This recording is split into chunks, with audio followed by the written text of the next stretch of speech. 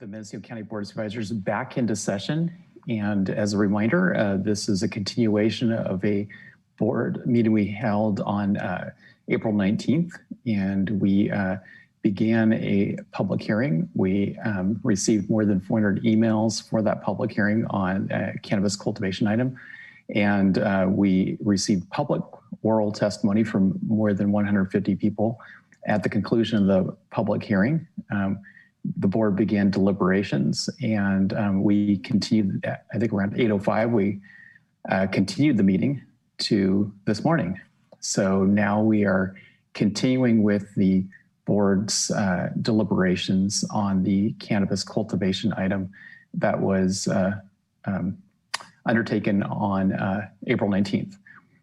So from that, I think I first might want to go to county staff. We had some questions that were raised, and it was pretty late in the evening. Are there any staff comments based on board discussion from April 19th?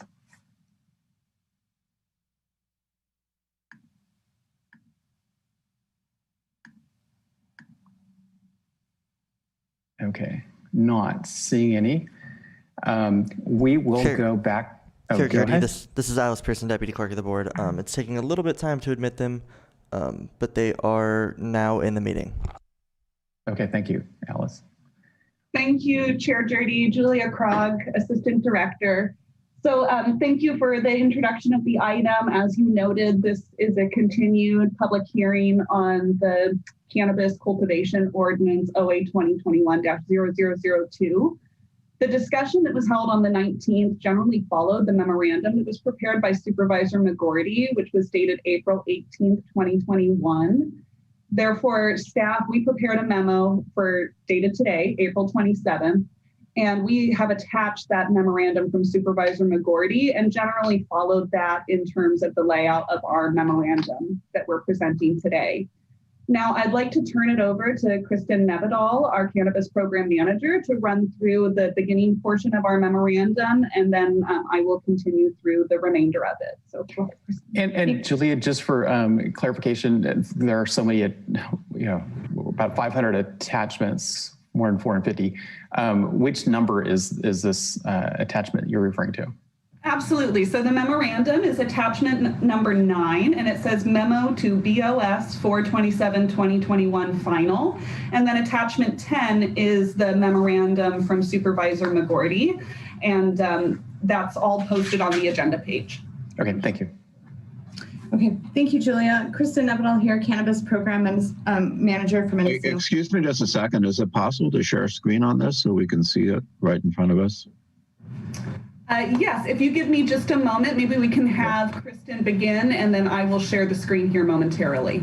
Okay, thank you. Okay, great. Thank you, Julia.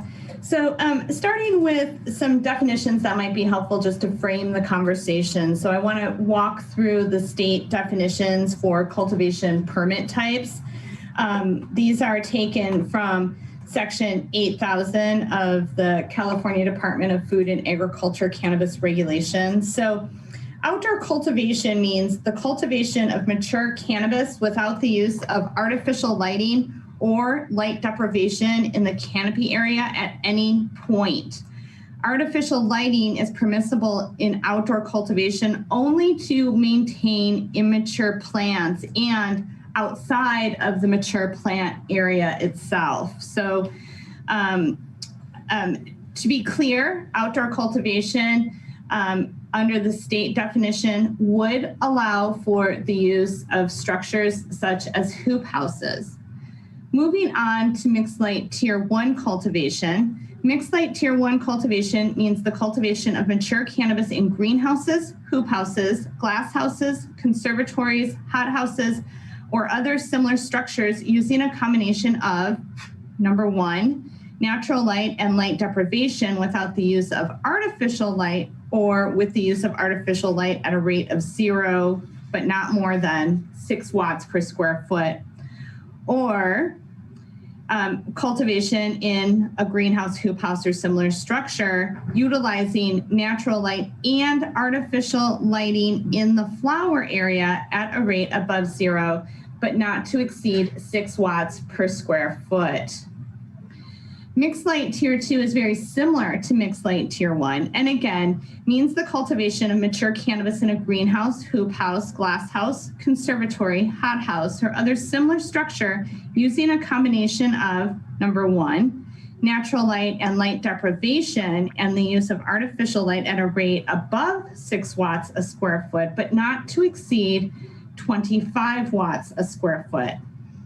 Or simply cultivation of mature cannabis in a structure as mentioned previously here, and natural light and artificial lighting at a rate above 6 watts per square foot, not to exceed 25 watts a square foot. So really any form of light deprivation, meaning to force flower the cannabis plant by shortening the natural daylight hours so that the cannabis thinks that it should be moving into its natural flower period, would force the cultivator into a mixed light tier.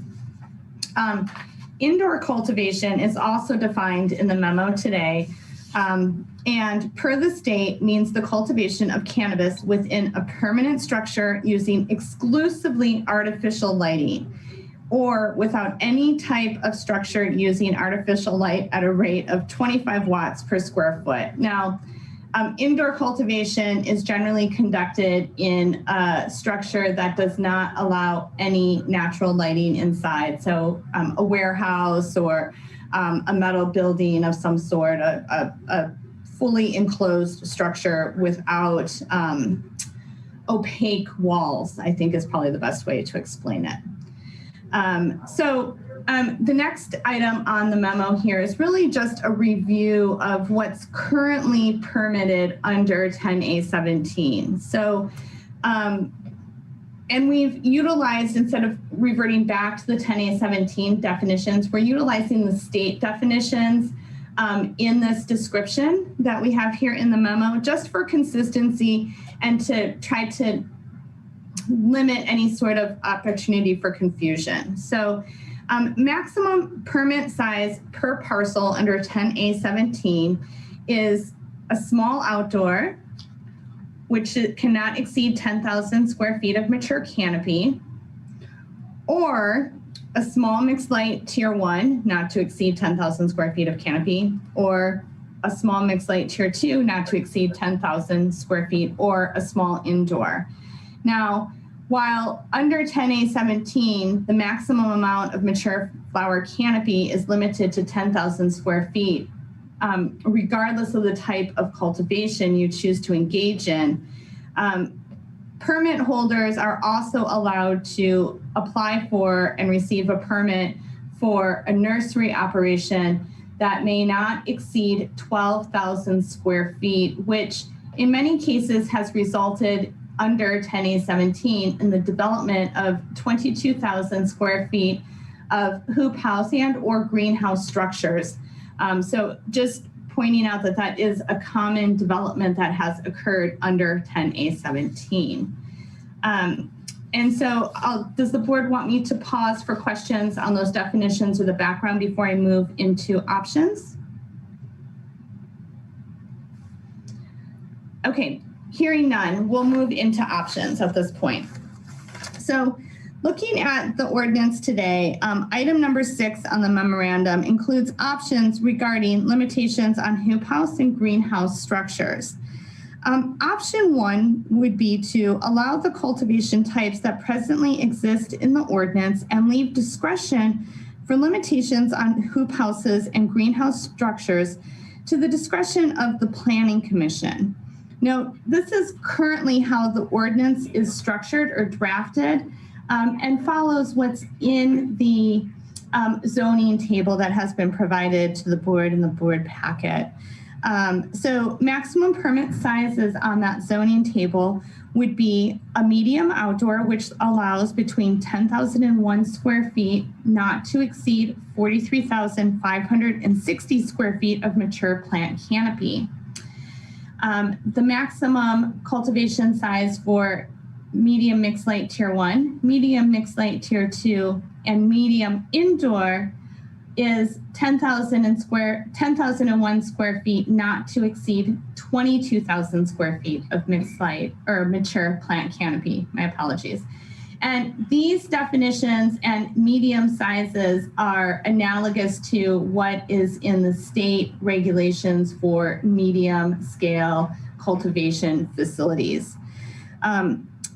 Please note that the list we just walked through does not include potential increased cultivation areas that would be proposed under footnote 6 of Appendix A, which is the zoning table, but that footnote that would allow for expanded cultivation only applies currently to outdoor. So essentially, option 1 just is a repeat or a call out of what's in the ordinance, which would cap individual licenses at medium sizes unless someone could qualify for footnote 6, and then they could only expand their outdoor area. Considerations for supplemental findings to help potentially limit item 1. The board could add required supplemental findings to the ordinance to ensure that the types of cultivation are in line with the version or the vision of the board. We're going to talk about supplemental findings after we talk about the options, as supplemental findings could be layered in pretty much to any of these options. So we'll follow that in the end of this presentation. Option 2 would be to limit the mixed light and indoor cultivation permit types offered within the ordinance by removing the allowance for medium-sized mixed light cultivation permits and medium-sized indoor cultivation permits. Essentially, what this would do would result in permitting no more than 10,000 square feet of mixed light or indoor cultivation. So in eliminating the medium cultivation sizes for mixed light and indoor, you would then cap mixed light and indoor to the small cultivation scale tier, which is 5,001 square feet to 10,000 square feet of mature plant canopy. Option 3 would allow for the limiting of mixed light and indoor cultivation permit types within the ordinance to the specialty cottage or potentially the specialty size permits that the state calls out.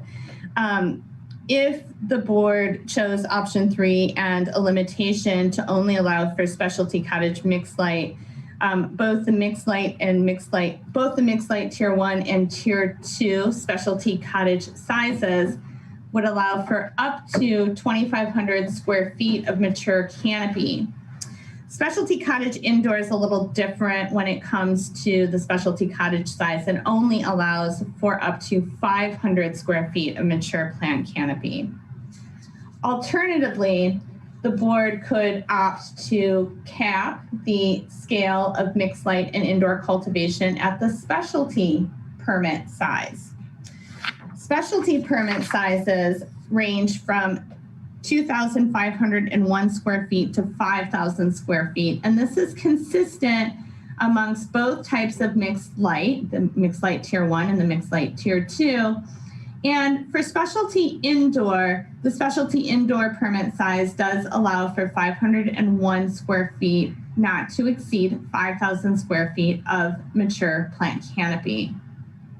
Now, option 4 that we've put together for the board today, staff has put together for the board, is an option that would limit the zoning districts in which mixed light cultivation permit types and indoor cultivation permits types are allowed. So essentially, instead of changing the scale of allowances, the board could consider restricting the zoning in which these facilities are allowed to develop.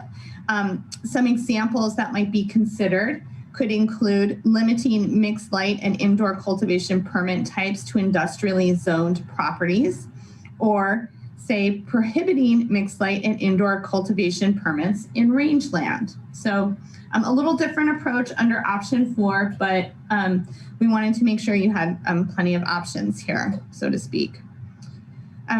Option 5 Option 5, the board could consider removing all mixed light and indoor cultivation permits from the ordinance. And then in addition, consider altering the definition of outdoor cultivation permit type to prohibit hoop house or greenhouse structures. So remember, as we mentioned in the very beginning of the presentation, outdoor cultivation does allow for structures, but prohibits all artificial lighting in the flower area and prohibits the use of light deprivation techniques. In addition, the board could consider restricting the size of hoop houses and greenhouse structures allowed for propagation of immature plants. Greenhouses or any sort of structures utilized for the propagation of immature plants are allowed as an accessory to the cultivation areas we've been discussing. And so under option 5, you could consider limiting propagation areas to 1,000 square feet of hoop house or greenhouse space as referenced in the memorandum attached as item 10 today. So with that said, let's run through these supplemental findings for just a moment here. Well, additional staff comments. So let's talk about these. I'm sorry to move forward too quickly. We did include in option 5 potential language for consideration to limit greenhouses in the outdoor license type. And so if option 5 was the preference of the board, you would also want to consider a definition such as what we provided that would define outdoor as cultivation, excluding the use of structures, including greenhouses, hoop houses, glass houses, conservatories, hothouses, and any similar structure. So if one of the options, 3, 4, or 5 is selected, the board may want to consider how to address or handle phase 1 applicants who already have existing mixed light or indoor cultivation activities on their site who may desire or actually need to apply for a land use permit under the proposed ordinance. Now, again, just a quick reminder, cultivation under phase 1 is limited to 10,000 square feet of mature plant canopy area, but also allows for up to 12,000 feet of nursery to be developed. And so it is possible that under phase 1, we have quite a few applicants and permit holders that have developed 22,000 square feet of hoop house, greenhouse, or other forms of structure to manage their cultivation. Potential supplemental findings that could be layered onto any of the options, including option number 1, would be the proposed cannabis cultivation site will not result in grading, cutting, and or filling that would significantly or permanently alter or destroy the appearance of natural landforms. So an additional finding for consideration that would also limit development could be that the proposed cannabis cultivation site will not project above an existing ridge line. However, if no alternative site is available below the ridge line, a finding shall be made that the cannabis cultivation site will be sited and designated or designed, to reduce visual impacts. And I'm pretty sure, Julia, item 2 in the findings is from one of the coastal. Yeah, it relates to the highly scenic area criteria that's utilized in the coastal zone, and they set sort of some visual resource standards based upon whatever the topography is of the site. Yeah, thank you for that. So I think it's a good time to pause and see if there's questions or if the board would prefer us to continue on with discussing the memorandum for you. Nope, Okay, I'm not seeing any questions at this time. Okay, great. We'll go ahead and keep going. So moving forward here, this is now number 7 on the memorandum that was brought forward by Supervisor McGordy. So at the meeting on the 19th, the board had expressed a desire to limit cultivation in the rangeland zoning district. specifically giving the following definition: rangeland that has been previously cleared and tilled with a previous crop history. That would be the only sort of exception language, and staff refers to it as the exception language in terms of where cultivation would be allowed in the rangeland district. And staff has a few comments and also recommendations for the board regarding this previous noted exception language. So the first is, I just want to note that at the meeting on the 19th, there was discussion amongst the board that the rangeland and this compliance with the previously cleared and tilled with a previous crop history would need to be demonstrated in aerial photographs in 2015 or earlier. So now I'm going to run through our various comments, and we've numbered those within this memorandum. So the first is, as opposed to the exception language that I just noted, staff recommends that the board may wish to consider limiting the allowable cultivation types and sizes on rangeland zone properties, as verification of compliance with that exception language may prove difficult, like it has with proof of prior cultivation for Chapter 10A17. The second recommendation we have is to consider aligning the date of verification in terms of the being visible in aerial photographs in 2015 or earlier to perhaps the proof of prior cultivation date, or providing a date range where that verification must be demonstrated. If the board wishes to continue with the exception language as previously noted, then staff recommends, in terms of our recommendation number 3 here, consider adding definitions or clarifications of what tilled and previous crop history mean, as we can just see some negotiations coming forward in the future if that's not clearly defined. Our fourth comment is to consider authorizing the high-resolution satellite imagery that may be obtained for enforcement activities for use by the cannabis program staff in verifying eligibility of the rangeland zone properties that may apply for a land use permit under the proposed ordinance. And this would only be necessary if the board continues with the currently discussed exception language that I noted above. Then staff also prepared some supplemental findings for the board to consider, as this may help to ensure that any development, any cannabis cultivation development on rangeland zone properties is in line with the vision of the board. Now, I do want to note that many of these are based off of policies from our general plan. So as part of the use permit required findings, there is a required finding that the proposed activity is in conformance with the general plan. So findings recommended in here as numbers 2 through 5 would also be addressed as part of that general plan consistency finding noted in 20.196020. But staff has spelled them out here because the board may wish for specific findings to be made to these individual sort of policies. So the first recommended supplemental finding is just really falling in line with that exception language and stating that the proposed cannabis cultivation site is located on a site that has been previously cleared and tilled and has a previous crop history in compliance with the provisions of this chapter. The second, and this is adapted from General Plan Policy RM30, would state that the proposed cannabis cultivation site will retain movement corridors adequate, both in size and habitat quality, to allow for continued wildlife use based on the species anticipated to use the corridor and maintain compatibility with adjacent uses. The third, and this is adapted from General Plan Policy RM106, would state that the proposed cannabis cultivation site will not result in a need for unintended expansion of infrastructure in conflict with other policies. The fourth, and this is also adapted from General Plan Policy RM106, would state that the proposed cannabis cultivation site will not adversely affect the long-term integrity of the agricultural areas or agricultural uses in the area. And the fifth, and this is a rather meaty finding, and this was adapted from General Plan Policy RM108, would state that the proposed cannabis cultivation site will not undermine the integrity and economic viability of agricultural operations by causing or contributing to piecemeal land use conversion, land fragmentation, urban encroachment, the introduction or concentration of incompatible uses on lands adjoining or within agricultural areas, or the extension of growth-inducing urban services such as public water and sewers. So I'd like to pause there as well and check in with Chair Jurdy, see if there's any questions or comments on this portion before I move forward. Okay, we have Supervisor Heshek.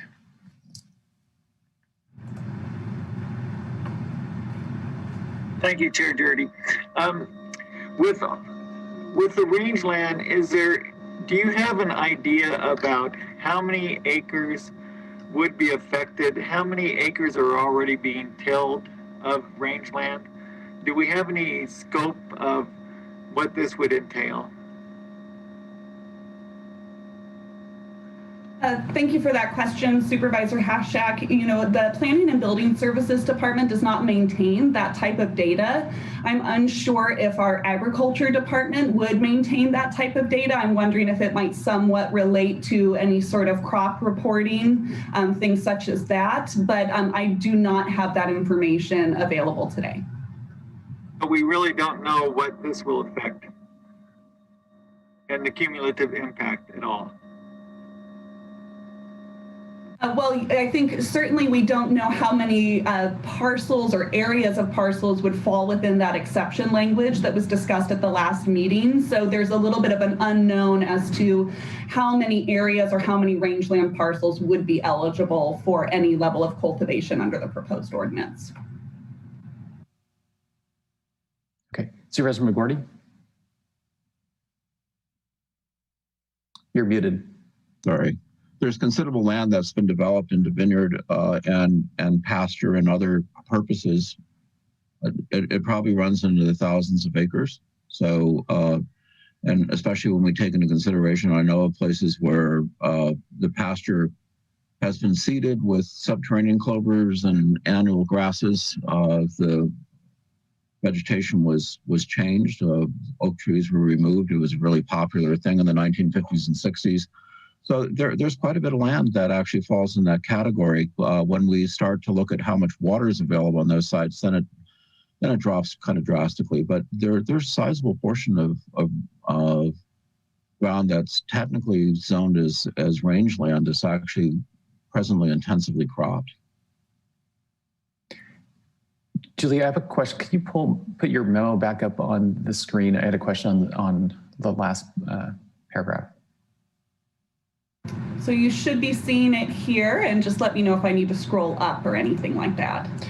Yeah, that last point, bullet point 5. So it talks about, I'm not clear if it's saying that the rangeland should not be connected to a public municipal water system.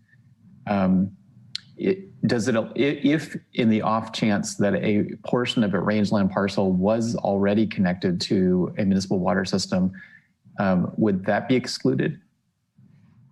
Thank you for that question, Chair Dirty. It's not meant to exclude if there's existing services already provided to a rangeland parcel, but the idea is to not be incentivizing the conversion and or the fragmentation of these rangeland areas. So such as not extending those services if they don't already exist to those areas such that you would be allowed to have a higher density located on those properties. That would usually be accommodated through an associated minor subdivision or major subdivision, as well as a rezone and general plan amendment if it was located in the RL district. But what we see is often the extension of services can then result in a argument to be made to allow for the conversion of those rangeland properties.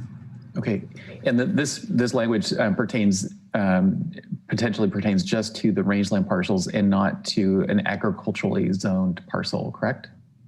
That is correct. And if you look in our general plan and the policies in the resource management element, these primarily related to agricultural lands. And this was really focused on lands. I tried to focus through on lands that related to rangeland sort of areas and not necessarily the traditional ag zoning. However, there may be some carryover between the two. Okay. And before we go, I have a comment by County Council, but I do want to go to staff or to Supervisor McGorty for a follow-up question.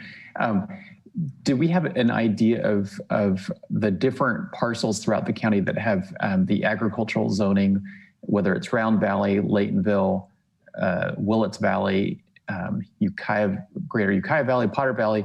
Which of those valleys that have land zoned for agriculture have connection to a municipal or water system? I can certainly work with our cartographer staff to get that information made available, but I don't have that at my fingertips at the moment. It would be really comparing the zoning that we have and then also those which fall within the mapped areas of those various water and sewer service districts. Okay, it looks like Supervisor McGorty might have an answer on that. Well, I know that there's at least 700 acres that are connected to recycled water in the Ukiah Valley, and probably more. I don't know where all of the water lines run, but certainly around the Ukiah Valley, there's a considerable amount of water development because the city of Ukiah has a pretty well-developed water system. So, and then I know that some people are connected to Regina and also Millview. Some of it's kind of questionable as whether or not they can be connected under the permit that those companies have, but they have serviced agricultural parcels in the past. So there's probably in the neighborhood of 1,500 to 2,000 acres. Okay, thanks. Great, thanks. County Council has a hand raised. Thank you, Mr. Chair. I just wanted to clarify with respect to the prior question. As I understand it, the draft ordinance would apply those conditions only to the rangeland parcels, or apply those findings as a specific requirement only to the rangeland parcels. However, since they are adapted from general plan policies, and planning and building might be able to speak to this a little bit more. To some degree, those may already be essentially required findings as part of a, not specifically enumerated, but sort of impliedly incorporated in a finding of general plan consistency. So there may be some overlap with what's already there. Okay. And that's accurate. What County Council Curtis has just said is accurate. Okay, thank you. Supervisor Williams? Does it make sense to waive privilege on the memo from County Council so the public can follow along? Without that, I think there's a gap in understanding of why we're making the decisions that we're now contemplating. For that, I might look to County Council about, and to the rest of the board about whether or not it's desirable to publish that memo. Thank you, Mr. Chair. So it's really the board's discretion as to whether or not it wants to waive privilege. I'm happy to speak to the issues there. I do include a little bit of citation to case law and statutes that we normally keep just internally. But I'd be happy to walk through just the procedural questions generally, or if you want to publish, I can go ahead and upload, although I may ask my staff to change the format real quick so that it's in more of a memo format rather than an email. Okay, Supervisor Williams? Yeah, I mean, an alternate, if we don't want to release it as a board, maybe we can at least talk through some of those items. Because I've noticed there's a public discussion going on, and it's seen that the Board of Supervisors are just opening up rangeland, and we'll have grows everywhere at a time we don't have water. And I think there's a little bit more to it than that we're stuck in a position where there's already a phase 3 on the books, and we can only postpone it so long. We're coming up against that deadline. It will open. We've seen that phase 1 and phase 2 are misaligned with state law. Phase 3 will be also. It'll create a whole new set of applications that can't get to their state licensure. So we're trying to fix that problem. There's some public discussion about why we're opening up to more cannabis. Why not keep it at the level it's at? I think we're going to have a problem with equal protection if we effectively create a class of people who can grow cannabis and another class that can't, versus giving a head start. And at 4 years, I think that that head start for the legacy is come to its conclusion, and it needs to be open to all. So I think it'd be helpful to frame some of the problems that we're looking at so that the public can understand we're struggling to find a compromise, because we don't want the entire legal cannabis industry to get shut down in Mendocino County. Calls for an EIR, that looks like it may shut us down for 4 or 5 years. Referendum, there may be no legal cannabis anywhere in the county for 4 or 5 years. Capping where we are, we're probably going to get sued and lose. We're in the wrong. So if you look at all these constraints, we have to find a workable phase 3 that's fair for people who don't have a history of cultivating. And I guess I just wonder if County Council could walk through some of the challenges. It doesn't have to be releasing that memo, but at least let the public know the background to frame the decisions that we're making today. So, and before we do that, if I may add, the intent of me anyway, and I think the rest of the board, based on our conversations, is that we have an orderly process, and that it's not like all of a sudden we will have 5,000 new applications tomorrow. We're going to look at our capacity. We're going to take our time to be sure that we have the resources necessary to make this program a good one, which includes staff. So we have to figure out our capacity to accept applications and process them and do it in an orderly process, so that we're not kind of in the situation where we are now with so many applications that we can't seem to move forward. And I think that it's the intent of this board to take care of the applications we have on the books, and then accept applications for new grows that really don't change our landscape too much. And at the same time, we process them in a way that gives us time to deal with it, so that it's not like instantly everything changes. It's not going to be like that. And it's going to be regulated so that we don't have more illegal grows. I mean, that's what I took away from our meeting the last time. Okay. Speaking of orderly, we can go to the county council's memo, but we will then need to circle back to the planning department memo to get back to the discussion deliberations on the ordinance. County council, are you ready in the near future to go through your memo? I'm just looking to the board. It looks like the board is content with publishing the memo. I want to just confirm that with the board. Or is the board content with publishing the memo from the county council? Yes. Okay.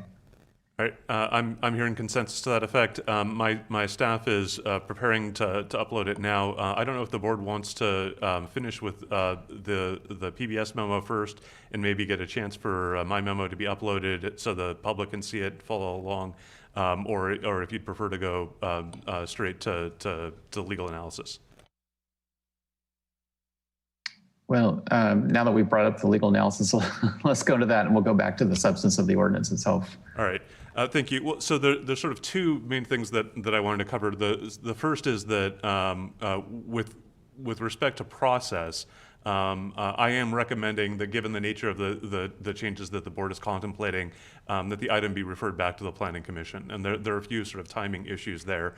One is, we're coming up on the June 30th deadline, obviously. And so for the ordinance to be passed as is, or with these proposed changes, it would need to go to the Planning Commission and come back to the board before that deadline.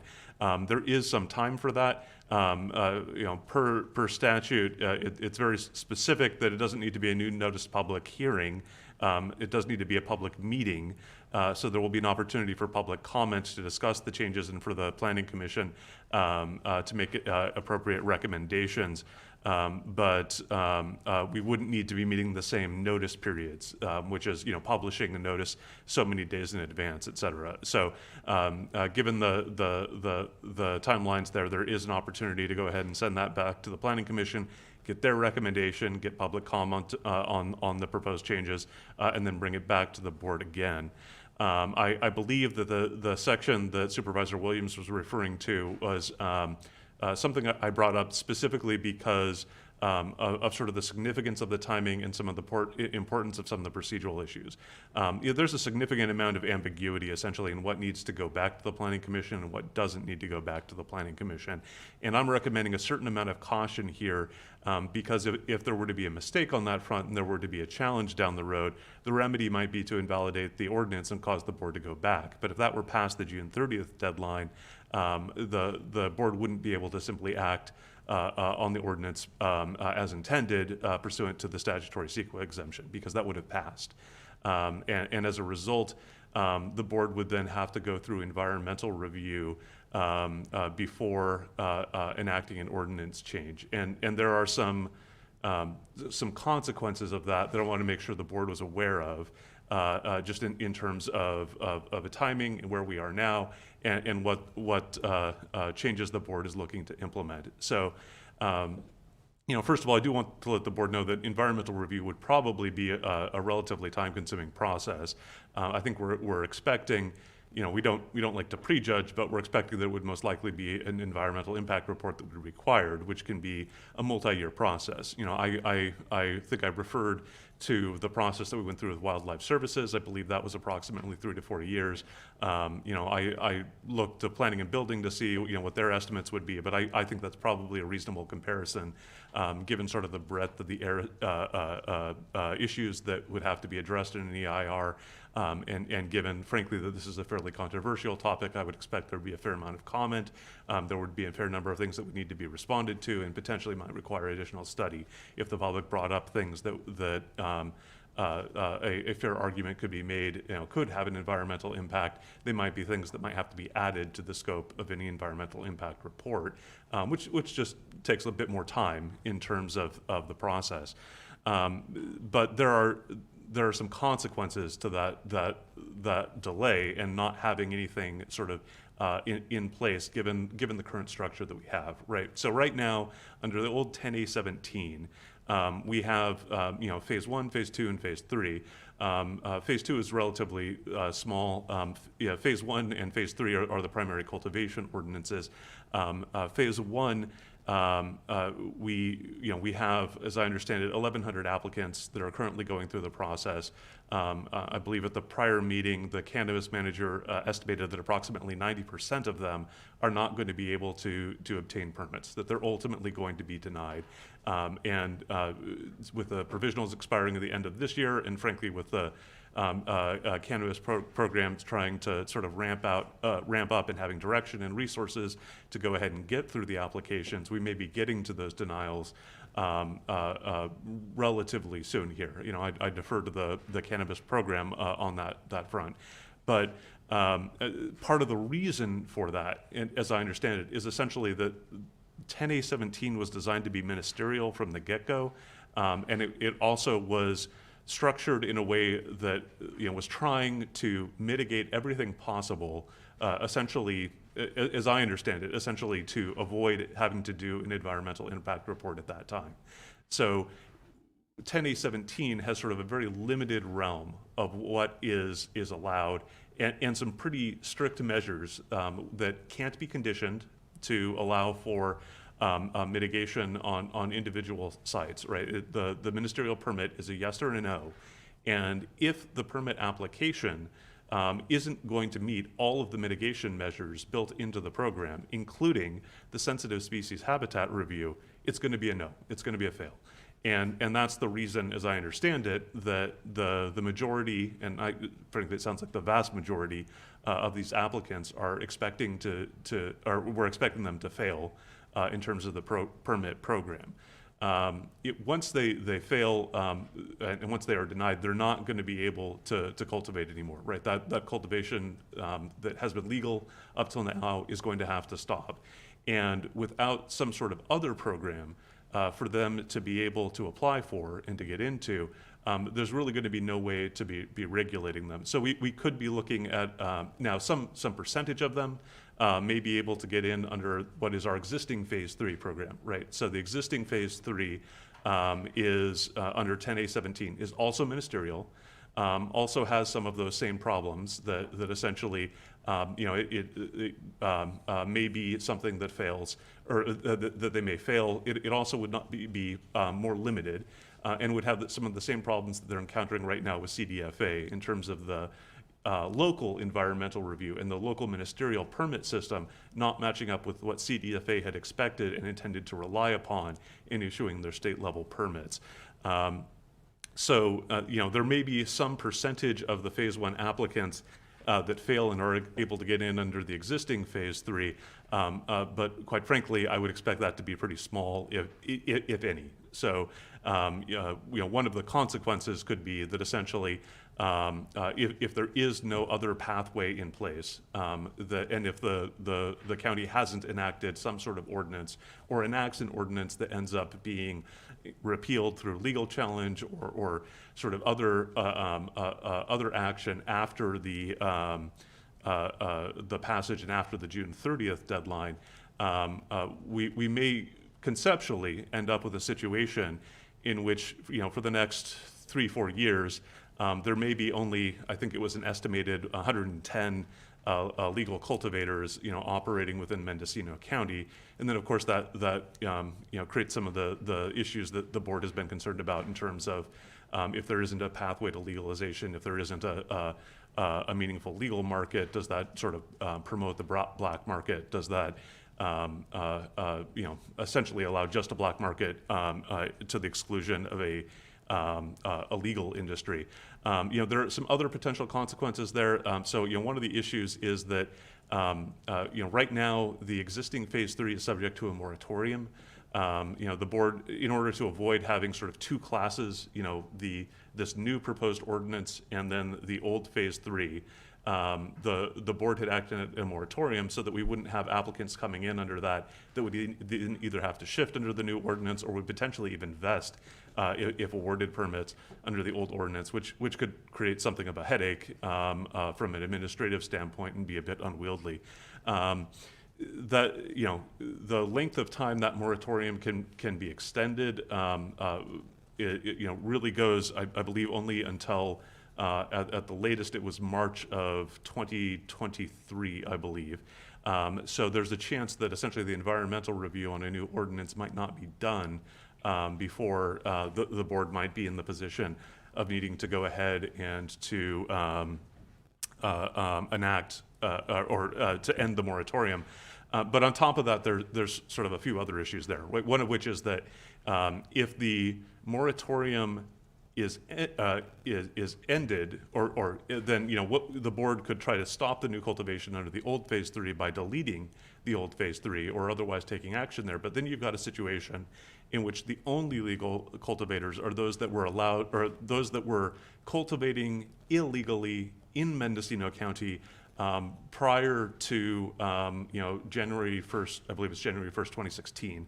And I had mentioned to the board previously, I've got some concerns. I phrased it largely in terms of equal protection. Frankly, there are a few relevant legal doctrines, one of which is dormant commerce clause, one of which is privileges immunities. But generally speaking, the board isn't supposed to be having permit systems that are locals only, right? So there are constitutional limits that would sort of prohibit the board from sort of categorically barring outsiders from coming in to cultivate. And so there's a potential infirmity if the board ends up deleting phase 3 while going through the environmental review for a new ordinance. Additionally, there's a potential equal protection issue in terms of the distinction between those that were growing illegally versus those that were growing legally.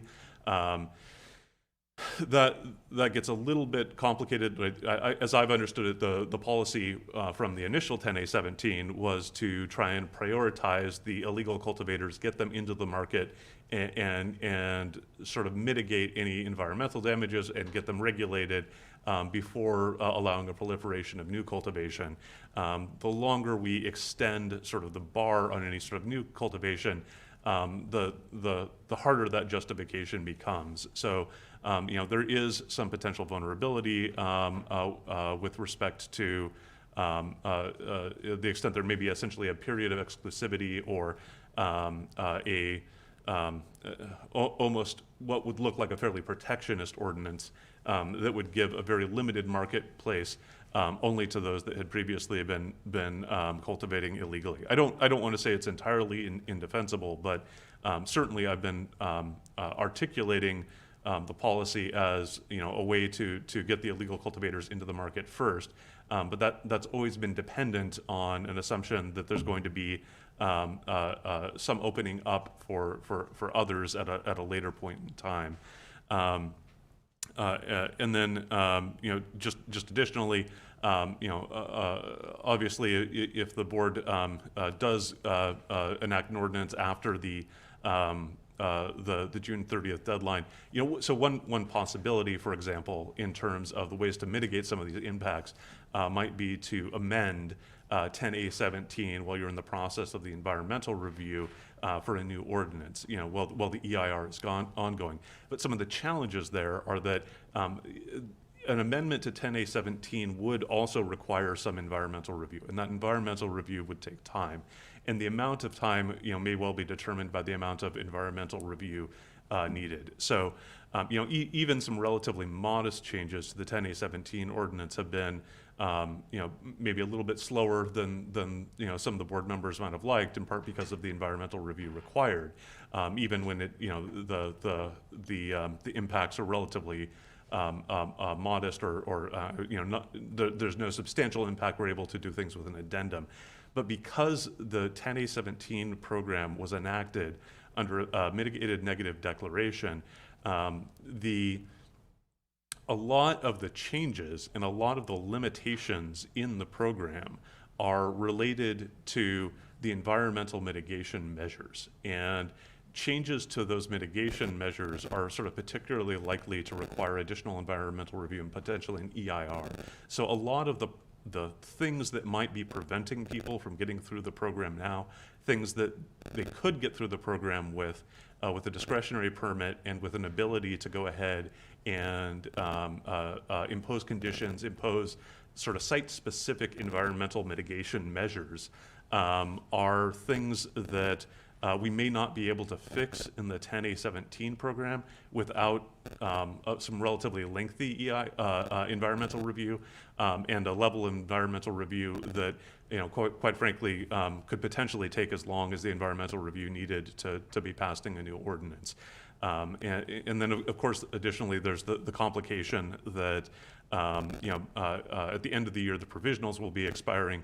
And I don't know that I touched on this too much in the memo, but an additional complication here is going to be that once people are denied into the 10A17 program, they're no longer going to be able to cultivate legally until they've actually obtained a permit, not just applied for a permit under the new proposed ordinance or under the existing phase 3 if the board were to lift the moratorium there. And so part of what that means is that if we don't have the timing set up so that there's a window for them to begin the application process under this new proposed ordinance, such that they can be pretty close to obtaining it by the time they're denied under 10A17, then they may have to look at a significant window of time of non-operation during which they have to shut down their activities, apply for a permit under the new program, and then go ahead and obtain their permit to be able to resume activities. Now, that may be an issue regardless of whether the ordinance today is passed or not, but it may be a relatively short window of time for those that run into that challenge, if they can really sort of get things together and get their applications and their use permits in and get everything that they need to be able to sort of get a prompt result on the use permit applications. Hopefully the phase 1 applicants that are looking at potential denial here would have a lot of the documentation already, et cetera. Although, quite frankly, it may still take 6 months or more for many or possibly even most of them to get through the process and actually obtain their permits. So they may be looking at a period of non-operation during that time. If the board doesn't have an ordinance in place by the June 30th deadline, or if the ordinance is in place and then gets repealed due to procedural or other issue, then it's possible that essentially that period of non-operation could extend again. I think 3-4 years is a reasonable estimate. I don't know that planning and building might have a different projection, but given the controversial nature of the topic and given, frankly, the scope of the environmental issues, I would not expect it to be a particularly quick process. And of course, if there's a legal challenge, that could end up being longer. So I'm seeing there are some questions. I'm happy to answer them. Supervisor Mulhern. Thank you. County Council, would you it would help, I think, the public and perhaps the board if you could address specifically the changes that would require going back to the Planning Commission. And regarding Supervisor McGorty's memo in particular, I'm looking at items number 6 and number 7. So if number 6, if this board chose to go ahead with the land use requirements, the discretionary use permits through the Planning Commission, as has been discussed for several years, and to give those folks an opportunity to be able to apply for either indoor or mixed light, would that require going back to the Planning Commission, or if it was as was originally presented on April 19th in Appendix A? So that's the first question. And the second question is, Planning Commission discussed at length, and there were many public commenters about the 10% expansion. So that was discussed. Is it simply the requirements regarding tilled or untilled or previously cultivated that would send it back to the Planning Commission, or is it 10% expansion in general? Mm-hmm. So yes, so there's a few different pieces there. So I will say, first of all, in terms of looking at what has to go back to the Planning Commission, this is a statute that is fairly old. I believe it was last amended in 1973. There hasn't been a huge amount of case law on it, but the basic idea is that if the Planning Commission had not previously considered the ordinance change, then it needs to go back to them for their recommendation, and they have a window of 40 days to go ahead and make that change. Now, there's a few things that we look at in determining whether or not we're going to be meeting that criteria, one of which is whether or not it's a substantial change. Some of the case law talks about it as only requiring referral back if there is a substantial change to the ordinance, so that essentially, minor changes or wordsmithing or things that are consistent with existing law may not be required. Additionally, things that are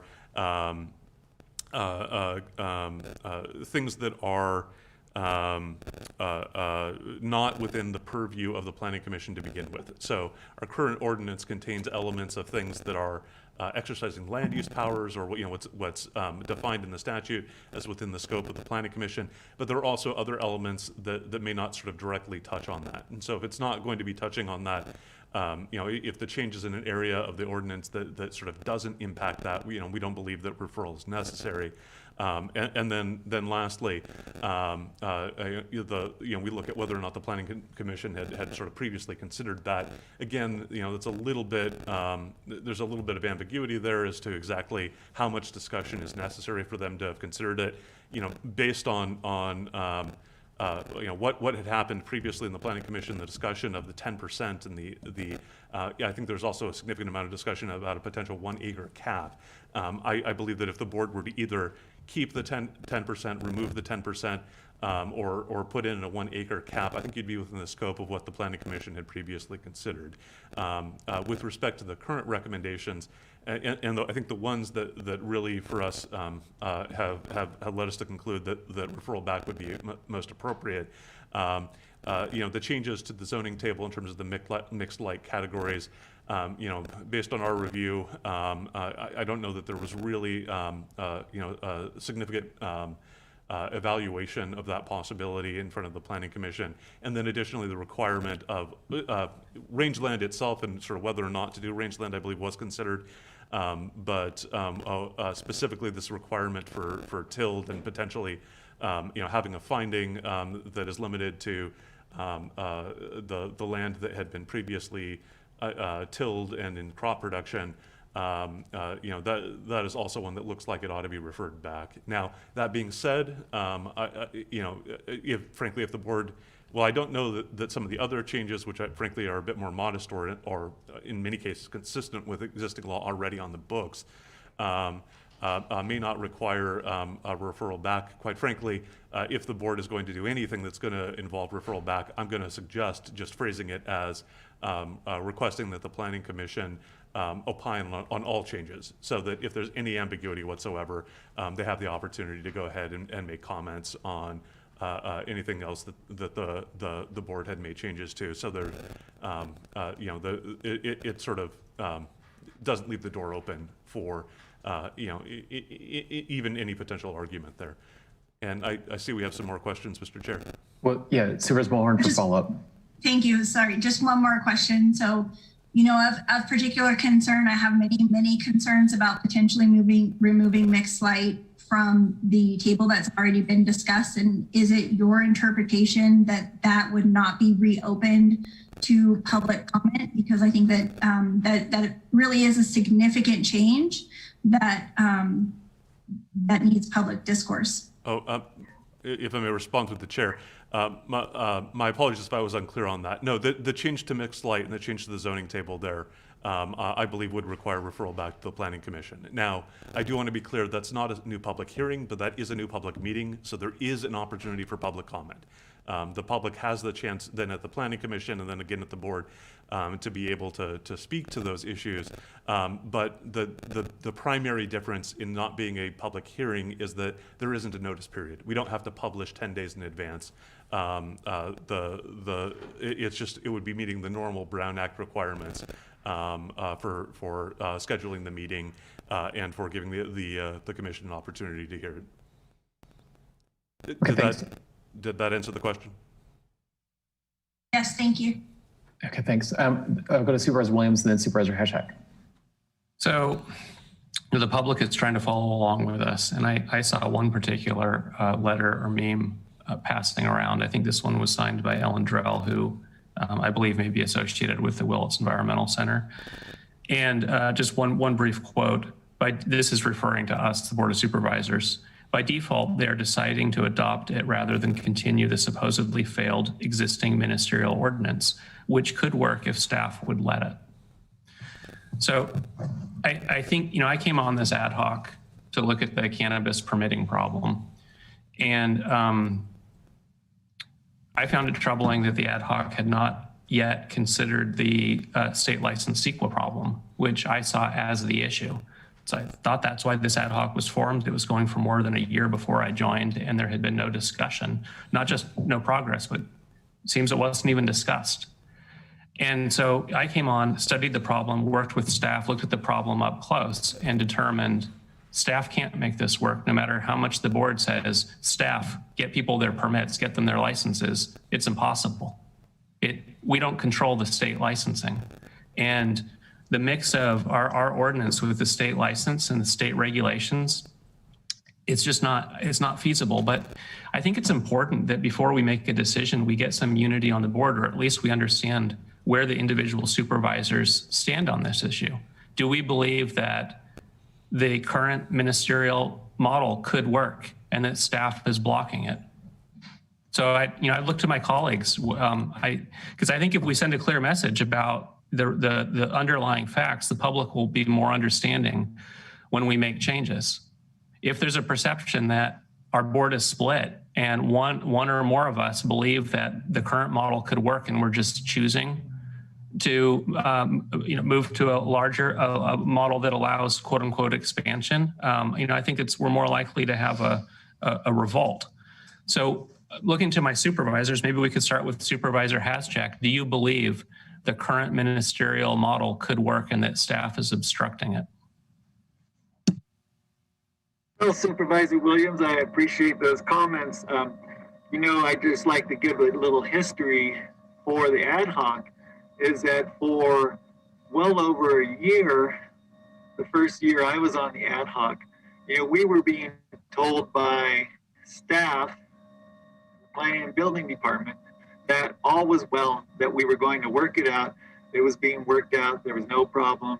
CEQA was going to be taken care of. And that's what all the cultivators heard. Okay. So, when we did start looking deeply into these issues, that we did find that there were some problems, but we also found that there was a pathway. We have gotten people through this pathway using the process that CDFA has told us we needed to use, that some people have gotten their permits. So I think that what we're looking at is there's some issues with the ordinance, certainly. But I think that there's some questions like the SSHR, and County Council said it was a yes or no. But when I have talked to CDFW, and I talked to MCA, CDFA seems to consider it kind of a discretionary approach. So it seems like there's some, and the cultivators, if they go to CDFW for the SSHR, the Sensitive Species and Habitat Review, that there is some give and take there. It's not just a you're in or you're out of the program. So I think that that's a question. I think there's some, the whole thing with this ordinance is certainly there's probably a place for this phase 3 as a land use process, but we're conflating, expansion with this alternate process. And I think that that's where we've gotten into big problems with the public is this expansion of the 10% going into rangeland. I think that if we took those off the table, we could probably figure out this process.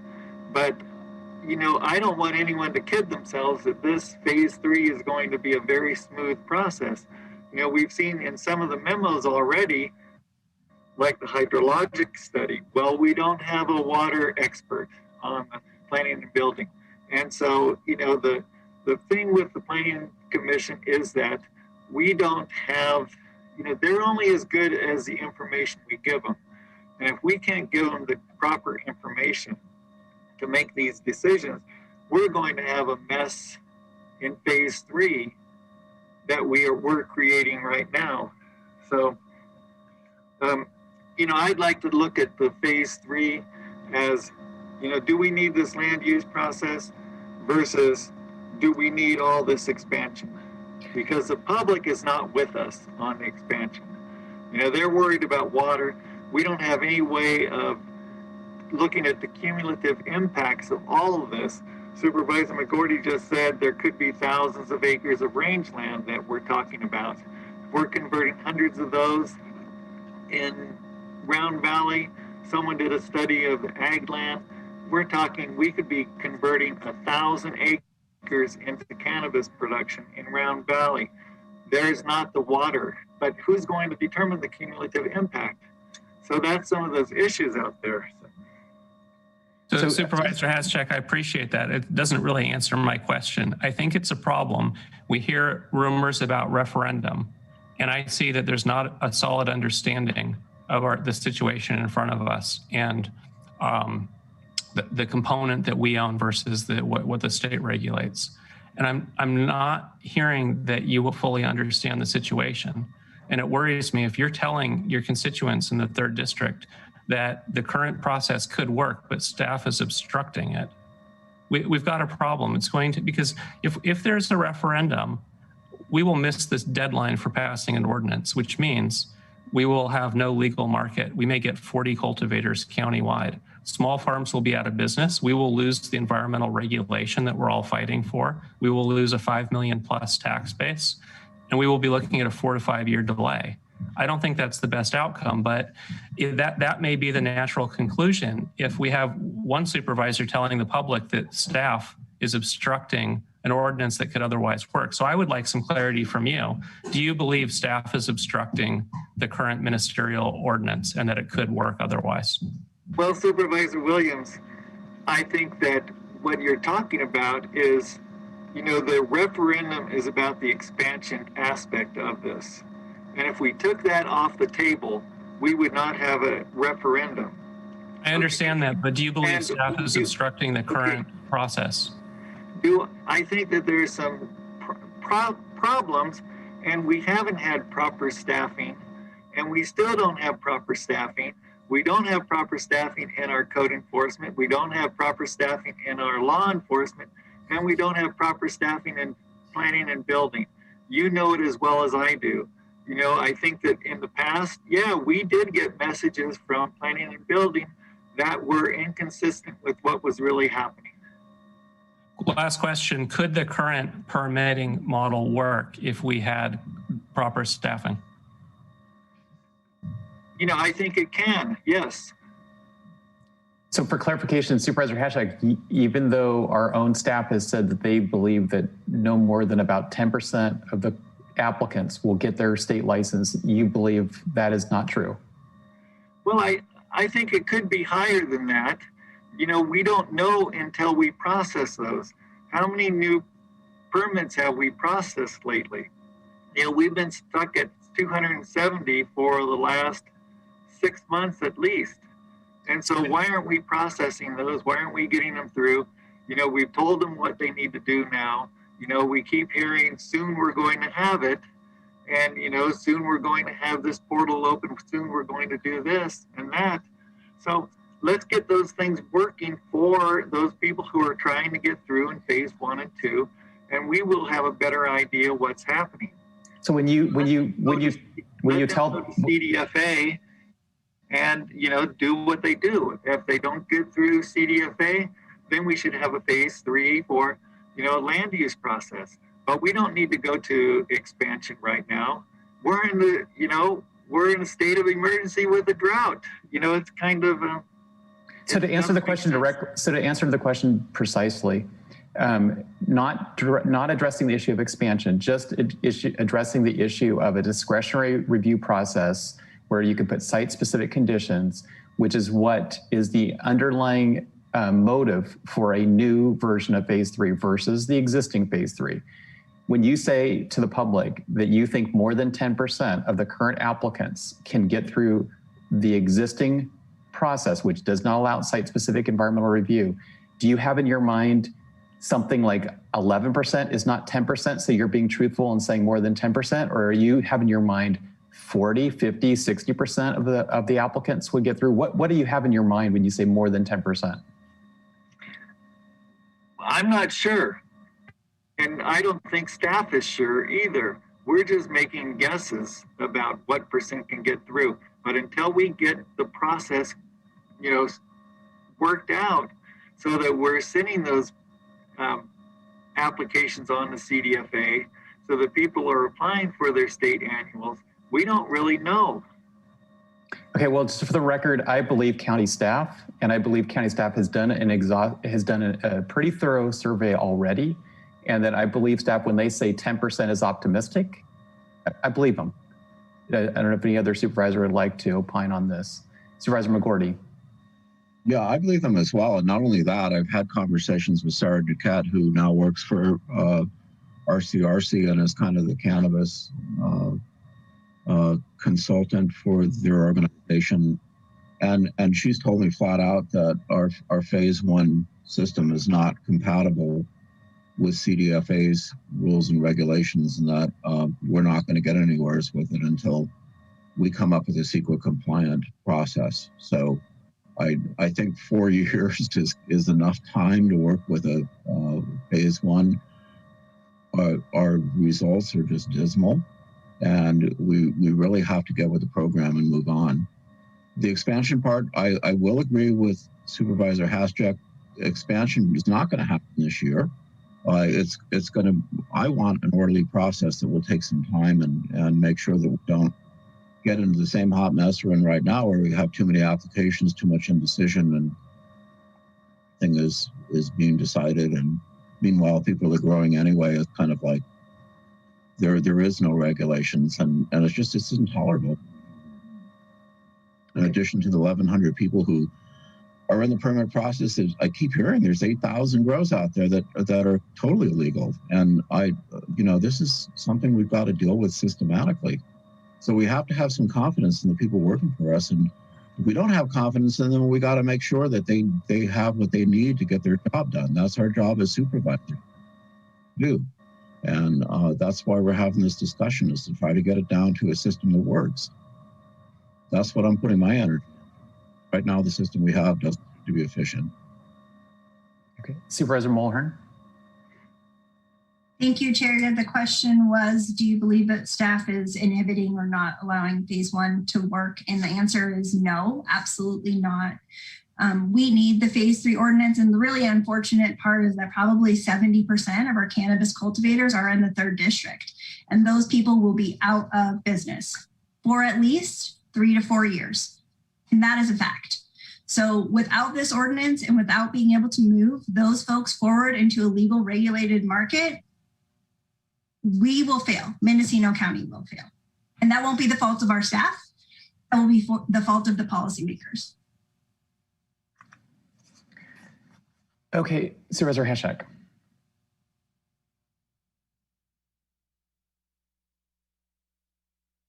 You've muted yourself. I'm saying that we can do this land use process, that it is needed for a certain percentage of the growers. You know, it won't work for everyone also. You know, everyone's not going to get through the land use process. But I think the problem that we're having is we're looking at this great expansion, and that's what people are really upset about. Okay, let's put in the land use process without the expansion, and we won't have a referendum. We won't have all these problems. We can work on getting what we do know works working. Okay, Supervisor Williams. I don't know what we do know works, because I don't see a lot of solid outcomes from the current system.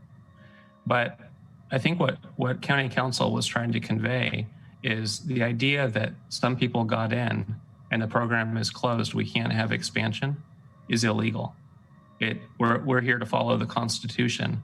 The Constitution doesn't allow us to say somebody who was previously cultivating has the right to a permit and a license, and a rancher or a traditional farmer will be excluded. So when you say you're against expansion, I hear it as you're against following the Constitution, and you're setting the people up for a lawsuit that'll be costly, that we know we will lose. You have to allow expansion. It was always part of the program. The board in 2017 passed a program with phases 1, 2, and 3. The first phase 1, was to legitimize existing industry that was operating under prohibition. Phase 3 was to allow new cultivation, new applicants into the market. That's expansion. What we're talking about here is modifying our phase 3 that's already on the books, so that it can be in compliance with state law, so that cultivators can get their necessary state license, so that we can bring people into a regulated system and have environmental oversight. So expansion is inherent in legalization. The board is not coming together to expand cannabis. We're coming together to ensure that we have a legal ordinance on the books. What we have today was proven to be a failure. And if we do nothing, we're going to have our existing phase 3 open and fail. Well, I think your use of expansion is we're talking two different definitions of expansion. You know, when we're talking the 10% rule, that's the expansion that people are very upset about. When we're going into rangeland, that's the expansion people are upset about. You know, the expansion of just opening up phase 3, that would be a normal, you know, with the existing caps. You know, that's something you can work with. So you support the existing phase 3? Because the existing phase 3 allows hoop houses, and they'll be everywhere, right? And so you have the board saying, hey, this hasn't worked. A lot of the public is against proliferation of plastic on every hillside. And we're talking about limiting it. If we go with the phase 3 that was passed in 2017, that we can only delay for so long, we will be putting hoop houses everywhere. Why do you want that? I'm not saying that. Okay, I'm saying we can go to a land use process, but when we go to the expansion that we've been talking about the 10% rule, or going into rangeland, that's what's really upsetting people. Okay, I think people are wanting to limit the amount of hoop houses. They're wanting to know that they're going to have water in their wells. They're wanting to know that they don't see a night sky that's lit up not by full moons, but by hoop houses. You know, they want enforcement. And that's all possible. You have your colleagues unanimously in favor of enforcement. And, you know, incidentally, I brought the satellite enforcement item in 2019. I couldn't get support. I don't believe you supported it. And so you have a board that is eager to enforce, that does have rules about protecting the night sky, that is trying to limit plastic. And I just feel like there wouldn't have to be a fight. We could get an alignment if we all understood the underlying facts of the situation. I don't think it's legal to say no expansion. that some people got in and others can't. We simply can't do that. So it's a question of what will we allow? And we're trying to steer based on past failures. We see plastic hoop houses didn't work. It made a lot of people angry. Let's have outdoor cultivation, the McGorty memo. And the expansion into rangeland is very narrow. We're talking about where there's already tilled soil and irrigation. This is not 10% of the overall rangeland. This is not developing new land. This is telling somebody who's been growing grapes, they can remove some grapes and plant some cannabis. This is right to farm. So I don't see why it's so contentious. And I don't know if, Supervisor Haschek, I don't know if you fully understand the McGorty memo.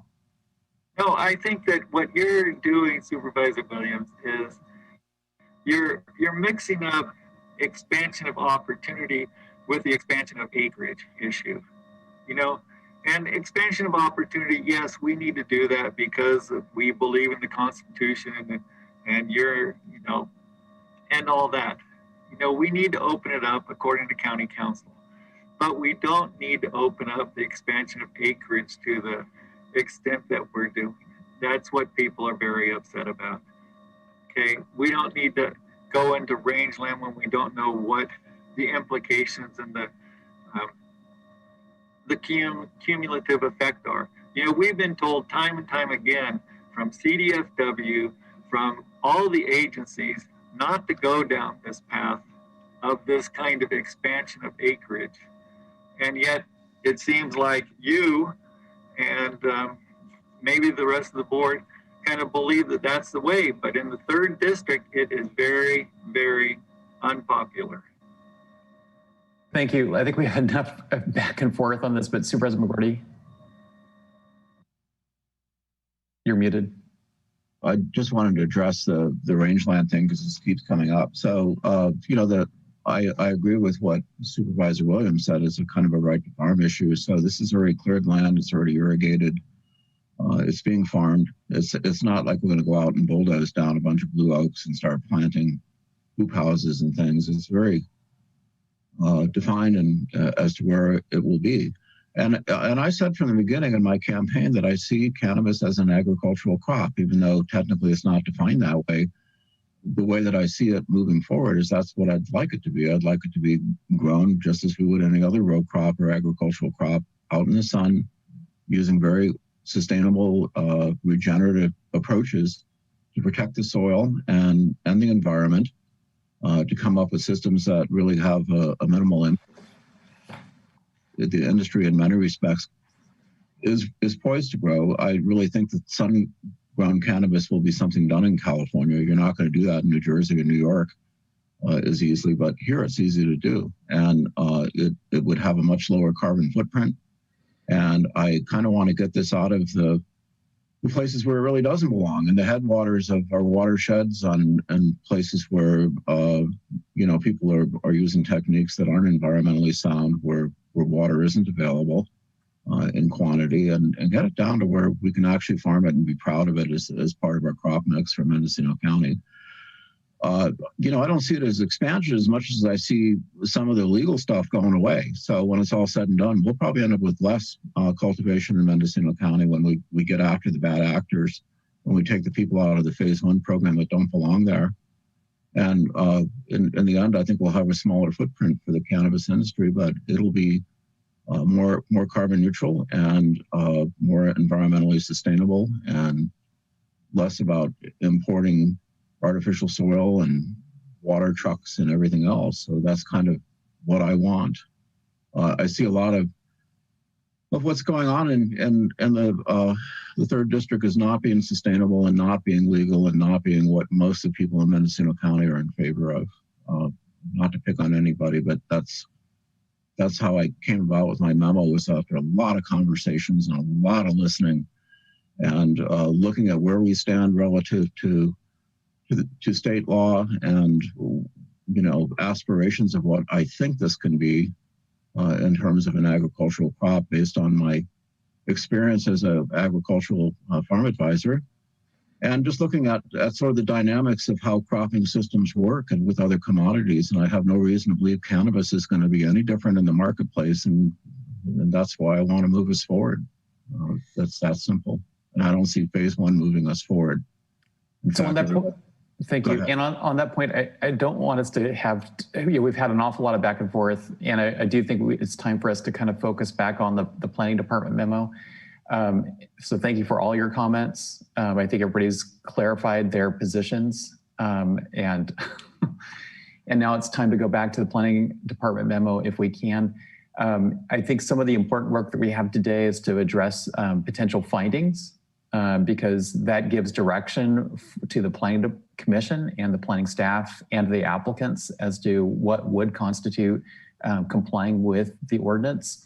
We've made some broad general statements about the type of zoning districts that are most appropriate, but even within those zoning districts, there'll be standards that the board wants to be clear our intent for the type of land within that zoning district and the constraints within those zoning districts. So that's the purpose of the findings.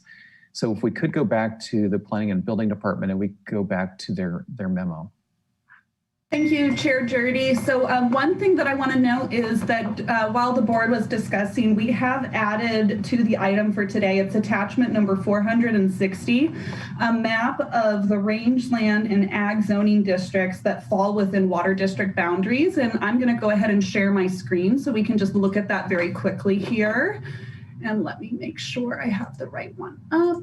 Okay, there we go. So what you should be seeing here, and I'm going to just scroll down because it's a little hard to see otherwise.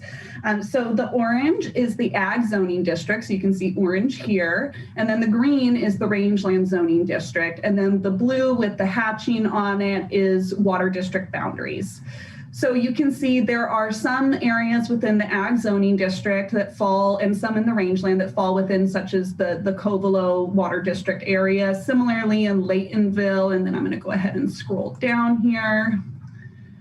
Then we also have some areas right around the outside within the Willits and Brook Trails area. And then the primary area where you see quite a bit of ag land within the water district boundaries is Potter Valley, Redwood Valley, Calpella, down through Ukiah into Talmadge, and a little bit down in Hopland as well. And so I did ask our cartographer to give me the average of how many acres we have within water district boundaries. So the estimate is that we have about 1,910 assessor parcel numbers for a total of 32,895 acres within the ag and RL district that fall within water district boundaries.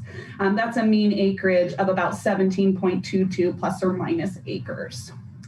So again, this map is attached as number 460 to the item. And then with that, I'm going to go ahead and stop share here and move over. Or can everyone see the memorandum now as well? Yeah, well, first of all, thank you, Julia, and your crack planning team for putting together that map. I think that's helpful for the discussion.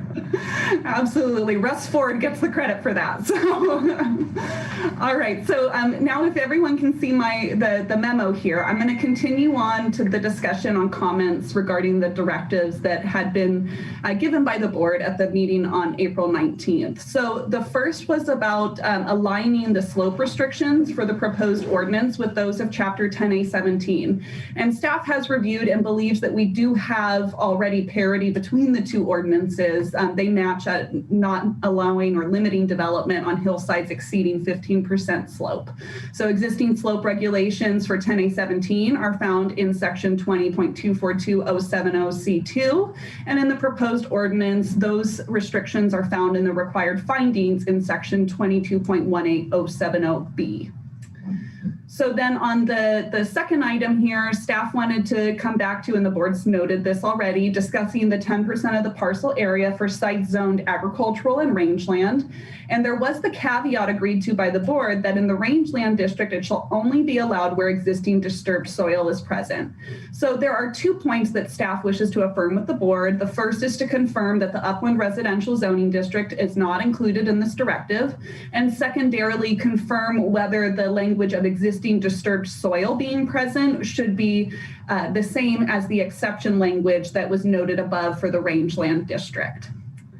Then for the third item here, there was a directive from the board that all new wells related to cannabis cultivation activities require a hydrological study. And staff recommends that the board consult with the Division of Environmental Health regarding implementation of this directive.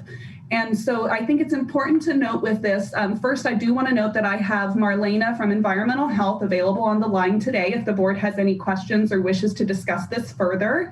And I think there are two important points that need to be discussed a little bit further in relation to this. The first is that at present, county does not have a hydrologist on staff. And while we do have some procedures for hydrological studies, there may be a need for further clarification. So I'm going to finish out the remainder of my memo here. And then if it pleases the board, I'd like to turn it over to Marlena with Environmental Health to go through some of the concerns and sort of related points to the directive on new wells. Okay, Julia, that's fine.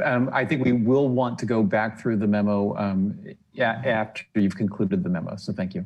Okay, great, perfect. So the fourth item on here was there was the direction that no water hauling be authorized as the primary water source, but it may be utilized on an emergency basis. So staff recommends that the board consider adding a supplemental finding so that way that it can be made that this is really only being utilized for emergency circumstances. So the italicized language here is what staff recommends to the board. And this would only be applicable if you were utilizing, you don't have to make the finding about emergency circumstances if you were utilizing trucked in water. So this finding reads the proposed cannabis cultivation site is primarily served by a legal water source located on site that does not rely upon water delivery, except delivery of water may be utilized in emergency circumstances.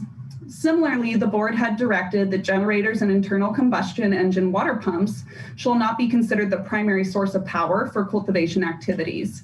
Staff also recommends a supplemental finding to be considered by the board, again in the italicized language here, which reads that the proposed cannabis cultivation site does not rely upon generators as their primary power source and or internal combustion engine water pumps, except use of such items may be authorized in emergency circumstances or as backup power source or water pump.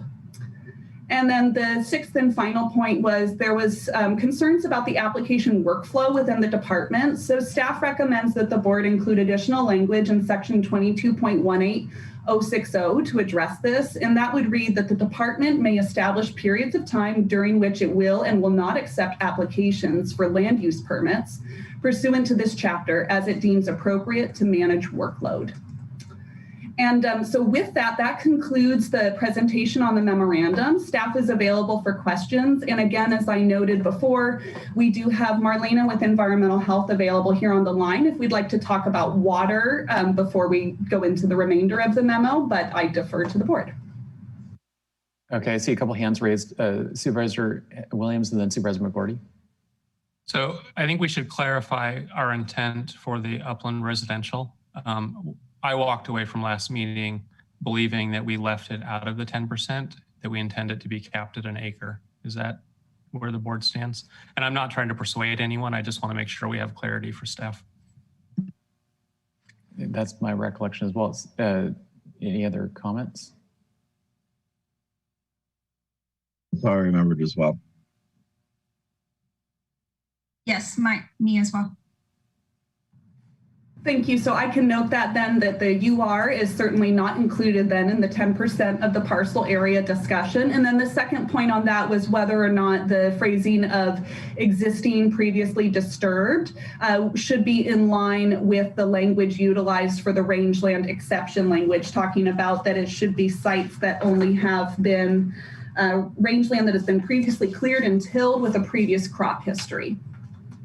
Okay, I'm going to look to Supervisor McGorty because this came from you originally for the rangeland. Yes, that's correct. I think that the key on there is that it's been cleared. We don't want any net loss of oak woodland.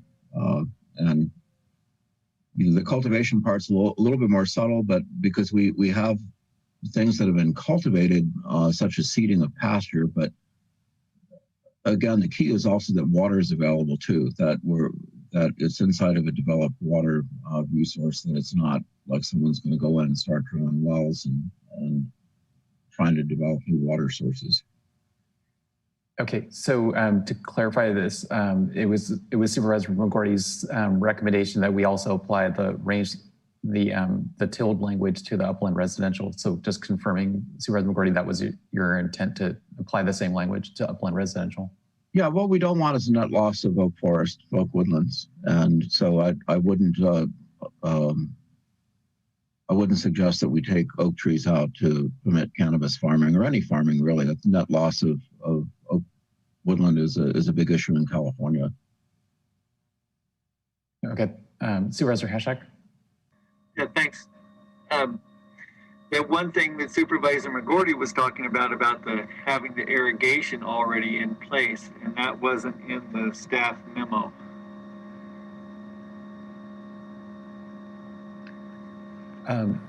So if that's not in the staff memo, perhaps we could get back to that later as we go on to discuss water as to how that would be addressed.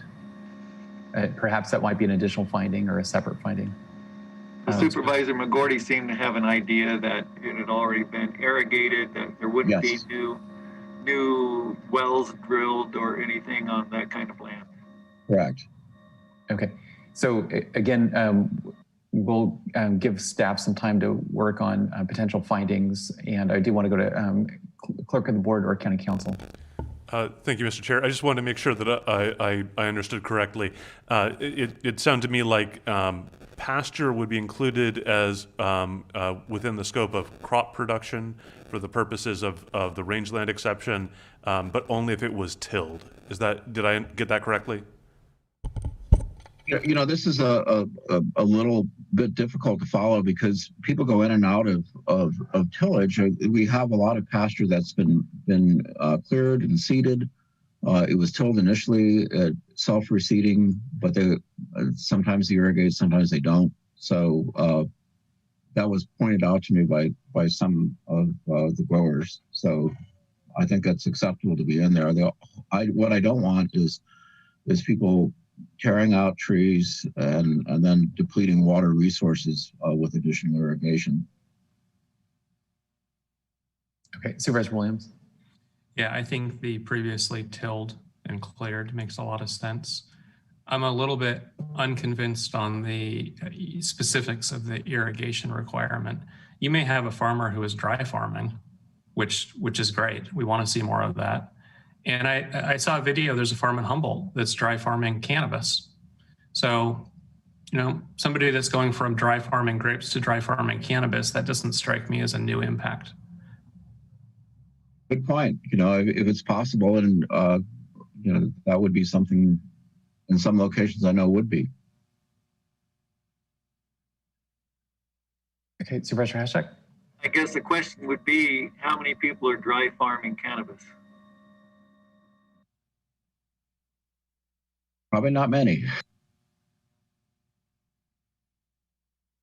Okay. Again, we're going to give staff some time to work on some potential findings. Supervisor McGordy. I did want to talk with Marlena a little bit about hydrology studies and what they typically entail. There must be expertise in the community to do them. Good morning, board. Marlena Bourbonnais-Dooley, Environmental Health. Indeed, there is, to answer your question, Supervisor McGordy, a little bit of history on this requirement. It's been a requirement of use permits in our land division requirements since 1982. It was revised in 1994, and it includes inland projects, specifically use permits that were a major water use or an adverse impact on surrounding water sources was anticipated. And in that document, it refers to the hydrologic requirements of a study that is very defined in the coastal groundwater development guidelines. So instead of rewriting everything, they said, go look at the full description in the coastal development guidelines, which is confusing. It does not mean that it is not applicable in inland areas. It is not only a condition of coastal parcels. And in the past, these use permits that required a hydrologic study, the use permits were or the hydrological studies were referred to the water agency, and the water agency reviewed them and approved them. And in the economic downturn, we were not able to maintain a staff hydrologist or a geohydrologist. So we have been at a loss for that position since then. And environmental health has received support from our local hydrologists and firms in the area that are conducting these for projects that have had the hydrological study requirement since that time. So Marlena, I think you've got some really valuable information and I want to have a good discussion on this, but I'm also getting requests from the clerk of the board for a break. If you could stick with us, I'd like us to take, it's about 10:40. I'd like us to come back at 11 o'clock and continue the discussion with Marlena and environmental health. Certainly.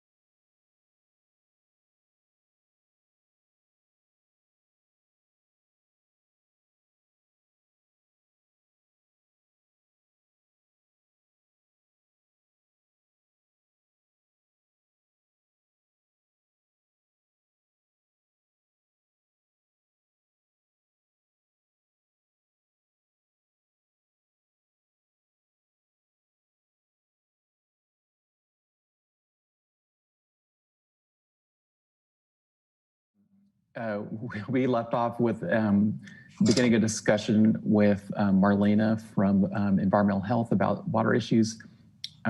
Supervisor Williams, do you have a question or comment specifically? Yeah, clarification. There's a couple options in front of us today. One is to send our ordinance back to the Planning Commission. Staff has voiced concern. I want to make sure we recognize that we will be cutting it very tight. And if something goes wrong and we slip, we're looking at a 4 or 5 year effective moratorium. Another possibility I see is pass the ordinance as reviewed by the Planning Commission and take the McGorty ideas, which I support, I think we all do, and put those in standard conditions. And they may need to be tuned. I think we have a pretty good idea. It's maybe 90% appropriate in practice. That last 10%, we ought to be in a position where we can tune standard conditions, to affect project approval, to stay in line with the spirit of these recommendations in the memo. But I think we should, before we get too far into deliberations on these specific ideas, we should decide whether we want to risk a process that will be cutting the timeline so short. Okay, Supervisor Mulhern. Sure. I do want to be very clear that I don't support only sun-grown cannabis in Mendocino County. There are reasons and opportunities that people may need a greenhouse or hoop house. I'm happy to talk about permitted or ag permitted. I'm happy to talk about size, but as far as I'm concerned, we need mixed light in Mendocino County. So I just want to make very clear that I am not in support of removing mixed light and indoor from the table presented by the Planning Commission. Would you support considering approval of the already reviewed ordinance so that we can avoid another cycle of Planning Commission? Yes. Okay, so that's 2. Well, I'll just wait. I recognize the concern, but I'm not hearing red alarm from staff that we can't meet that deadline, given that it's not a public hearing, but a public meeting.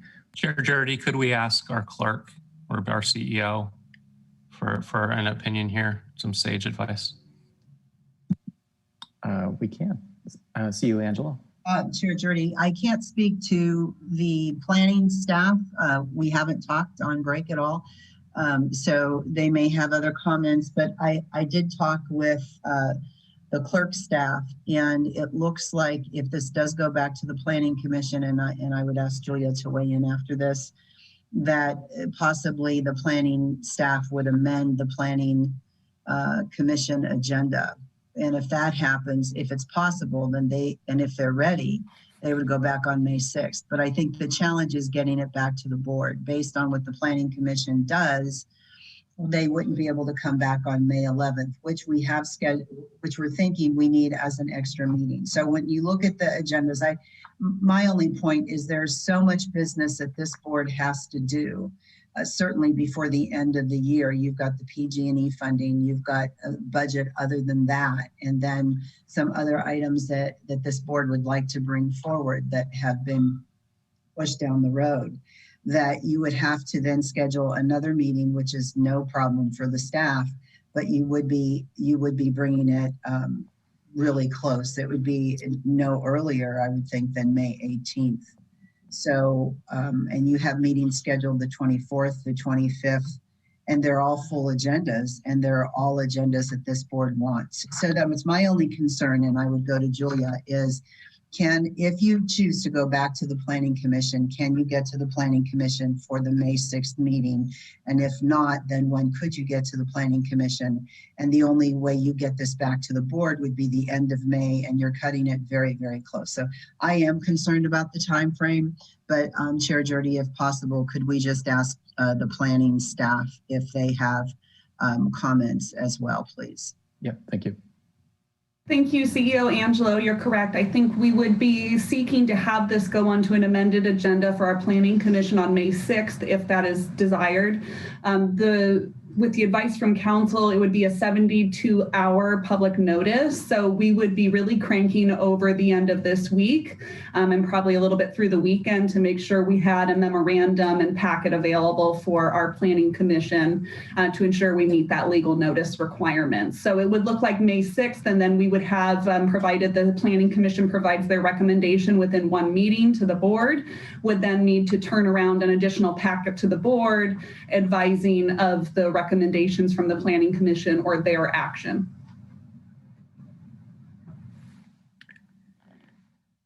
Okay, all right. Well, although tight, I think it can be done. Supervisor Mulhern.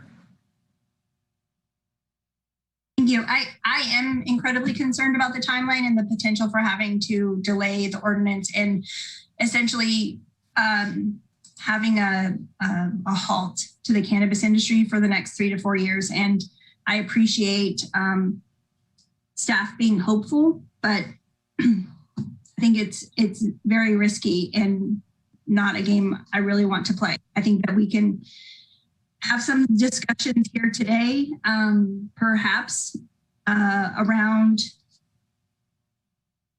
potentially limiting some things. And we have, still the option of discussing what comes forward with staff, a potential for, X number of applications per year. Perhaps a percentage of that could be mixed light.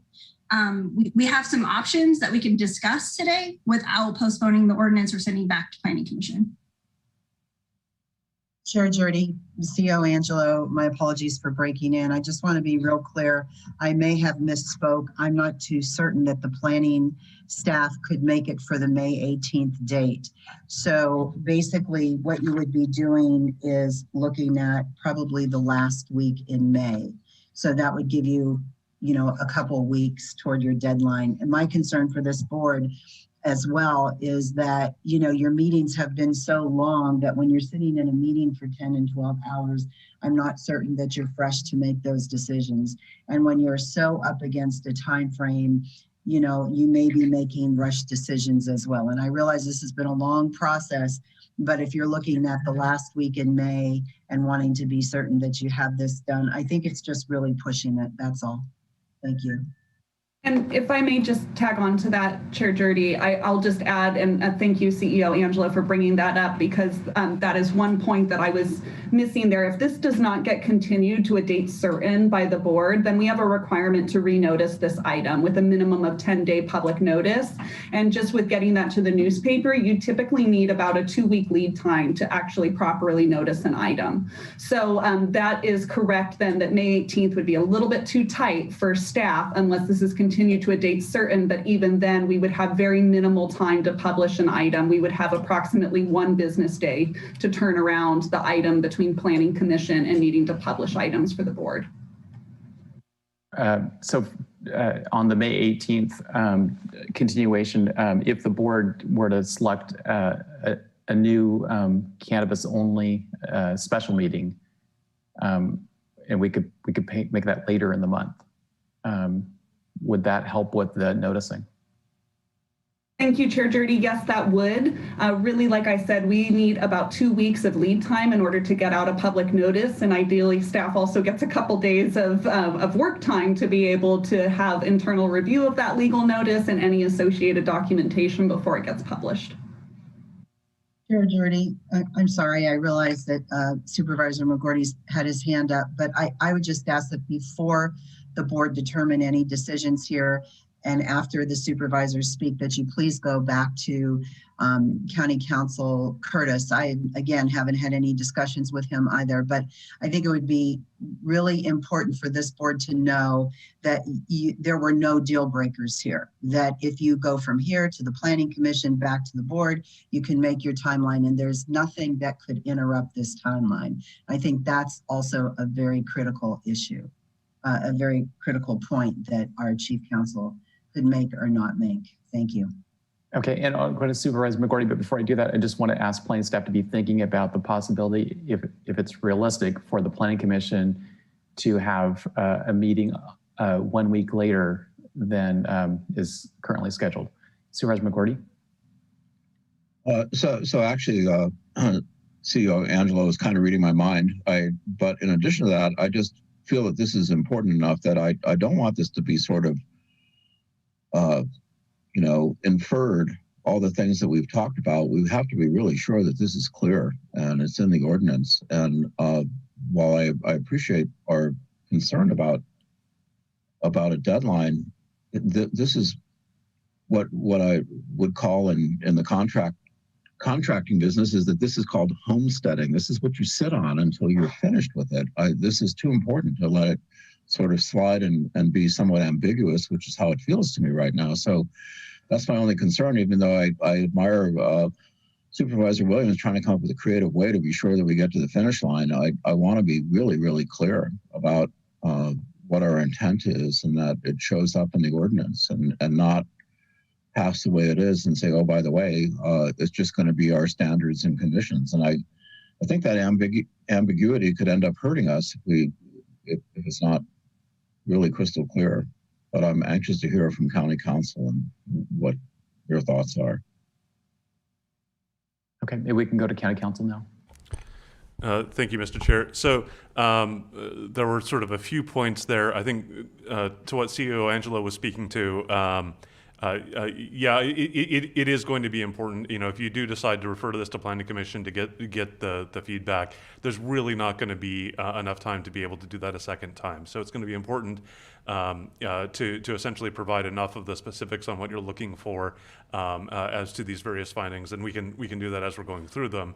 The Planning Commission recommendation is going to be useful and on point, and that you're going to be able to sort of accept or reject what they provide, and that there isn't going to need to be a substantial modification of the recommendations for the which would then trigger another round of review. So, if you want them to study a few possibilities for some of these, you can, but I would suggest giving it sort of enough detail that they're able to get back to you on all of them with something that you can then act on.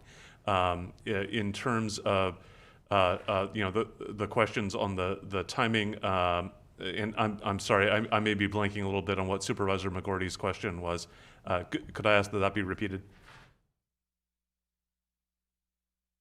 My question was just on the timeline. That I'm just saying that I think it's important. If we need an extra meeting, let's get across the finish line on this. Let's make sure that this is done and as clearly as possible, that we've consulted again with the planning department, that we've gone through a legal process, and that if it takes an extra meeting, I'm in. I want this done right. And I definitely don't want to miss the deadline either. Okay, Supervisor Hashak had his hand up next. Thank you, Chair Jurdy. When I was talking to a planning commissioner about the special conditions and, a list of them, that, the approach that she believed would be best, which seemed to make perfect sense, was to have a special meeting of the Planning Commission with CDFW, with the Water Board, with interested stakeholders to kind of hash out what those special conditions would mean, so that there's kind of a clear understanding from everyone's point of view what it means going forward, because these are the entities that are going to have to deal with them going into the future.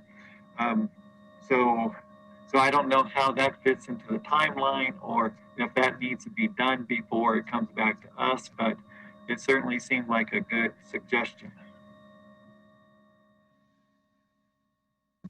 Okay, Supervisor Williams.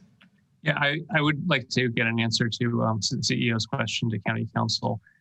Are you 100% certain that we can, if we send this back to Planning Commission, that we will be able to hear it and approve it before the deadline?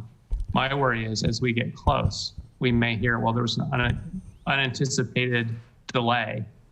I don't know what that delay would be, but I mean, realize you have a small faction, vocal minority, that wants to claim environmental destruction when we're putting more restrictions in place, because they don't want a legal cannabis program and would be fine with us having a 4 to 5 year delay in having legal cannabis. I don't want illegal cannabis cultivation. It impacts neighborhoods and it causes serious environmental destruction, and is more of a problem than our sheriff's department will ever be able to deal with. So I want some certainty that whatever path we take, we will definitely 100% be in a position to pass an ordinance before the June 30 deadline. So if I may respond through the chair, I would say, first of all, if you're asking a lawyer for 100% certainty, I don't know that you're going to get 100% certainty that water is wet. With respect to the timeline, what I will say is that the particular statute that requires referral to the Planning Commission treats failure of the Planning Commission to act after 40 days as an automatic approval. So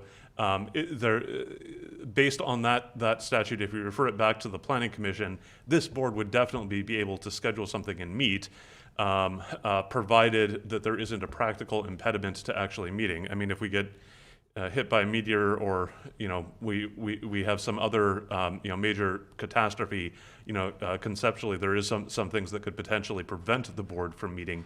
But I believe I calculated out that if you referred it today, I believe June 7th would be the date that you would know, or sort of the earliest date that you would know that you would have either a recommendation from the Planning Commission, or their time would have elapsed and you would have a recommendation from the Planning Commission by default.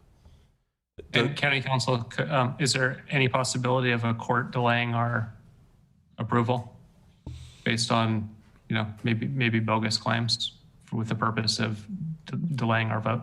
I don't know that I want to say that that's absolutely impossible. I guess frankly, I don't see any basis for it. So, if someone were to attempt to prevent the board from meeting, or prevent the board from considering something, I don't know that I've ever seen relief like that granted in a court case. Okay, so we did have some questions for planning staff on the timeframe, but I think that's been largely answered. And we did interrupt for our break an important discussion with Marlena from Environmental Health regarding water supply issues. Thank you, Chair Judy. I think that Council Curtis has accurately covered the sort of limitations in regards to the timing components. And of course, staff is available for additional questions. And I think if it pleases the board at this point, we could turn back over to environmental health staff and hear from them about the hydrological study requirements and just some of the previous discussion from the 19th. Okay, thank you. Thank you, Chair. Marlena Bourbonnais-Dooley, Environmental Health. I was not in attendance of the meeting when you guys previously discussed this. Julia updated me. So if there are some specific items you would like to know about, please voice those. I was anticipating talking about the lack of a staff person at the county, but the possibility of contracting that out to licensed individuals and firms in our county. And I think that's where we left off, and we can go from there. And Marlene, if you could just back up a little bit. So you were describing the county's existing requirements for water analysis for substantial projects, or there was a certain definition there. And I wanted to just ask a question. As you described that, how does that compare with, I know in the coastal zone, there's in our state-approved coastal plan, management plan, that there's a pretty rigorous requirement for water analysis on many projects. And maybe you could just describe that in detail, both what's required in the coastal zone and then what's required in the inland area of the county. Certainly. I think your first question is going to be answered within the second question. So the language in the land division document states its use permits where a major water use or an adverse impact on surrounding water sources is anticipated.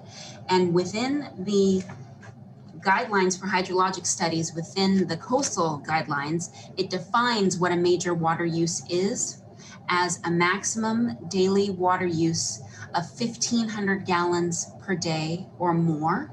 So that is a threshold that an applicant would need to have in their application as an anticipated water use.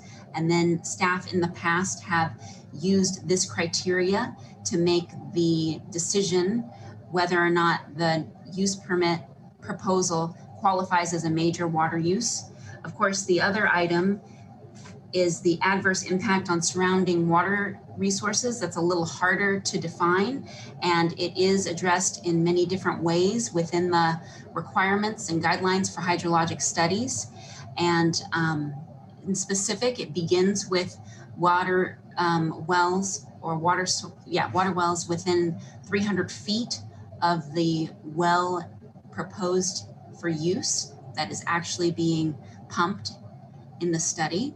It can expand depending on the geologic formation and how many potential property owners within a quarter mile of the test well reach out with noticed an impact on their water while the well is being pumped. So a hydrologic study is on a water well, and it is pumped for a certain amount of time, depending on the geologic formation, which can be from 17 hours all the way up to 72 hours, depending on the geology in that area. And while that pumping is happening, you measure a well within 300 feet or the cone of depression, whichever is more, and you notify people within a quarter mile and say, this is when we're doing it. Let us know if you experience any adverse effects on your water well. And if there are some reported, then the test is stopped until that adverse report is addressed and investigated and it's resolved. So that is a general description of how we're going to do a hydrologic study. They are, the requirements for conducting the study do not differ from inland to coastal. If you're required to do it, we use the same set of guidelines and requirements for the study anywhere. Okay, and before I go to other board members, we've received written comment from people who believe that large wells have been drilled in their vicinity of their property that they believe has impacted their wells. Now we are going through a drought, so it's hard. I guess it's a little bit hard for us to know from these emails, which is the cause. And I guess staff wouldn't necessarily know from the emails whether or not the subject wells obtained a permit from the county or were conducting development that would have triggered this analysis. But do you have any guess as to whether or not these wells that we've received comment on were part of a project that would have triggered this kind of analysis, or whether or not these are just sort of random people digging deeper wells I'm not quite sure if you have any thoughts on the comments that we've received.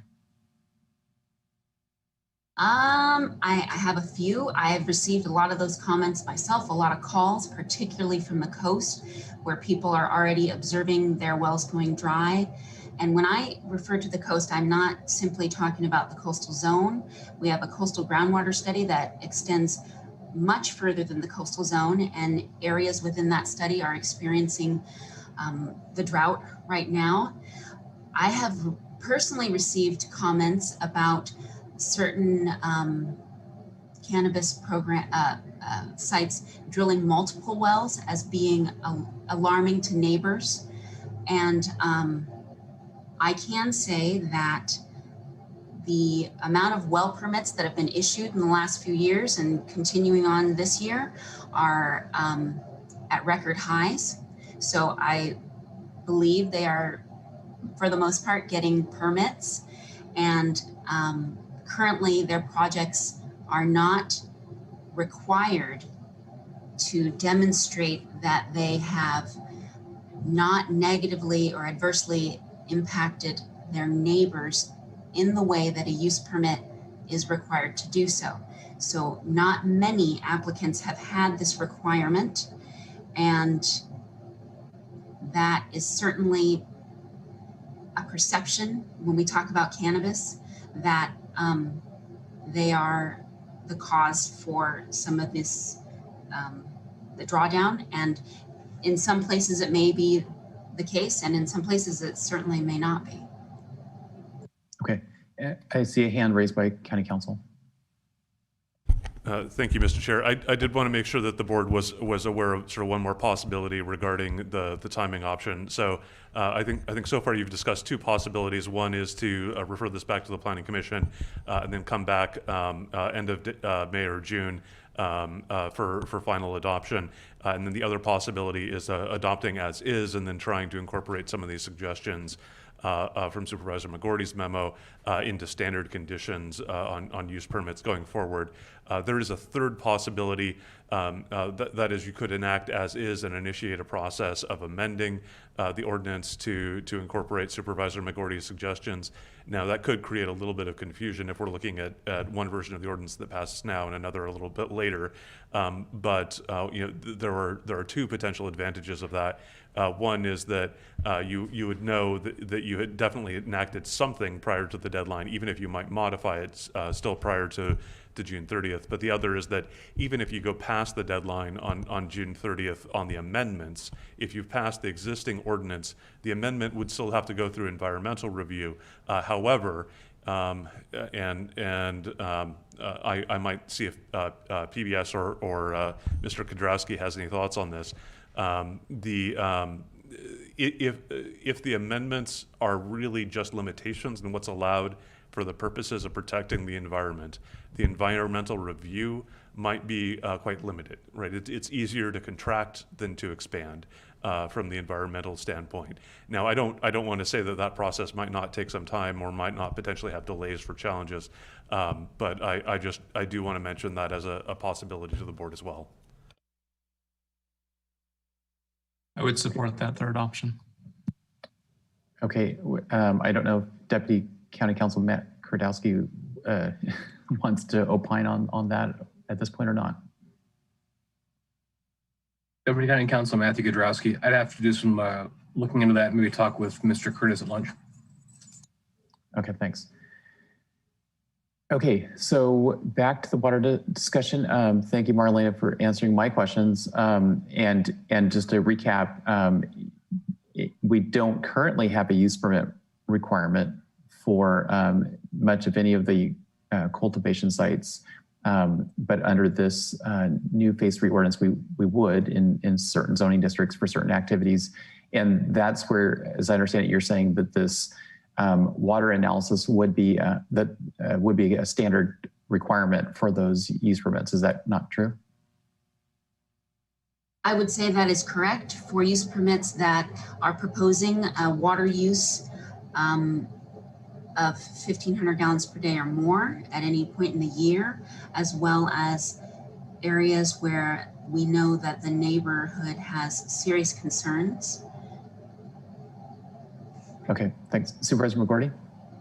Just a question for County Council and maybe confirm what I understand is that you're not allowed to put in a new well and harm your neighbors, essentially, if I understand our groundwater laws correct. I just wondered if you had an opinion.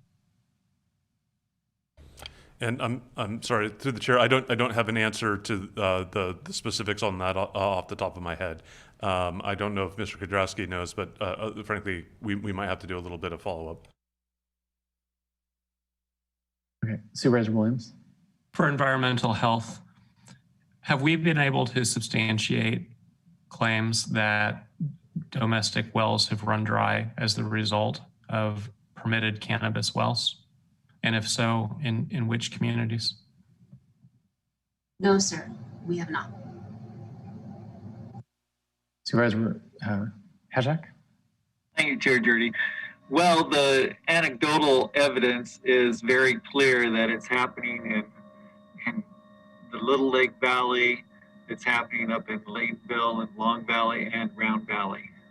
I don't know if about Redwood Valley, but maybe they're on a water system. But certainly, there's plenty of stories about water going dry because of cannabis farms going in next door. And I think that this hydrological study would be a good way of getting information for everyone so that good decisions can be made. Clarification, Supervisor Haschek, are you saying that residents have had wells run dry as the result of permitted cannabis wells? And where? I don't know whether they're permitted or not, but they're saying because of the cannabis production, yeah, cultivation, that wells are going dry. So people are saying that, but is there any follow-up? I mean, if that were happening in my district, I would bring it to environmental health and have them follow up. Has there been follow-up? Well, Supervisor Williams, no, I haven't followed up like that. Okay, I see a hand raised from Marlena from Environmental Health. Sorry, I think there's a disconnect or a misunderstanding that the board seems to think that people notify environmental health when their wells go dry as a standard practice.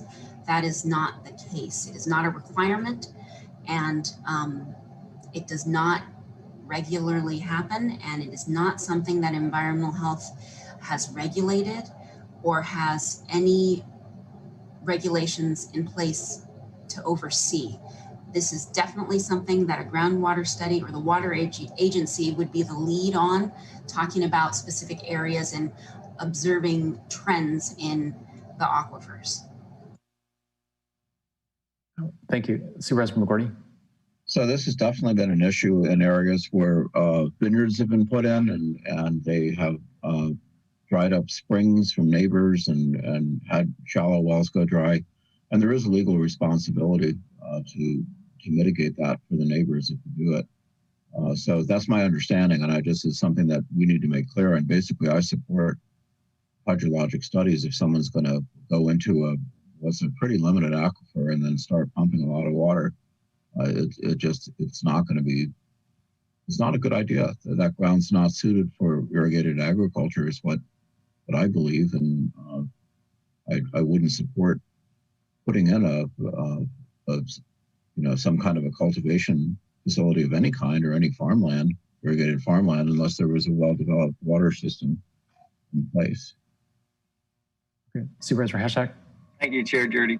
Yeah, and just last week we heard from CAL FIRE Chief Gonzalez that the well at the fire station in Covelo was very low, that the water was getting bad. They didn't know how long it would last because of a well and a grow site that had gone in next door. Okay. Supervisor Mulhern. Thank you, Chair. I'm hearing consensus from the board that the hydrological study makes sense. And, the table that we're looking at, the Appendix A table from the Planning Commission meeting does, say which cultivation types would require which type of permit, for instance, major use, minor use, et cetera. So I think we're there on that. And we also learned that there are private contractors that can be used to make sure that the hydrological studies are correct. So I think that hopefully that is able to alleviate some of the concerns of the community that very clearly has stated they're concerned about water and they're concerned about the drought. And again, I'm going to say, I think the major use permit process or the Planning Commission process is really going to help us figure out as a community which sites make sense and which sites don't. Okay, Marlene, you were discussing the possibility, the fact that since the Great Recession, the county has often used contract water hydrologists, and that prior to that, I guess the county had someone on staff. Regardless of whether or not the county moves to an on-staff or consultant, do you have any off-the-cuff opinions about whether or not one staffing option is preferable over another? And then just also, to what extent do you see an increase in the number of hydrological studies being needed with this ordinance? In other words, are we seeing like a 20% increase or a doubling of the number of studies that would need to be done because of this ordinance? Thank you, Chair Jurdy. I would say that on the first item, we have been able to utilize firms in the area that are licensed to do these studies. We have had peer reviews in the absence of having a staff member, from one hydrologist who conducts the study to another. That has been a way of addressing that shortage. I would prefer having someone on staff because we have so many things going on in this topic of water and the availability of water in our county that frankly I can't speak to. I'm not a hydrologist. It is not something I am an expert on, and there are so many questions surrounding these topics. When we talk about subdivisions, every planning commission that has to approve a subdivision or is requested to approve a subdivision, this is one of their questions that there aren't conclusive answers to. And so I would certainly prefer the county to invest in having a hydrologist on staff, but there are entities in the county that it could be contracted out to as a possible option. And I'm sorry, I think I lost track of the second part of your question. I would just try to, is it your impression that we would see a substantial increase in the number of hydrological studies in order to implement this ordinance due to the number of applications, or would this be a relatively minor increase in the number of hydrological studies? I'm just trying to get a sense of the amount of growth in the number of hydrological studies as a result of these ordinance amendments. I would weight it towards substantial. I am not an expert on farming cannabis, so how much water use is a fair estimate is a question in my mind, but I'm under the impression that during the year, most of our farmers do indeed or will plan to use more than 1,500 gallons in a day. And so that would lead me to presume that most of them would, new applicants in phase 3 would certainly be required to have this. I would think it would be a substantial increase from a few a year to, I don't know, double digits. Okay. Thank you for that comment. And again, this is a fairly common requirement in the coastal zone, I know already. And although, pretty painful and burdensome, probably it's seen by many applicants, it seems to, mitigate problems with neighboring wells, at least most of the time. Supervisor Hashak, then Supervisor McGorty. Hey, Chair Jordy. Yeah, the hydrological study is just the kind of the least that we can do for the neighbors, and that's just looking at that neighborhood. When we're having all these wells going dry, people are very, very, very concerned about this. But the bigger picture is, what is a cumulative effect? And I guess my question for Marlena is, do we have any way of recognizing the cumulative effect of this and how it would be on like a water basin, a watershed, like a river watershed? Do we have any way of knowing that? No, in a short answer, it's an issue inland that we do not have baseline groundwater data to draw from. The groundwater study that's happening for Redwood Valley and Ukiah is going to establish our first inland area. We know a lot more about our coastal aquifer, and we do not know nearly as much about our inland aquifers. And that is certainly a concern that everyone is considering. And it's an unknown. The problem is the lack of data.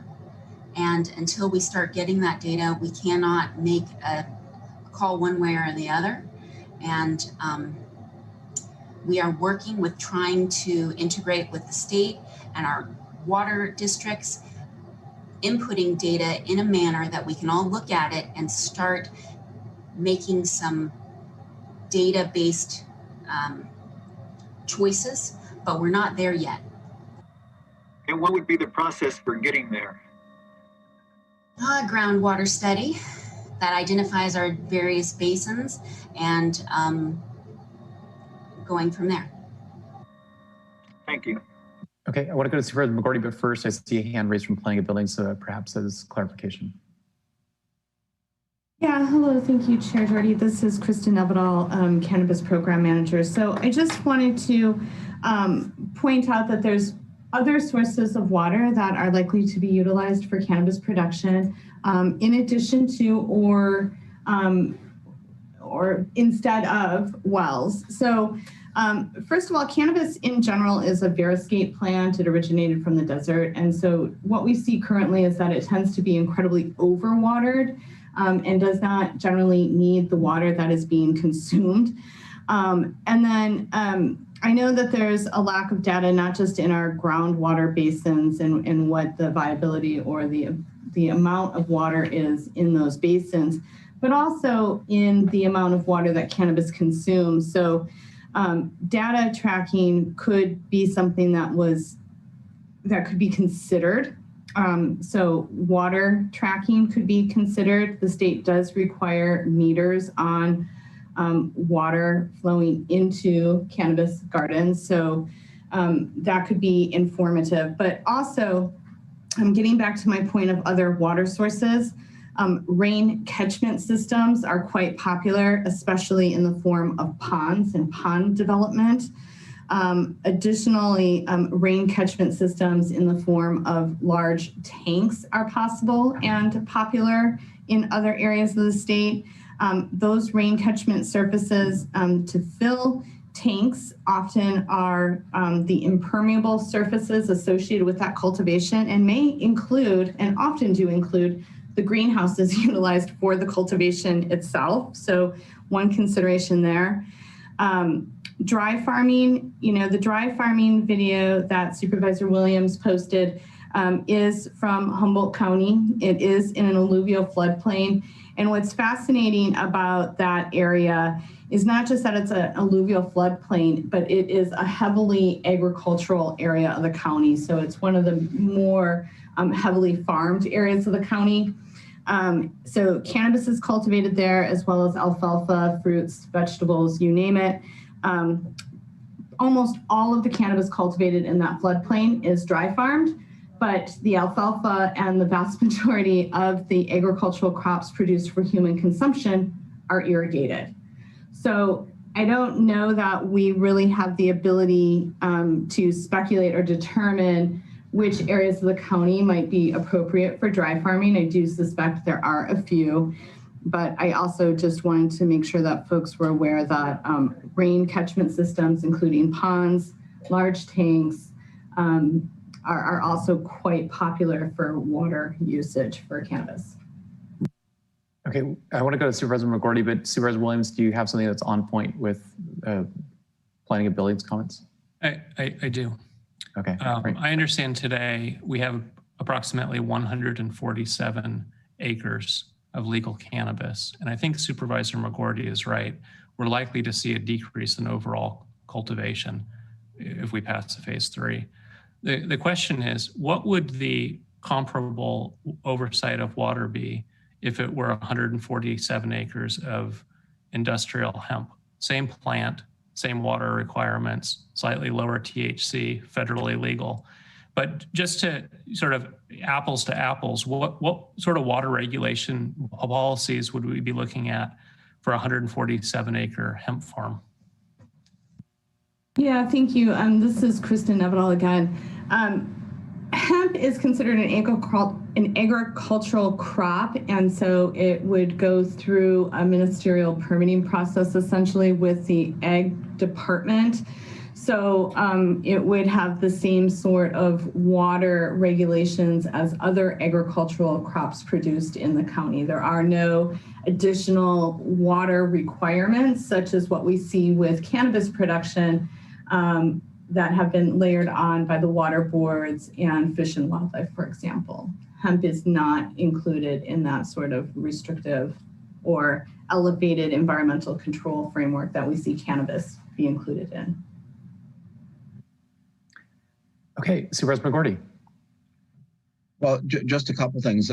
First of all, the regular agricultural crops water is very much regulated. We have to report our water use along the Russian River. If we're pumping out of the river, there's meters.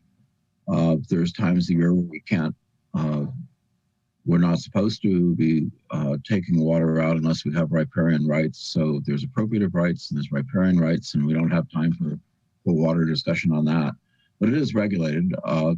But I do want to address this because I think that the groundwater piece is really, really important because the potential to impact existing users is so huge. If you have someone who is depending on it for an existing agricultural operation or more importantly for domestic and any kind of wildlife who are in that surface water, groundwater interface, if we start pumping and we're removing water sources for existing users, that's really a bad thing. And I want to be really sure that we don't support any development that would and diminish the water supply for existing users. And that's kind of the basis of California water law, is that the people who get in first have the greatest rights to the water, and that it doesn't matter whether it's a surface water, diversion, or groundwater. We don't regulate groundwater intensely, so you almost have, as I understand it, you have to kind of prove that you were damaged if someone puts a well in, but I'd rather head that off the pass, so I totally support these hydrological studies, and I want to make sure that it doesn't matter what kind of land it is, that if you're planning on irrigating from a well, you got to be sure that the water is there and it's not going to hurt somebody by taking it. Okay. All right. Well, Supervisor Hashak. Thank you, Chair Judy. So I thought at the last meeting we had said that we wanted to do a hydrological study for each new grow site in phase 3. So are we still at that point? Because it sounds like if we decide that, then we can move on. And I hear Supervisor McGorty in favor of that. I support it. I support it with the caveat that if it's an existing, like if you're inside of the Potter Valley Irrigation District, you probably don't need to worry about a hydrological study. If you have existing water from the Russian River Flood Control District, you probably don't need a study. If you're going to sink a new well and you're on an ag land in Covelo, which is not a well-defined groundwater basin, you probably need a hydrological study. So those are the kinds of places where I think it's important. So I think it was all new wells that we were talking. Yes. Supervisor Williams, is that a yes? It's a yes, but I would like consistency. If we require a hydrological study for cannabis, we should require it for hemp. We should require it for a new vineyard. It's got to be some parity, right? If we're talking water and we're talking farming, it's all the same. I think I could support that as well. I don't know that we can address that in this ordinance, but. No, but I think we could, we could get some consensus from the board that that's the intended direction, and we'll work on it piecemeal. But I think we're creating a problem. If prohibition handed us this problem, and I want to get away from the stigma and the prohibition mindset. And if water is the concern in farming, we should regulate water. But I don't know that we should have one rule for high THC cannabis and another rule for low THC cannabis. It's not based on the science, and it's not really protecting water. Okay. Any additional board comments on that? That would be just sort of a general direction of staff for future ordinance amendments. Well, Supervisor Hashak. Yeah, I just wonder if that's a question to County Council. Is that an appropriate direction for this agenda item? If I may respond to the chair, I think we might take that as direction to bring back a future agenda item rather than necessarily to start work immediately. Okay, thanks. So, Chair, if I may, a follow-up question. Do we want this to be in the ordinance baked in forever? This ordinance will likely survive, a decade, maybe longer, because of the 4 to 5 year process of an EIR to make changes and the potential $1 million expense. what if we find 2 years from now we're not protecting water the way we envisioned? Our good idea is actually a detriment, and we need to tune it. Wouldn't it be better to put it in the standard condition, not as an ambiguous, comment in a meeting for staff to follow, codified in a formally approved standard conditions document, reviewed and approved by the board, but so that a year or two from now we can look at the results and adjust it if necessary. Because I think we're all aligned on the goal. We don't want cannabis farms to be affecting other existing water users. And we don't have the data to make the best decisions. We just have an overarching goal. And we're trying to translate that into ordinance language. I don't know, maybe we'll get it right, maybe we won't, but I hate to be locked in on what may be not the best idea. Okay, Supervisor Hashak. Yeah, thank you, Chair Drury. So I am concerned about this cumulative impact of the water usage.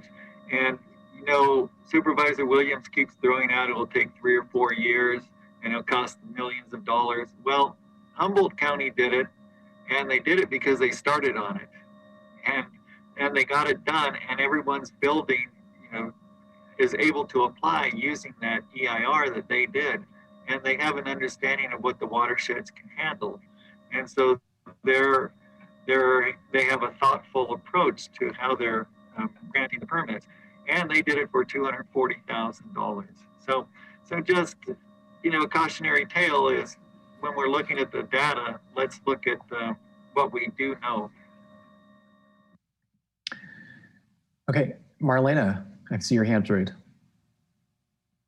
My only question is the definition or the intent behind the definition of what wells we are testing.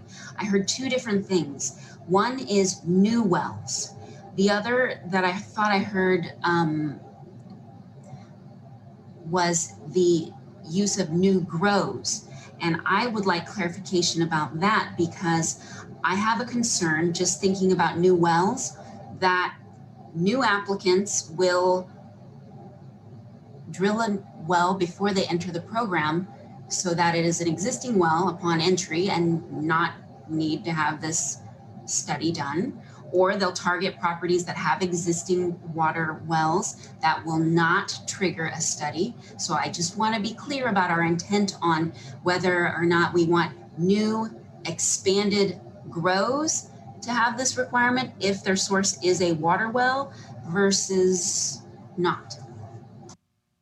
Okay, Supervisor McGorty.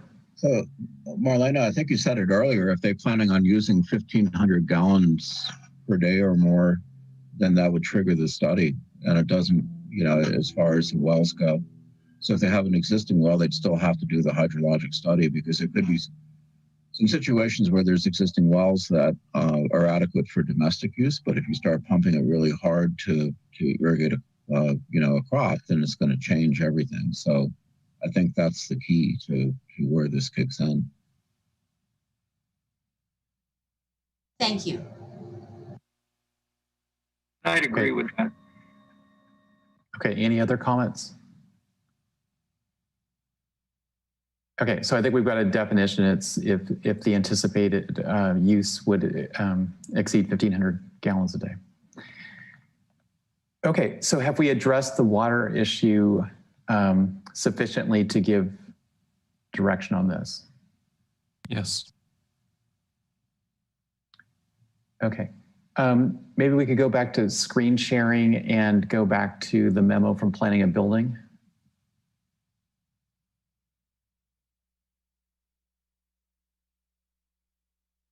Sorry there, I was trying to find the unmute button. And so let me scroll back up. I'm assuming we could start back up at the beginning of this document. And really it starts with talking about number 6 from the memorandum prepared by Supervisor McGorty, which is attached to this item as well, and talking through those various options. So I can leave this up there and then you can just direct me to move up and down to review the various options.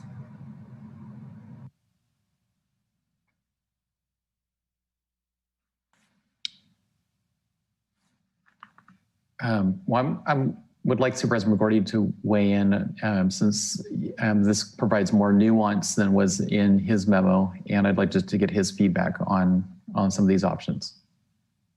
So, you know, I've thought a lot about this, and I've talked with other people who are in the industry and about nurseries and such, and I think, you know, the really appropriate place for nurseries and people who want to grow under light is probably an industrial land where they're able to have you know, more services such as power and water connected to the nursery.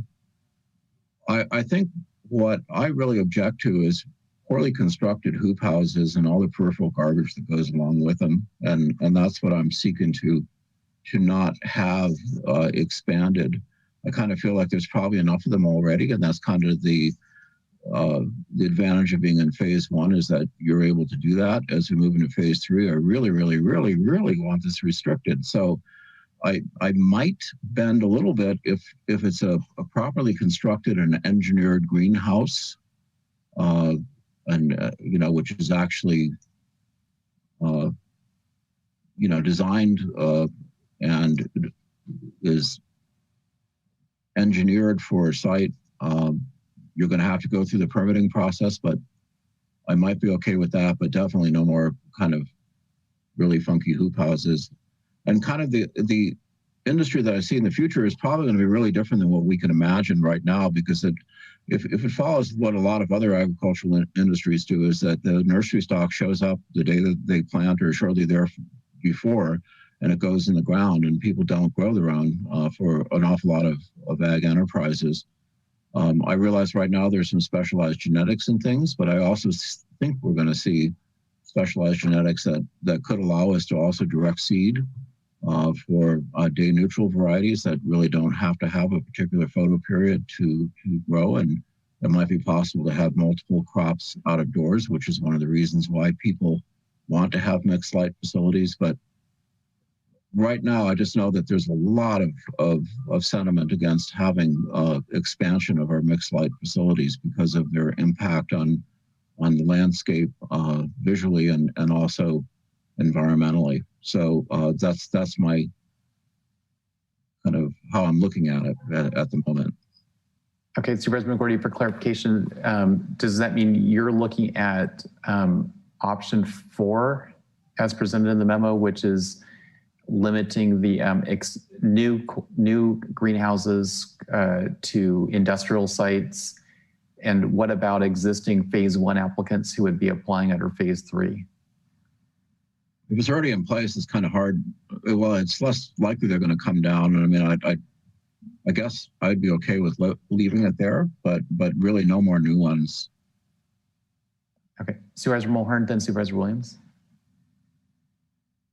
Thank you. I was actually hoping that staff could bring up the table, Appendix A, the red line version that the Planning Commission had worked so diligently on. On that table, and the discussion the Planning Commission had based on comments from the public was to make the mixed light and indoor tiers essentially more difficult to obtain by requiring a major use permit, which, as we've discussed, would trigger additional items. And I was hoping that we could have a discussion about this table specifically because, as I've mentioned several times,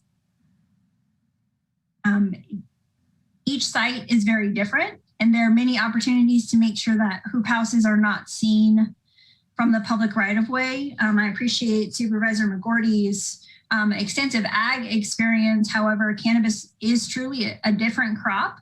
And I also appreciate his optimism that there will be changes in the way that people go about producing the crop. I just think that we want to set our businesses up for success. And one of the things that was discussed at the previous meeting was an opportunity to get cultivators beyond who already entered into phase 1 to get them into the legal regulated market, which in my mind would mean, you know, that they're applying for a permit, that the permit, we could have requirements for specific building types and not PVC and plastic. We could have some various standard conditions that really dial down exactly what Supervisor McGorty is talking about. There's a real opportunity for us to create a mixed light or indoor cultivation that is environmentally friendly and is also still allowed. So I believe that the Planning Commission wanted to change most of the mixed light and indoor to major use permits, which is more stringent than what we had sent back to them in January. They did have some administrative permits for the specialty cottage outdoor or indoor and the specialty cottage mixed light. And if Supervisor McGorty thinks that perhaps a minor use permit or a major use permit on rangeland or upland residential would be able to get us to a point where we are making sure that the mixed light looks the way that we want it to, then that might be a real opportunity to adjust the table that the Planning Commission already reviewed and spent time working on. So a question for you, Supervisor Mulhern, are you talking about taking care of phase one operators to get them into compliance, or are you talking about new operations altogether? I believe that we've already talked about phase one operators could continue if they had already applied for a mixed light permit. I am talking about, as I have been talking about, the people that did not jump in to phase one because they were waiting to see what happened with phase three. And we have potentially thousands of those cultivators in our county, all over Mendocino County, including in the coastal zones, which climate-wise, mixed light or indoor actually makes more sense in those areas than sun-grown. I'm also talking about, again, I think Supervisor Williams references parity with other agriculture. So there's this misinformation that cannabis cannot get insurance. If cannabis is in a fully enclosed greenhouse structure, they can insure their crop. It is treated as any other crop. And it's my understanding that some jurisdictions are also actually requiring that that folks move their cannabis indoors to prevent overspray from vineyards, which don't have the same pesticide regulations that cannabis crops do. So I think there is a real opportunity to have mixed light look the way that we want it to in Mendocino County. There's an opportunity to require that it's, not visible from a public right of way. There's all kinds of things that that we can do in the table that was provided by the Planning Commission. And don't just remove it from the equation. And that's really what I am hoping to get to today. So what I would say to that is if it's already in the ground and it's already existing, but it's not permitted or legal, then that's different than if we're talking about someone who's looking at bare ground and saying, gee, I'd really like to do a mixed light facility on this spot.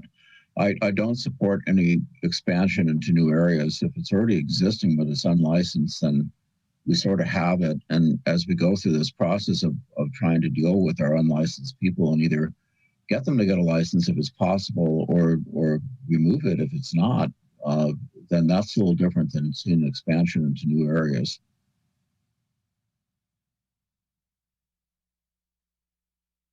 Okay, Supervisor Williams. Yeah, so a nuance here I'd like clarity on. We have some phase one cultivators who are at 2,500 square feet, and they have the right to scale up to 10,000 square feet. We have other phase one operators who are outdoor today who plan to do mixed light. If we decide no structures, no hoop houses, no mixed light for phase three, I think we have to also end it for phase one. I don't think the law will support having a class of people who are allowed mixed light on the same zoning, same setbacks, everything the same, because they got in by a certain date and nobody new can do it. So maybe, and I have a second question, but County Council, Am I right? Yeah, if I may respond to the chair, this is actually an issue I also flagged in the memo that's been posted. That I think there's some room to address grandfathering, essentially the people who have vested because they'd already constructed and obtained permits, et cetera. But to the extent that there's a possibility under phase one for people to expand the scope of mixed light use, you do potentially have an issue from a legal perspective of if you were to be allowing it for those people and for them to have new or increased mixed light, but not for the new applicants, I don't know that distinction would stand. So I would recommend going ahead and removing it for anyone who hasn't already invested in phase one if you're going to remove that option for new cultivators. So I see it as a decision of, do we want to allow mixed light for phase one and phase three? Those two are tied together. Anybody who had the intention of doing mixed light but hasn't fully invested or hasn't expanded to the 10,000 square feet that's allowed may get capped by our decision on phase three. And I think Mo makes a really good point. One of our goals here is to legitimize an existing industry. And the majority of existing cultivation is still outside of our legal system. You could argue that mixed light should be on industrial. These people don't own industrial property. And when you look at the amount of industrial zoned property in our county, they couldn't relocate. There'd be a bidding war and most of them would lose because there are only so many parcels. And so I think if we care about the environment, we need to find a way to allow people to come into compliance. Now, I also agree with Supervisor McGorty that a lot of these funky hoop house greenhouses are an eyesore. So is there another way to meet both goals, to allow grandfathering in the existing activity, to allow hoop house style structures that may have a significant reduction on water? We're talking about maximizing the water we have. Greenhouse structures are one way to do that with cannabis. Is there a way to do that, but at the same time address the visual impact and plastic disintegrating? And I could think of requiring oversight of what types of materials. Some materials last 10 to 15 years, others last one season. Maybe we need to be involved in that process. The visual impact, direct the planning commission on what's acceptable. If it's a large ranch and nobody can see it, that may be a different standard than if it's just at the setback line from somebody else's backyard. But I think I'm with Mo that we're creating a new problem, locking in no structures ever. Okay, Supervisor McGorty. So I'm not saying no structures ever. The existing structures, if they're already here, have to go through. If they're going to go through phase three, they're going to have to get use permits on them, and that's where you have some level of control over what the standards are going to be, including visual impact, including how they're constructed, and that's how you control it. What I don't want to see is a proliferation of new hoop houses all over the place. That's what I'm trying to avoid. And I kind of understand that people already have a farming system in place. Moving forward, I think that there's other options, and I think going towards a sun-grown cannabis farming system is what I'm thinking of for expansion, and not more hoop houses. That's my main point. I understand the problem we have with all the illegal grows that we have right now. We're going to have to somehow address that and figure out which ones could make it through a permitting process and which ones can't because of setbacks or visual impacts or whatever. And that's where we work with the planning department to set the standards. And one final question, maybe for Supervisor McGorty, he has the background. What about somebody who's farming a different crop? They're growing strawberries in a greenhouse. Do we apply the same standard on you can't have the hoop house? It's a visual impact. It's the same visual impact. And I just think as we try to create a separate farming regulation for one specific plant, we're creating more problems for ourselves and for the next board.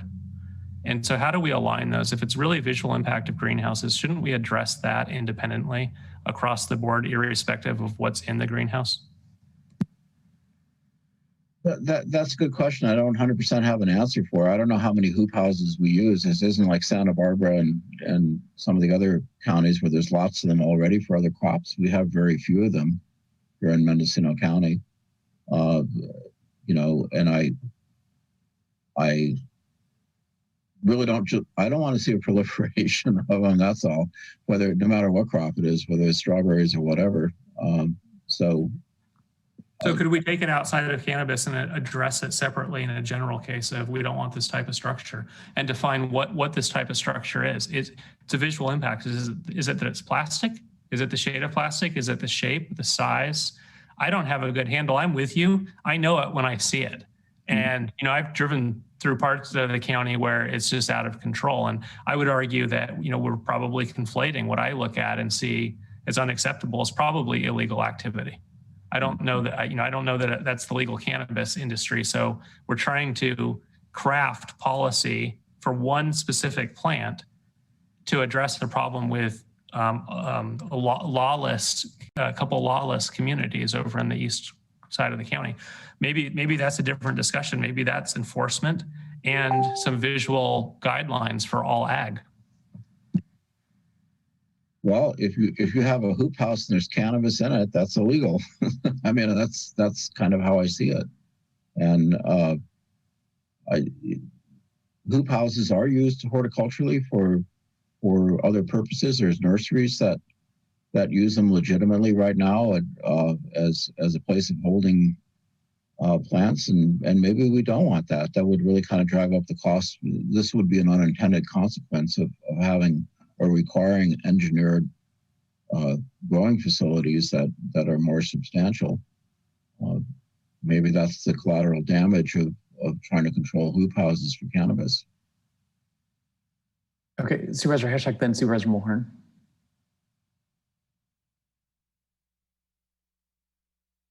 Did you call on me? Yeah, you'd raised your hand. Yeah, okay.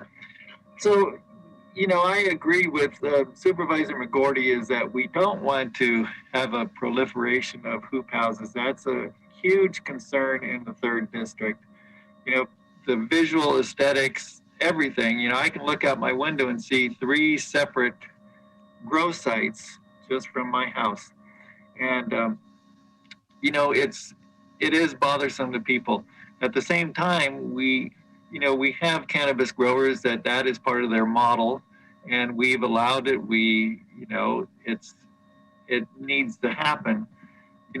How do we diminish it or, keep it to where it's at and take care of those illegal ones? Because if it's so easy if we had code or law enforcement that was fully funded and we could deal with illegal hoop houses, then that would be easy because we can all see a hoop house, right? And but we don't have that at this point, and so that's the problem: is the proliferation. How do we deal with it? But I do think that the goals of Supervisor McGorty are worthwhile, diminishing it as much as possible, especially if we're going into ag land and range land, because that should be, an outdoor activity. I guess I was also looking at the indoor in that table, the Appendix A, and, do we want small indoor and medium indoor in some of these areas such as rural residential, ag, rangeland, and upland residential? I say, we shouldn't have indoor, small or medium in those areas. That should be more of an industrial site. And I would be willing to eliminate it from the small and medium indoor from rural residential, which it has no place in ag, and rangeland, and upland residential. Okay, I want to go, because there's a specific question on the table, I want to go to the full board on that. Supervisor McGorty, Supervisor Williams, Supervisor Mulhern. So I basically agree. I kind of think that indoor, it doesn't make sense why you'd want to do that in something around agriculture or range. If you have beautiful out of doors, that's where you plant. Okay, Supervisor Williams. Yeah, I would like to encourage outdoor sun grown without structures, but I think there may be some places where indoor could be acceptable, could reduce water consumption, with the proper structure. Maybe it's not a hoop house, could be acceptable. So, I'm okay. I would support having our planning commissions consider those types of projects case by case, not on ag or rangeland. Okay, Supervisor Mulhern.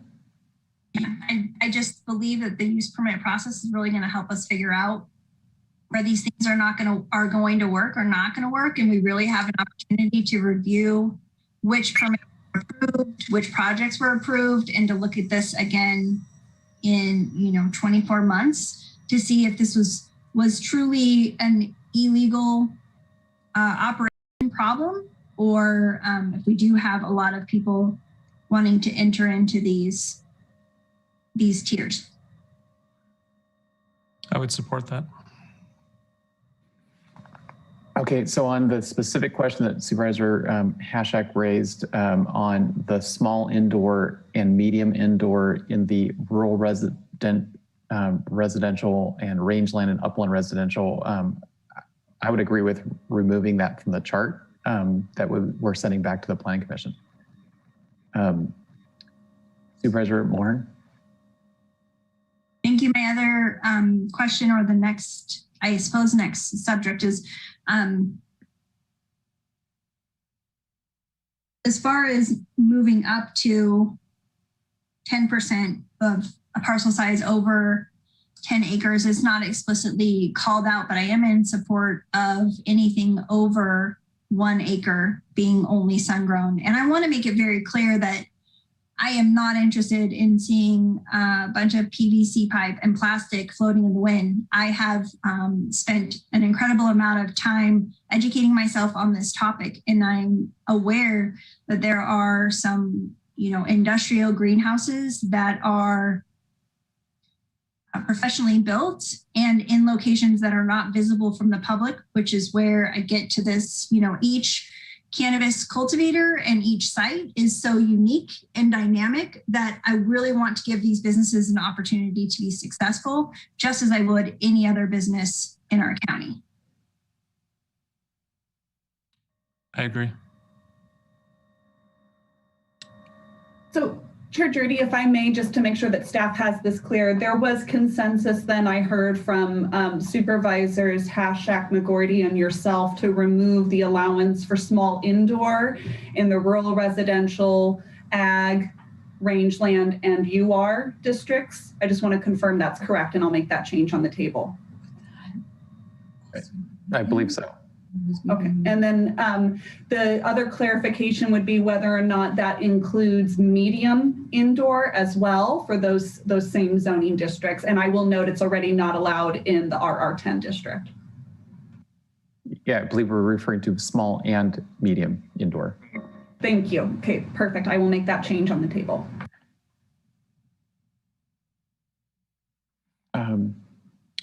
We have some other issues that are in your planning memo. Could we continue through your planning memo? And I just do want to poll the board. My understanding is that we have 1 or 2 board members who have scheduling conflicts at, I believe, 1:30 or 2 o'clock. I rescheduled mine thinking we would run over. Okay. Do we have any other scheduling conflicts? Yes, I have to be off 1:45. 1:45, okay. What is the time of your conflict? It's actually 1:45. I'm supposed to log on for a meeting with UC Davis Department of Viticulture and Enology for a lecture. And what time does that end? 3 o'clock. So I want to poll the board. If we take a break at 1:45, could we continue at 3:15? Yes. Yes. Okay, right. Okay, Julia, could we go back to your memo and continue through it? Yes, so it's back up here on the screen. So what I understood was those limitations on both the small indoor and medium indoor permitting types, but I do not believe the board has yet addressed mixed light fully. So I think that's the next sort of discussion point to fully flesh out.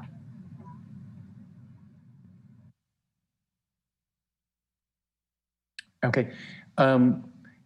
In your various options you go through, could you maybe scroll down a little farther? In addition to just outright bans, I think farther down in your options, you talk about conditions for approval, which would give some clarity to the ordinance and to the Planning Commission. And we're all replaceable. There's turnover on the Board of Supervisors, there's turnover among county staff. I think it's important that we clarify what's the intent of the ordinance, and that's where I do see findings as being important. Yes, so right here, staff has the potential supplemental findings that could be considered by the board. And since we're now really talking about mixed light, I would sort of nix the indoor on this item unless the board wishes to see that carried forward for industrially zoned properties. But as it is right now, these two findings, so the first being that the site will not result in grading, cutting, and or filling that would significantly and permanently alter or destroy the appearance of natural landforms. And the second being that the site would not project above an existing ridge line, except in the instances where if there's no other alternative, a finding shall be made that the site has been sited and designed to reduce visual impacts. So I'll leave this off. I think both findings are very helpful. I'm not sure if they capture every issue that we've heard from members of the public. So for example, we have issues that have been raised multiple times about whether or not the access, the road access is compatible with, I guess, adjoining users. But I don't know that we've really defined that very well, and I think it could be a little ambiguous to people. So I'm wondering if we could just have a little bit of board discussion on road access. What do we mean by compatible? And so, for example, if someone's if a road use is a largely or predominantly residential road, or maybe it's entirely a residential road, and this is scaling up and it's really a commercial activity, it seems to me that that makes it incompatible. But I don't know that our current language really is specific enough to be clear that that's maybe the intent. And so anyway, I just want to get some board discussion on that issue of road access, because it's come up over and over again. What do we mean by compatible use? And Chair Jordy, if I could just chime in real quickly on that before you start your discussion, is there is a required finding under Chapter 20.196, which we've carried over into 22.18, the proposed ordinance, that speaks to demonstrating that there is adequate access to serve the site. So that is a required finding already. And if the board would like, I'm more than happy to pull up our draft ordinance and or that Chapter 20.196 to review those. Maybe you could, because my understanding is that that language might not really be clear enough for people as to what do we intend to be a compatible use.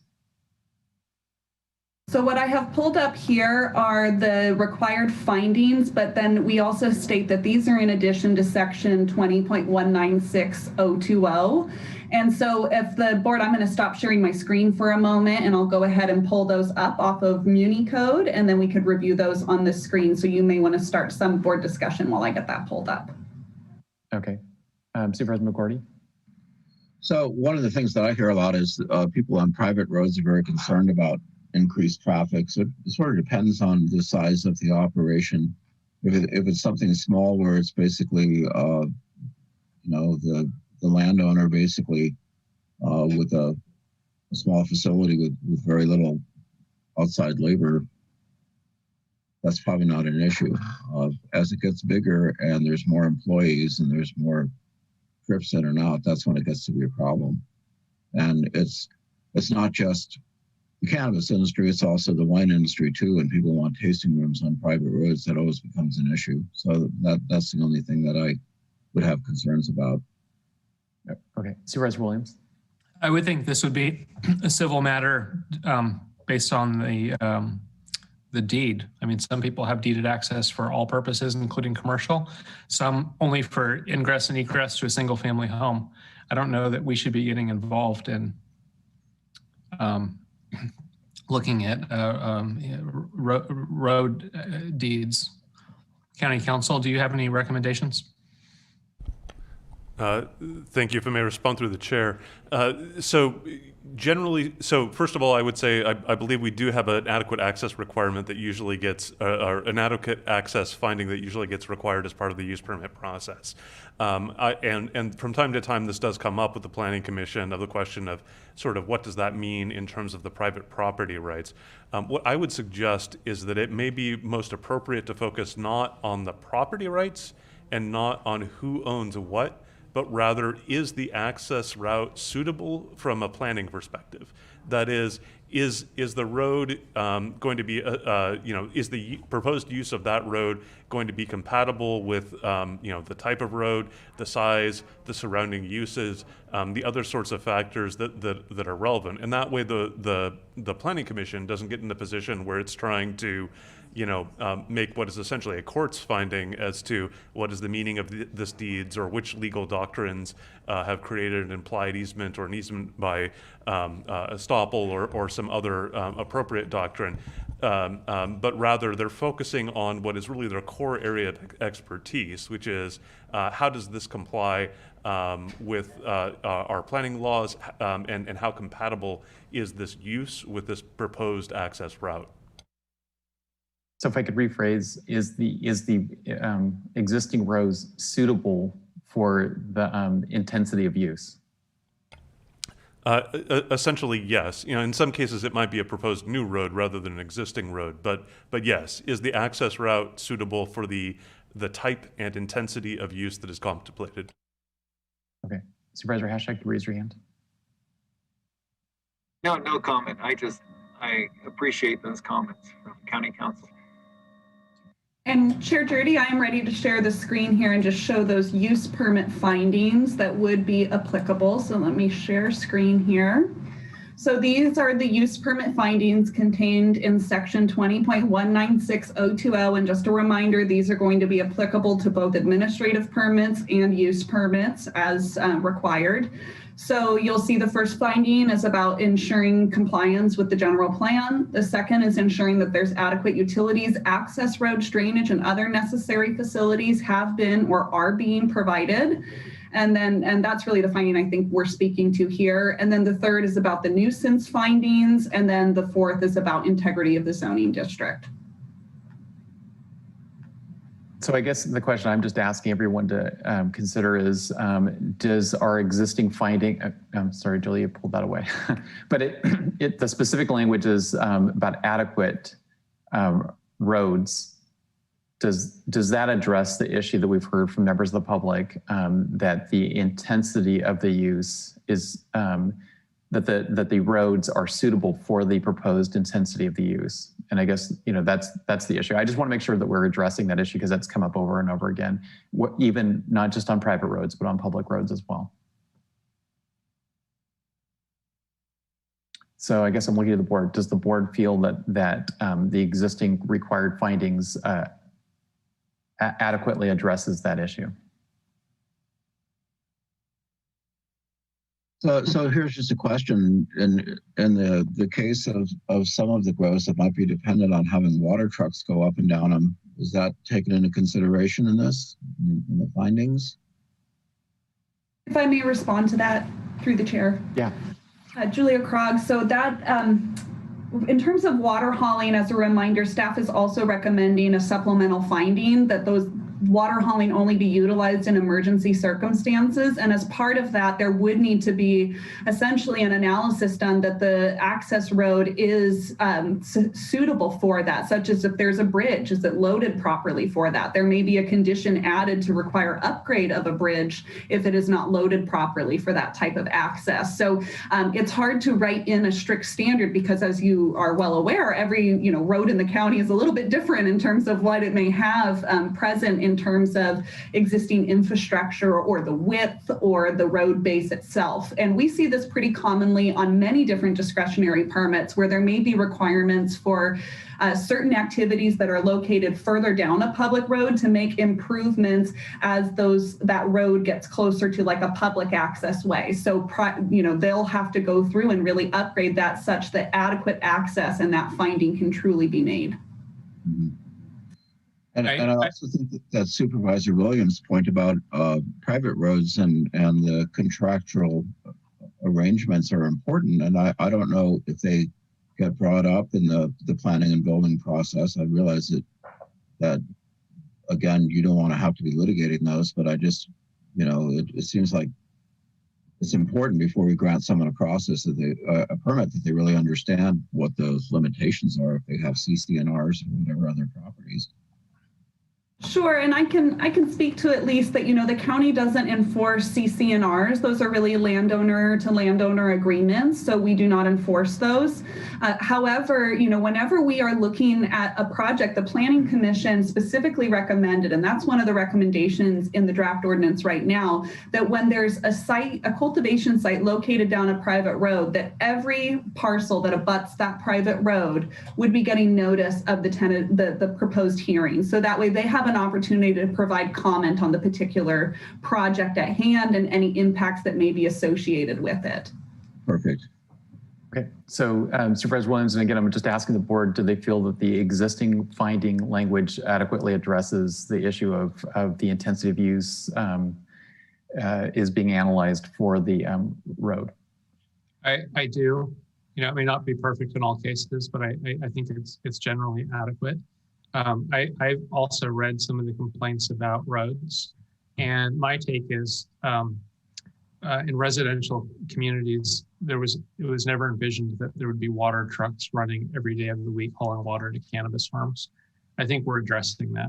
The place to farm cannabis or anything else is where there's adequate water. You don't do it on a property that's dry. And then I've also followed up on complaints where I pull up the satellite map and the person complaining, it looks like they have an illegal farm, not in our permit system, no state license, and they're complaining about the neighbor who has a legal farm and is using the road. And I don't know what to do with that.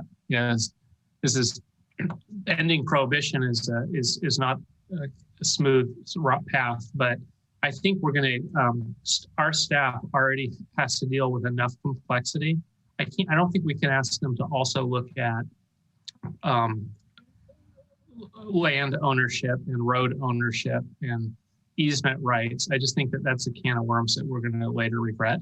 But I would support asking the applicant to document for us what the access is and that they have the right for the described use. And then that'll let us put some eyes on and evaluate whether or not that looks legitimate. But ultimately, those road issues are for the courts, not the Board of Supervisors. Okay, Supervisor Hashai. Hey, Chair Jurdy. Yeah, overall, I guess I'm in agreement with this, but we do have a role because, we have residential areas on private roads all throughout the county, and people are upset about, increased traffic, the water trucks, all of the things that go along with having a business in their area. And I think that as we move forward, I think that the Planning Commission should be looking at those impacts on people's lives, because that's what, as Planning Commission, that's what we need to be looking at, is how we get along with each other. And if we can help people get along as a county, then we're better off. Okay. All right. Excuse me. I have a comment. Thank you. I think that one of the important things to remember is that this is a challenge with many types of small businesses, tasting rooms, Airbnbs. The use of roads is not cannabis specific. So it is something that our county should be looking at moving forward. Although I think, tied to this particular ordinance, it's fine the way it is, but it's a conversation we should continue to have, just like the water conversation. And I agree. This has come up with Airbnbs on private roads most recently. So I think it's something we might want to clarify in our general ordinances. Okay, Julia, can we go on to the next part of your memo? Yes, just give me a second here while I make sure I pull up the right screen here.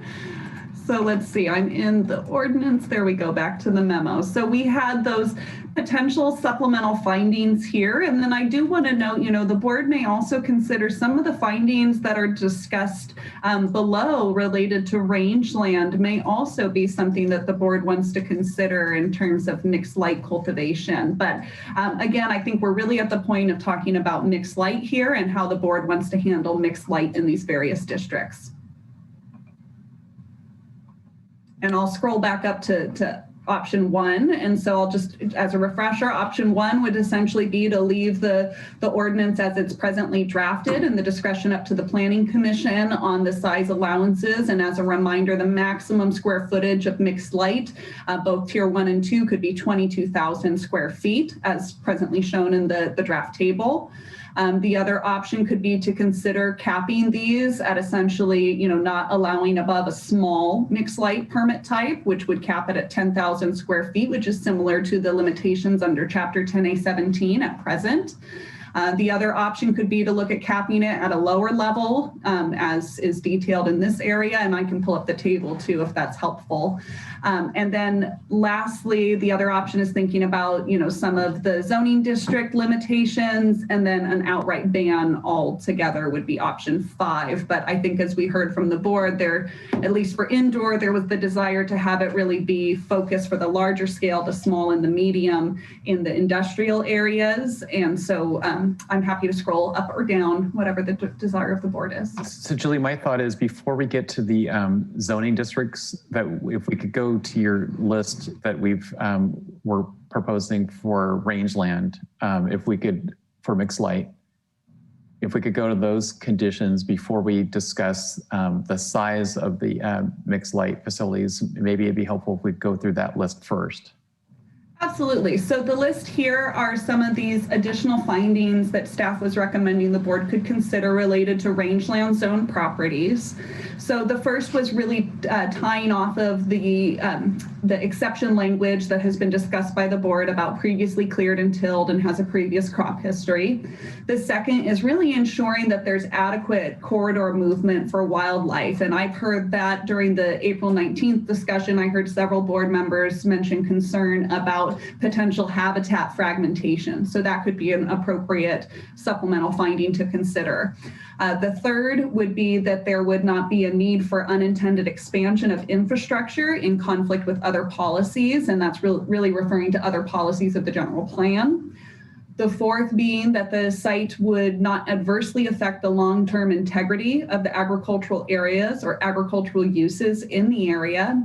And the fifth, this being the largest and most wordy, is that the site will not undermine the integrity and economic viability of agricultural operations by causing or contributing to piecemeal land use conversion, land fragmentation, urban encroachment, the introduction or concentration of incompatible uses on lands adjoining or within agricultural areas, or the extension of growth-inducing urban services such as public water or sewers.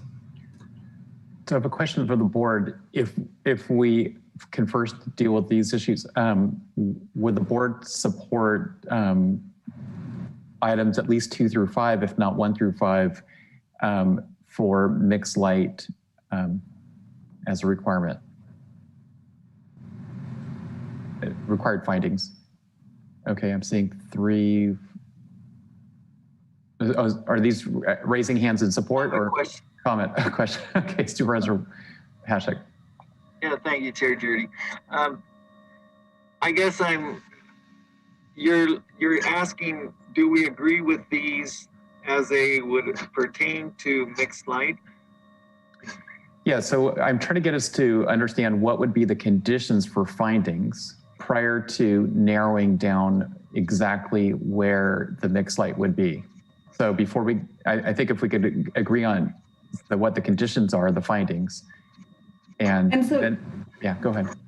Well, and I was going to say, let me just clarify then too. So these could be potentially added, if not just to rangeland, but in terms of any sort of cultivation activity on rangeland, could be added to other districts as well. And again, these are, as I stated before, really captured. General plan finding consistency is captured in the use permit findings in section 20.196.020, and that first finding that was required that we were just reviewing on the screen in Muni Code. And then there's other recommended potential additional findings by staff about, not resulting in grading, cutting, or filling that would significantly or permanently alter or destroy the appearance of natural landforms. And then the secondary potential finding about not projecting above the existing ridge line. So really, we've got about 7 different options here for potential supplemental findings for consideration of the board. Okay, Supervisor Hashak. Thank you, Chair Judy. So my follow-up question is, it seems like on those, the second set of 5, that there are very worthwhile goals. But, if we're talking about corridors, wildlife corridors, we're talking about fragmentation, we're talking about some of these, the long-term integrity. Well, how do we look at that in a cumulative way? Or is it just site by site? So if I may, through the chair, I can respond to that. That would be really looked at through the environmental document, and we would be really basing cumulative impacts is more related to CEQA and CEQA related analysis. And so we would really be looking at it underneath the categories related to CEQA compliance, and there's the various sections that we have to walk through. So, depending on what the impacts are associated with that site, the cumulative analysis may be different. So if we're talking about concerns about aesthetics related to that site, the cumulative impacts analysis would be a little bit different than if we're talking about conversion of agricultural lands to either non-agricultural uses or of prime agricultural soils to other uses. So it would really be analyzed through the CEQA process, which again is going to be required on each one of these applications. So each application would have to take into consideration the cumulative impact on the wildlife corridors.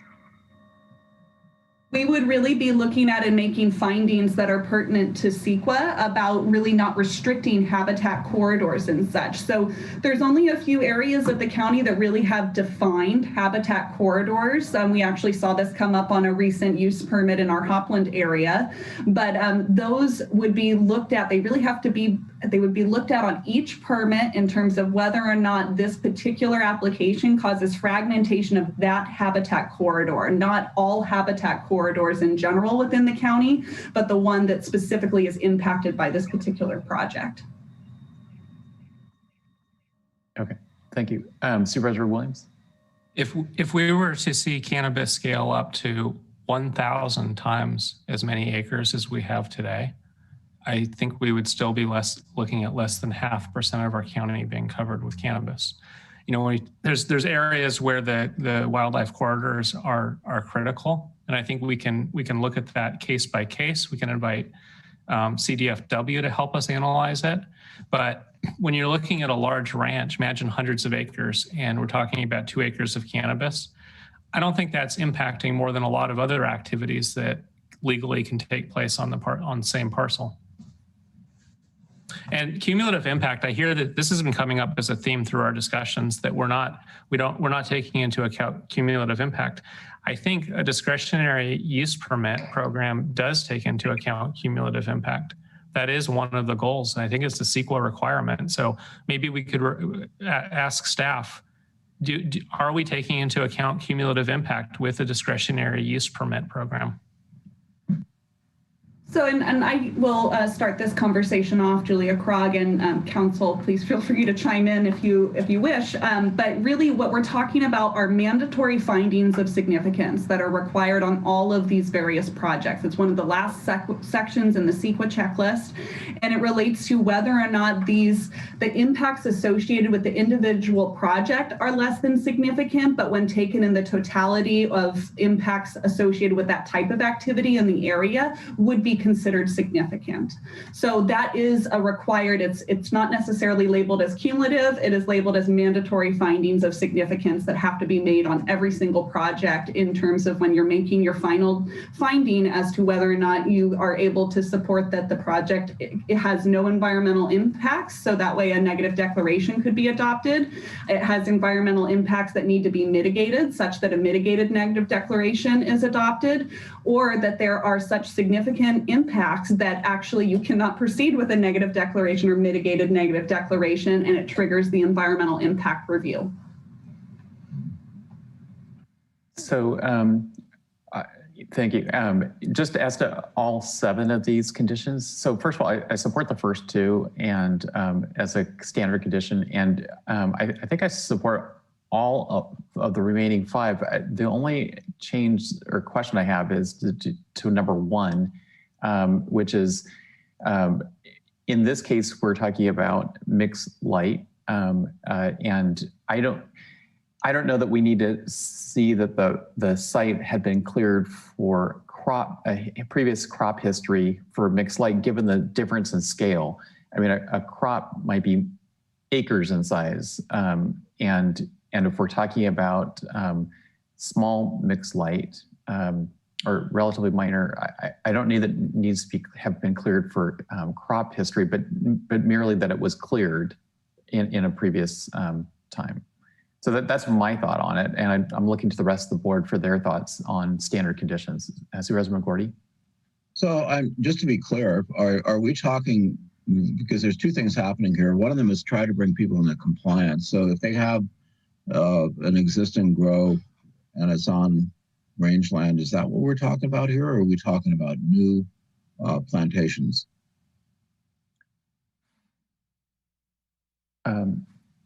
So I think we were looking at new cultivation sites or expansion of cultivation sites under phase 3. And we were looking, and before we got to narrowing down, if we're going to further narrow down the mixed light, which I was asking us to hold off that discussion, that I'm asking for us to look at what would the standard conditions, the standard findings be for an approval. And just to tag on to that, just to make sure it's very clear, we can also, the board can set what types of permits and or, types of cultivation these findings would be applicable to. We see this really commonly where you may have supplemental findings that only come into play, say if you are proposing a certain activity on a rangeland zoned property, or they could come into play for every required land use permit. So the board has that authority to determine where they want to see these findings be applicable to. Okay, Supervisor Hashak? Thank you, Chair Jordy. Going along with what Supervisor McGorty's idea is with the mixed light for medium mixed light for 10 to 20,000 square feet, if we could just rule that out of ag land and rangeland and upland residential, that would limit our scope of things. So I wonder if there's support for that. Okay, on that. Well, Supervisor McGorty, since he invoked your name, I'd like to give you a chance to respond first. Yeah, there is for me. I understand Supervisor Mulhern's concern about giving people maximum flexibility, but I also think that, again, if we're going to do expansion into new places, I really would prefer that it's a sun-based industry. So, and if we're bringing people into the program with existing mixed light facilities, then it makes sense that if they've been operating it under phase 1, it doesn't for us to change what they've been doing if they I'm a little stuck there, but that's basically how I see it. Okay, Supervisor Mulhern, then Supervisor Williams.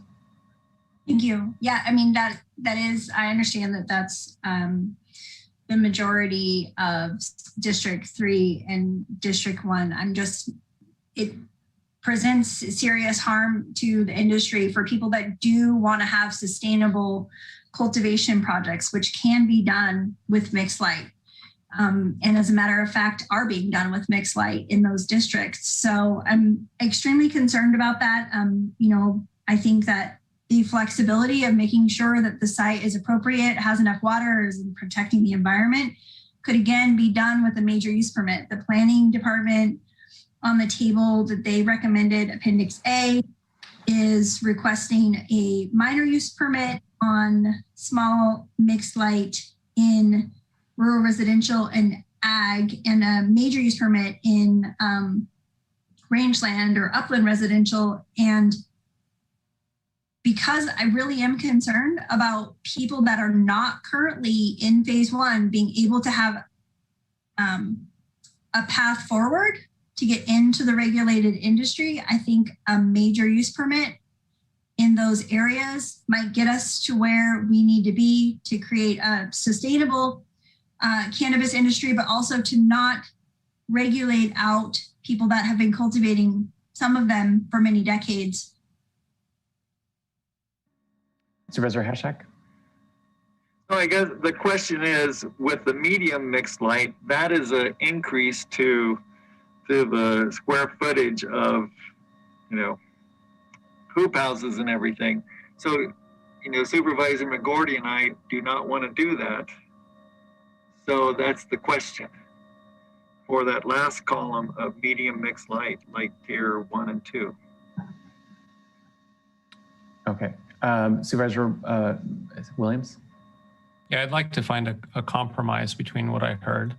A couple ideas I had. One, what if we were to allow one of the options, either outdoor at the 10%, or you can do some small amount of mixed light, but not both, to try to incentivize and steer the market towards, not what we've seen, something new, the McGordy memo, larger scale, but without structures, and see how successful we are. But there may be cases where people have not come into compliance. They didn't apply for phase 1. They got one look at it and realized they weren't going to get through it. Nobody would get through it. But, they're part of our economy. They're our neighbors. We would rather they be in compliance.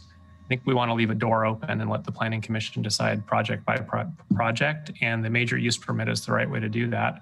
And then second, I would add, maybe we need some language. A draft I have is, hoop houses shall be sited to prevent or minimize visual impacts to existing residential neighbors by either 1, locating them outside of the view shed of the said neighbor, or 2, in proximity to existing development.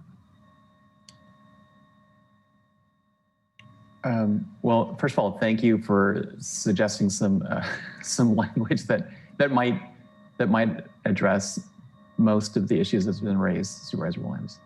Do we have any initial takes with that? This is not a final vote, but any initial takes on Supervisor Williams' suggestion? And Chair Jurdy, I just want to note staff does have a comment on that whenever you're ready to hear. Okay. Well, why don't we hear it now?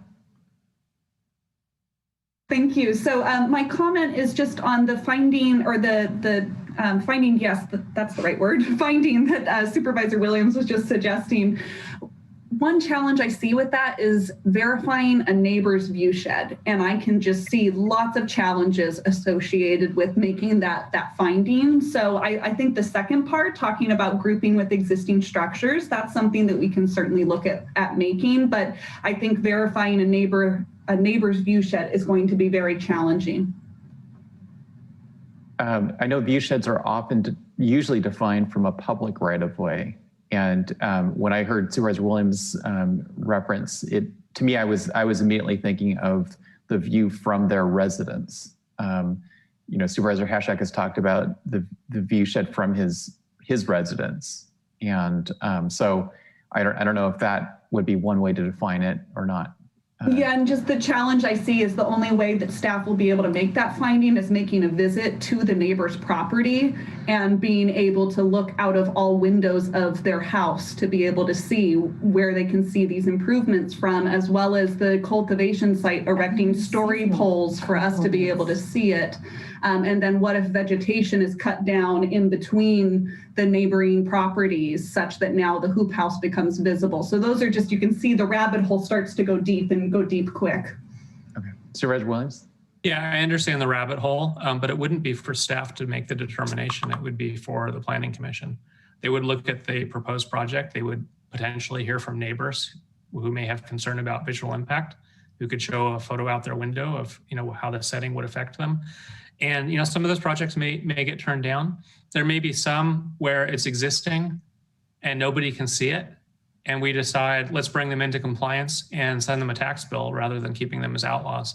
I think the Planning Commission under a major use permit would have would be in a discretionary position to evaluate and find the facts. Okay. Sure, and just to note, the Planning Commission does rely upon staff to actually help to make those findings. So I'm struggling a little bit to see how we would be able to make that finding without potentially needing to do a pretty invasive visit of a neighboring property's home and site in order to be able to make that finding and substantiate it. So, but I defer to the board for the remainder of the discussion. Okay, and that may have to do with why the findings are normally applied to as viewed from a public right of way. Supervisor Mulhorn. Thank you. If staff could please pull up the table again. So were Supervisors McGorty and Hashak speaking small mix light tier 1 and 2 and removing both small and medium from? No, we were talking about medium right now. Only medium? That's what I was talking about, right? Yes. From everything except for industrial and the PO or PI? Right. Thank you. So I have a question for the board on the, ag land parcels, it seems to me are the most likely of these zoning districts that we have on this table to be supplied by some sort of municipal water system or I don't know, substantial water rights. And I hear Professor McGorty's comments that I take very seriously about not wanting to see destruction of agricultural soils by the importation of rock, and because this industry certainly could, and it's see a boom and a bust, and we wouldn't want to see the erection of hoop houses or even greenhouses, and then 5-10 years later they're abandoned and there's not a viable use for those structures at that point. But more importantly, the soil's been damaged in some way. But specifically on the ag land, given that a number of ag land parcels throughout the county, or at least in some regions of the county anyway, may have more than sufficient water, maybe provide for a very viable business with a greenhouse and or well-designed hoop house on ag land with suitable, great water supply, great roads. I'm just wondering, is there really no circumstance where a large greenhouse or hoop house would be appropriate on any ag land anywhere in the county in the medium size? It just seems like there could well be some sites where they're really not providing a visual harm to anyone. They seem appropriate. So I don't know, just putting it out there. If one of our goals is to pull cannabis cultivation out of residential neighborhoods, it seems like allowing more intensive cultivation on ag land is one of the pathways. And I'm bringing this up under the caveat that rock is not being imported, the soil is not being harmed. So we're talking about that cultivation is occurring in the ground, in the native ground. Supervisor Mulhorn? Did you raise your hand? No, I did not. Oh, sorry. Supervisor McGorty or Hashak? So, if it's, you're right. Where we really don't want this is in residential neighborhoods. That's my biggest concern. And the second issue is I don't want destruction of agricultural soil. We always want to leave our cropland in good condition. So there are ways that people can grow directly in the ground.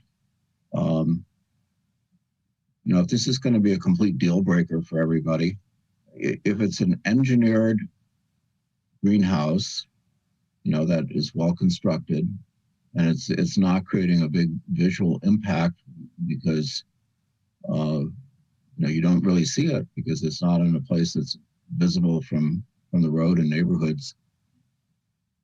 Again, the planning department could probably review that, and it could be possible. I don't want to see big giant greenhouse ranges going up that cover acres, but if it's basically there to support on a nursery basis the grow on site, then probably we could work. The planning department would be able to evaluate that and its environmental impact. So if I could just add a little bit to that. So there are going to be agriculturally zoned parcels that are predominantly near residential neighborhoods or what feel like residential neighborhoods regardless of the zoning. And then there's going to be other agriculturally zoned parcels that are maybe adjacent to industrially zoned parcels or parcels that are largely commercial in nature. And just as we were previously discussing the idea of consolidating smaller mixed light facilities next to adjacent structures, I could see a situation where there might be a mixed light engineered hoop house or greenhouse where it is maybe not on industrial land, but it's adjacent to commercial or industrial activities. And so, yes, it's visible, but it looks, from a distance, it looks like it's a part of that cluster of other industrial activities that are on adjacent parcels. Supervisor Williams? Yeah, I mean, we're really focused on visual impact here. I don't like the visual impact of metal buildings, which I see, housing grape growing equipment and supplies. So it's like, but at the same time, right to farm, they're on ag land. That's the right place to do it. I shouldn't live near ag land if I don't want to see ag operations. And so, I worry we're going down this path. I agree, engineered structures and meeting code, and I am concerned about visual impact. But do you want to create a design review board for all ag structures? Because we're kind of bordering on that. Like, what if it's an existing structure? Can you use it for cannabis or no? It's already there. It's not a new impact. Can you repurpose it? What if you're growing grapes and cannabis? Can you really not put cannabis inside of one of the structures? You can only put grapes in it. I feel like there's a lot of unanticipated consequences and edge cases that we're not discussing today that'll come back and bite us. And we're about to lock this in for years. I don't know. I feel like ag land is the right place to have in ag style buildings, and greenhouses are one of those buildings.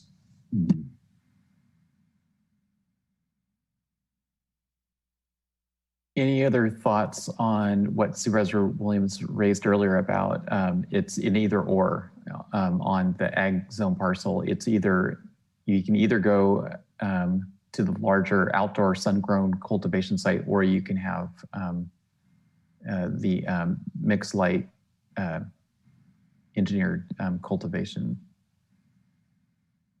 Supervisor McGordy? Well, I guess it's going to be also kind of a decision on the basis of the grower in terms of the process they're going to go through. It seems like if they're going to go through a process to get a sun-grown cannabis permit, it's going to be fairly easy if they're an agriculturally zoned property that has water and they're not putting up any structures to support it. Then, if they want to do engineered greenhouses, it's going to take longer. It's going to cost you more because then you're looking at a structure and it's going to have to go through a permitting process. I still want it limited though, and I kind of appreciate it's all in the context of where it is. If it is ag land, that's like, I can think of ag land that's next to like the recycling and solid waste disposal area in Ukiah. That's really different than a pristine farm that's in Anderson Valley somewhere. I mean, the impacts are really, really different on the landscape. You know, so in that pristine property in Anderson Valley, you know, I wouldn't be real excited about seeing a greenhouse pop up. I'd rather see sun-grown cannabis there. If it's, and maybe this is where planning can weigh in a little bit about how would you handle that in terms of conditioning a permit or approving or not allowing it, or how does that work? I mean, what kinds of things can planning sort under this permitting process? And before planning answers that question, can I just ask them if this is the type of issue that could be sent to the Planning Commission with, as you know, very specific ideas from the board, but perhaps where the Planning Commission could contemplate a couple of different options that could come back? It seems to me that we know we have a strict time frame, and so I think one of the things that I've talked to the planning staff about is that if we come back with, if the Planning Commission comes back with an option, we want to make sure that in some cases it may be more than one option if the board hasn't had enough time to really narrow down the option that it's looking for. So can planning staff answer Supervisor McGordy's question with that context? Yes, certainly. And I'll just say that, you know, the Planning Commission can certainly consider a variety of options that the board has, you know, sort of requested that they weigh in on. So that should not be an issue at all. Then when it comes to discretionary permits, I mean, that's really the beauty of discretionary, is it has that discretion exercised by the Planning Commission with recommendation from staff. So there could be, you know, say there are significant visual impacts associated with a site in Anderson Valley, because an important component is State Route 128 is actually designated as a scenic roadway in the state highway system. So that heightens the scrutiny of review in relation to the CEQA impacts when you're reviewing that particular site. So the Planning Commission would have the authority, if they're processing a discretionary permit, to determine, you know, say an applicant proposes 22,000 square feet of mixed light cultivation in engineered structures. The Planning Commission could say, no, you know, there's too significant of a visual impact associated with that. We are comfortable with approving 10,000 square feet and adding a requirement that you put landscaping in front of it to obscure the view from the public roadway. So there's really a variety of options, and the Planning Commission's authority is limited to really what's, you know, the standards contained in the ordinance, the required findings, and then the analysis under CEQA. So we don't typically get into, you know, those neighborhood view sheds and such. And so, and the general plan consistency is the other really big item that the Planning Commission reviews in you know, significant detail, and making sure that any proposed activity is in conformance with all those policies and goals of the general plan. Okay, thank you for that. Supervisor Hashak, you raised your hand.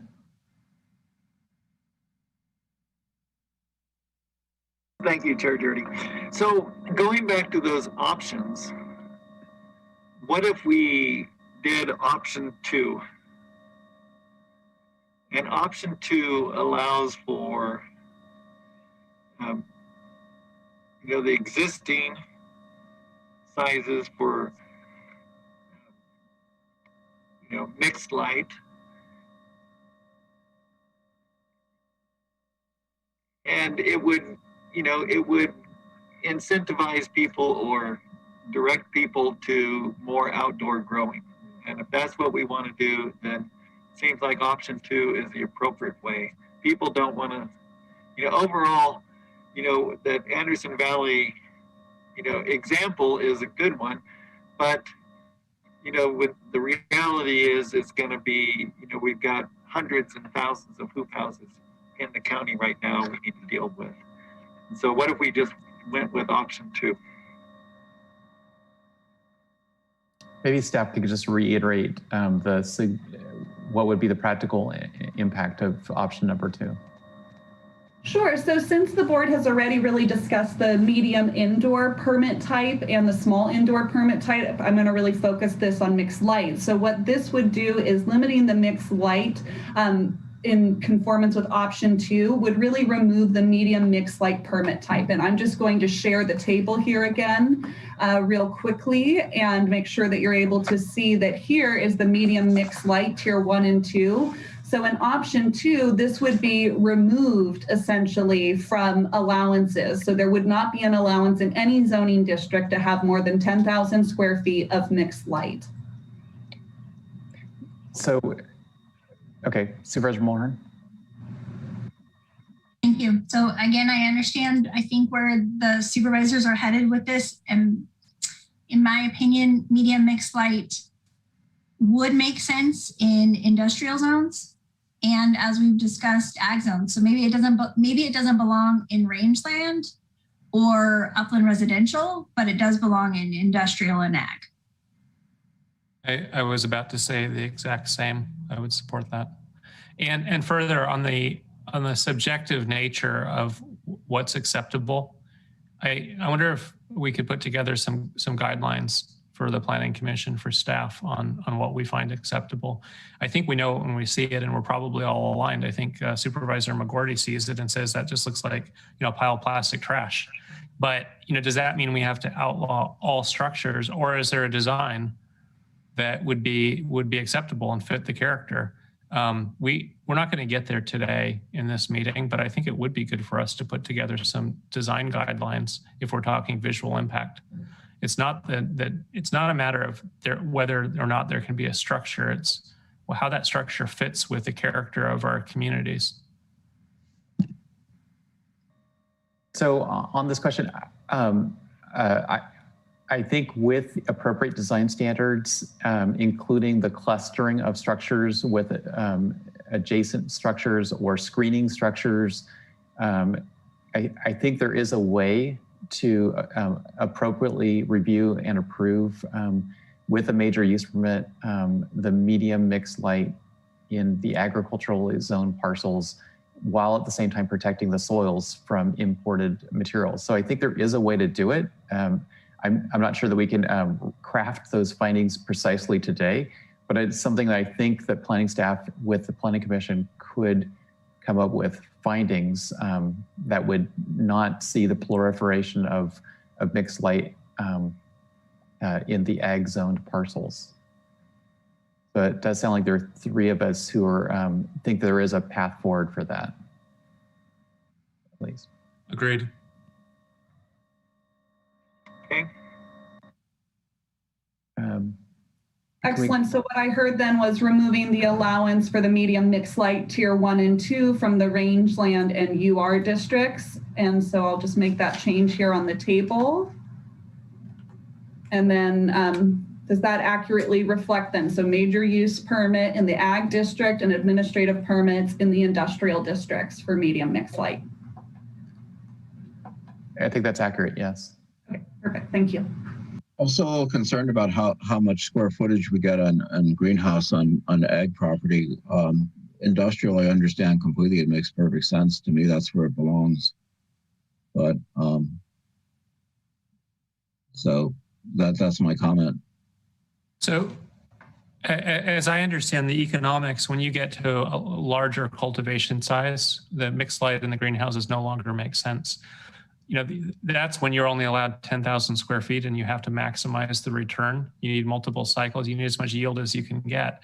But I think economics alone, when we tell people they can, based on the suitability of the land in the neighborhoods, they can grow larger scale, they're going to be looking at where they can reduce expenses. Nobody wants to put in 3 acres of greenhouses with an energy expense if they can grow outdoors, grow more, but at a lower cost per unit of yield. So I know we're spending a lot of time on this. I think that the economy will sort it out. Yeah, well, and if it looks good, I mean that's the other issue, is that if it's a conventional greenhouse range that's engineered and looks like a decent structure, that's way different than if it's hoop houses. So Can Supervisor McGorty come back with a language? Can you help craft what would be suitable in terms of structures? I'll support you on it, but we need to get it down on paper. You're right. Okay, I'll see what. Yeah, I'll work on that. If I may, go Chair ahead. Jordy. Yeah, so one point of clarification on this is, a difference in the proposed ordinance from that of Chapter 10A17 is there's no proposed permit limitation on how many permits per parcel you may be able to seek. So one discussion point I think the board needs to consider is whether or not you're essentially stating that you want to cap mixed light on the site rather than on a per application basis, if that makes sense. So saying that there's no more than 10,000 square feet of small mixed light on those various zoning districts for the entirety of the property, not just for each individual permit that may be sought. Correct. So that was my assumption about what we were doing is one permit per parcel. Mine as well. Yes. Okay. Excellent. Then we will make sure that that's clarified. So that is really across the board then one permit per parcel. Okay. We are running up. Well, we got a little bit more time before we have to take a break. So do you want to go back to your memo? Sure.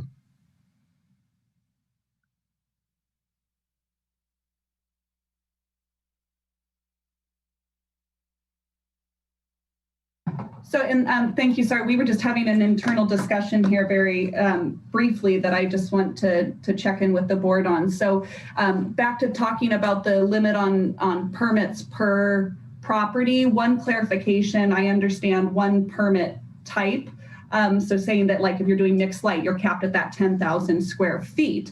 But now would a cultivator be able to also apply separately for an outdoor permit and be allowed multiple permits on the site in that regard? And I will say staff, as this is drafted, had believed that that would be allowed.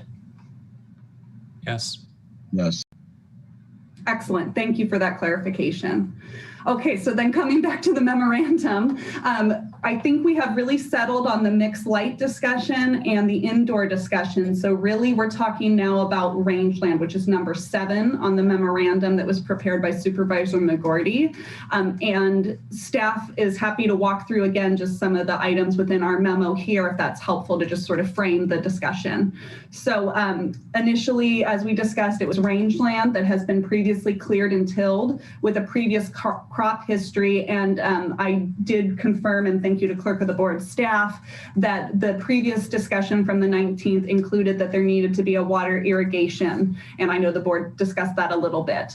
The other components to this are that it needed to be visible in aerial photographs in 2015 or earlier. And that is really the discussion from the 19th that was agreed upon. Staff's comments related to that are to consider potentially limiting the allowable cultivation types and sizes in rangeland as opposed to having the exception language that was previously discussed, as it may prove difficult, similar to how proof of prior cultivation was a bit of a challenge and is still a challenge with Chapter 10A17. Additionally, staff suggests an alternative verification date in terms of when that tilling and seeing that the land is cleared, when that date of sort of that proof of prior is. And then also considering that the board might want to add definitions for tilled and previous crop history, just to ensure there's no, sort of back and forth in negotiations on individual permits over what that may entail. And then lastly, and that's more of something related to enforcement activities, is just allowing, if the board chooses to get that high resolution satellite imagery, to consider allowing cannabis program staff to utilize that in verifying the rangeland eligibility if we are using this exception language contained up above here.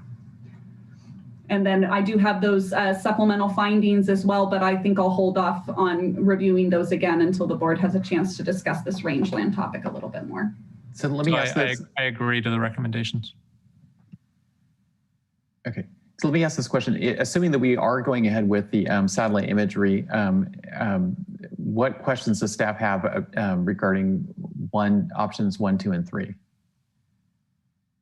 So with regards to the satellite imagery, the only item was when there was the discussion on April 12th, there was a discussion amongst the board that would not be able to be utilized by the cannabis program staff and would really be utilized for just enforcement related activities. So staff just wants to make sure that if this definition or the exception language of rangeland is utilized, that staff has access to that high resolution imagery. Otherwise, what I've seen on Google Earth imagery and things that are publicly available is the detail, it's hard to see that level of detail on those aerial images. So something higher resolution would be necessary for that. So that's just more of a comment from staff and making sure that does not get lost when the board considers high resolution satellite imagery for the program. Okay, so I'll just, if we take a step back, I don't remember our saying that the cannabis division would not have access to the satellite imagery. I guess I'm not clear why that would be the case.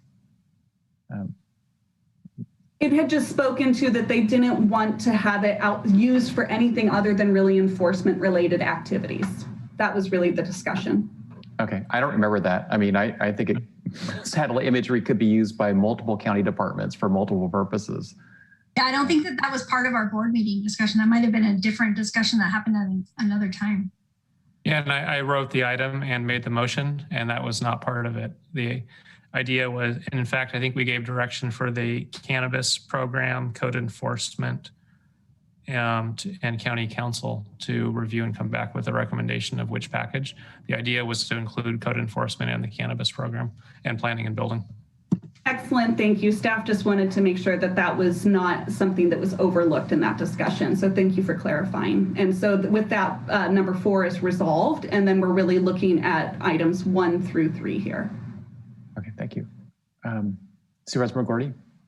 So my biggest concern is that we don't cut down oak trees and obliterate sort of natural vegetation. And that's the most important thing. So as it goes to cultivation and previous crop history, really what I'm most concerned about is that we don't see that the place has been recently obliterated to make room for cannabis. Tilled in previous crop history, as I told you before, so some of these things are going to be really clear because they have an existing vineyard on it. Some of them are not going to be clear because they're presently fallow, but they've been farmed in the past. And I think the key is looking at what's the vegetation type, and if it's mostly just mixed annual endemic vegetation, that's probably good enough. I don't know what else we need for told in previous crop history, but certainly it's land that's cleared and presently is devoid of oak trees and other significant woody vegetation, and has water. It's really critical. It's got to be a piece that has water. So Supervisor McGordy, but there needs to be some sort of visual evidence prior to January 1st, 2016. So it wasn't, in 2022, it suddenly became cleared. I mean, correct. Okay, Supervisor Williams. Yeah, from my understanding, are we saying no oak tree removal, except where CAL FIRE indicates roads need to be improved? I guess that's correct. Does CAL FIRE actually ask that? Do they require people to remove trees for roads? Well, there are requirements about road width and turnouts that a lot of these legacy cultivation sites may not be in conformity with. And I don't want to see oak trees removed. That should be the last resort. But I also do care about fire safety, and I think the road width requirement is there for good reason. So on a case-by-case basis, I wouldn't want somebody going and doing this work without approval. But if our planning commission reviews it and finds it to be the least impact, I think I could live with road improvements impeding on oak habitat.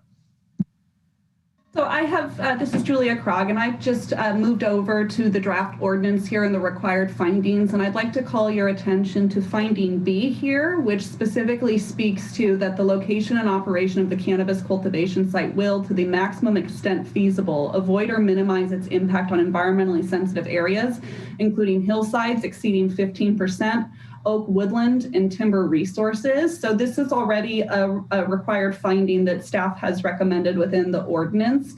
And the board could always consider tightening this up if the concern about cultivation on rangeland is potential fragmentation of oak woodlands or tree removal in general. So this might be an area that you could focus and maybe make this a narrower finding if you so desired. Thank you, Julia. So on this point, the board did receive correspondence from someone who's in our current phase 1 process, may well need to apply under phase 3. And the specific example, again, it's anecdote, but it's a specific example.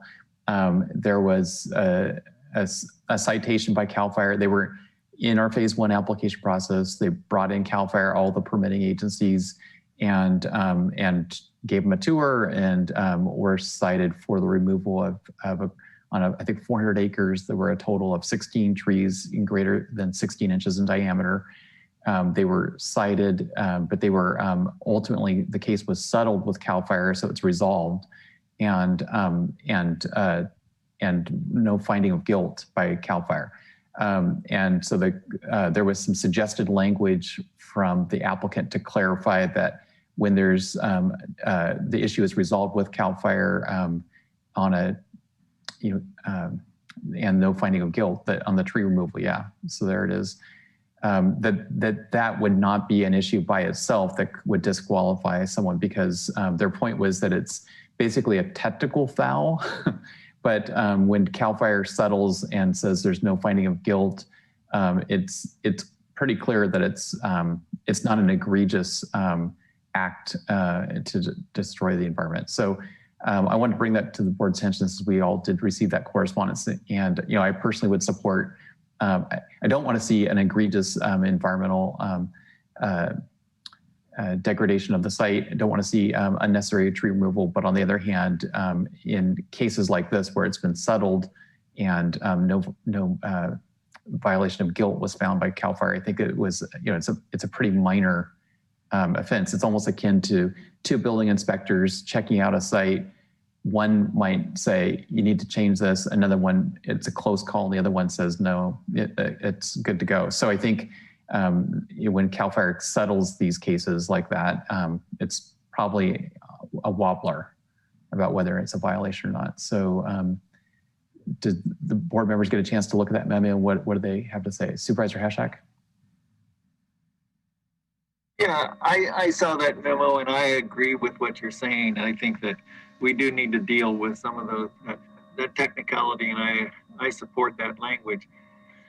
With the rangeland, it just seems like if we're looking at clearing roads and all those kind of things, that is the fear that people have about going into rangeland, is that it's going to increase roads, and you're going to have to do all these other things. That's why rangeland was off the books, with Supervisor McGordy's idea about the previously tilled and irrigated lands that for phase 3, that seems appropriate. And it seems like we aren't dealing with sites that are far out and removed. We're dealing with his neighbor that is zoned rangeland when it should be ag. And so I hate to get too far away from the original intent of what Supervisor McGordy was trying to do. Yeah, I agree with that. I hope we're not in a situation where people are expecting they're going to have to make major road improvements and stuff to get in there. It's supposed to be for things that are already really being farmed or otherwise utilized that aren't going to require really any major modification. Okay, Supervisor Williams. Yeah, if it's a road that isn't being used, then it looks like an increased impact. If it's a road that's already used and small cannabis operation triggers improvements, as a guy who sometimes drives a fire truck down dirt roads, I would rather have those improvements. If you care about environmental protection, making sure fire can access sites is really critical. So, if it's road width or turnouts and there has to be a little bit of development, I think that's an overall win. That work should have been done anyway. And, some of these sites have existing farming operations that they're not compliant with modern fire code. So if this forces that upgrade, I'm okay with that type of impact. I think it's a net win. But what we don't want to see is a road that hasn't been used in 50 years, that's narrow, overgrown, to a site that hasn't been tilled recently, somehow qualifying because there's a photo that it was once used. I don't think that's your intent. No, it's not. Okay, I see a hand raised from County. Okay. Thank you, Mr. Chair. I just want to make sure the board was aware on the tree removal issue.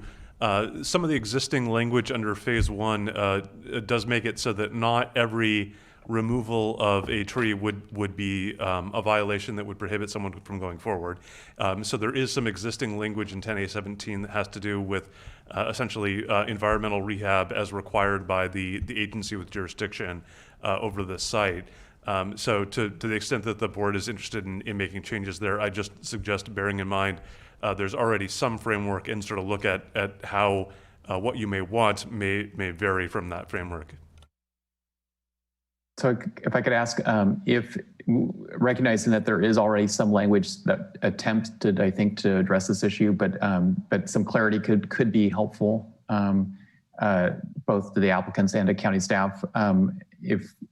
If I heard Supervisor Hashak support, if others would support, then county planning staff could just review the letter that came in, and if they think that there is some clarifying language that could be drafted for the Planning Commission's consideration, then we could give that direction from the board. So great. Okay, so there's at least 3 supervisors asking for Planning Commission's planning staff to give some clarifying direction to the Planning Commission for their review. Thanks. Thank you. We captured that, and just for the benefit of the public, I'll note that correspondence letter was number 444 attached to the item. Glad that you're keeping track. Okay, so where are we on your memo? So I think we're still talking a bit here about the rangeland zoning here and what the board would like to see. And so I'm going to actually flip in terms of screen share here back to the table, because this might help a little bit with the discussion. So as a reminder, with the discussion that's occurred today, some items that have been removed out of the rangeland district in terms of allowances are small indoor, medium indoor, and medium mixed light tier 1 and 2. What remains is medium outdoor, nurseries, small mixed light tier 1 and 2, and then small outdoor, and then carried through with the specialty and specialty cottage as well. And then I'll go ahead and flip back here to the memo again that was presented by staff. And again, staff has at least the initial recommendation here for the board to, instead of having the exception language that was discussed at the meeting on the 19th, instead consider limiting the allowable cultivation types and sizes in the rangeland district. As staff indicated, verifying that the rangeland that is eligible for this has been previously cleared and tilled with a previous crop history may prove difficult to verify. However, if the board does wish to keep the exception language that was noted above, then to consider aligning the date of verification for that proof of prior tillage and clearance to that of the proof of prior cultivation date of January 1, 2016, or consider a date range. And then third, to consider adding definitions or clarifications of tilled and previous crop history if that exception language is to remain within the recommendations. Okay, so I'd like to go to Supervisor McGorty to see, I'm assuming you want to focus on items 2 and 3, and if so, what are your thoughts? Yeah, well, 2 and 3 are the biggest concerns to me. And again, it's the idea that the property has been had vegetation, essentially the native vegetation's gone. So the trees have been removed. It's sometime in the past, or maybe at present is cropped, and that could include pasture. So tillage, and the main thing being clearing, but also tillage is probably in its history. I don't know. Am I being vague enough? Hey, I'm feeling a little lost for words right now. What I'm trying Supervisor to get across. McGorty, instead of a date, would you consider present state? Because that's something we can all look at. We can look at the photos and you know it when you see it. If it's disturbed, if it's already been cleared, if it's non-native vegetation. I don't know about the date. I mean, aligning with this January 1st, 2016, there's no real significance with that date when you look at the broader farming community. It's just convenient because we used it one other place, but there's no rational basis for that relationship. I think the rational basis, though, was to ensure that we weren't creating new impacts. And so if let's say this ordinance is adopted and now we're flash forward to 2025, someone comes in under this ordinance and says, look, here's my apple orchard, or look, here's my vineyard. And it was established, satellite images shows it was established in 2022. I think that's the issue. If we're trying to, which I think we are, if we're trying to limit cultivation in the rangeland to parcels that were disturbed prior to January 1st, 2016, I think that's the purpose for the January 1st, 2016 date. Well, what about somebody who developed a grape operation in 2019? Right? They weren't envisioning growing cannabis. They didn't do it to slide because there was no discussion about it. So I understand the concept. I'm just not sure why 2016. I'd put 2021 in there. Right? The concern is we don't want undisturbed ground to now be disturbed for the purpose of cannabis expansion. But somebody in good faith who developed totally permitted for a different purpose, for another farming operation, I think they should qualify. I don't know that we should exclude them because of this arbitrary date. Okay, Supervisor Hashak? Well, I agree with having this date because you do have people who are out there grading and everything, preparing their land right now for phase 3 when it shouldn't be done. We're looking at historical usage. And I would say, let's use that 2016 with the previous 10 years within that period.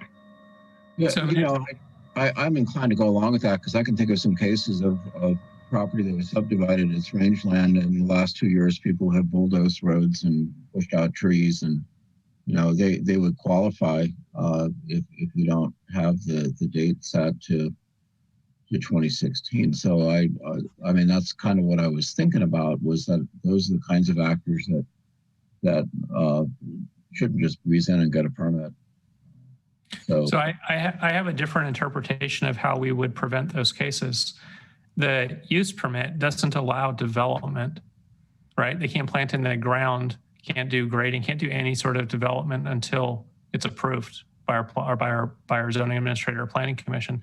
If there's development that's already occurred, I don't think that's a valid application. They're done. And so if you have somebody who in the last 2 years is prepped for phase 3 and they've been out bulldozing, I don't think they can submit an application. I don't think we can review it. And so what can be considered is somebody who has been in good faith growing a different crop with a permitted operation, deciding to switch and grow some cannabis now on the existing cropland that's already tilled, already irrigated. And I'm just not convinced that 2016 is the appropriate cutoff for that. I think somebody who, put in grapes 3 years ago and now it would like to move some of that grapes to cannabis. I don't know that our intent is to outlaw that. What we want to outlaw is somebody who's been out there obliterating the land, getting ready for our phase 3. That can't be used no matter what the date is. If that happened in 2015, I would still say not appropriate. Yeah, there's very little land that would have been cleared for orchards or vineyards in the last few years, based on my own personal knowledge. So I'm not sure what to say here. Okay, I see County Council raising their hand. Thank you, Mr. Chair.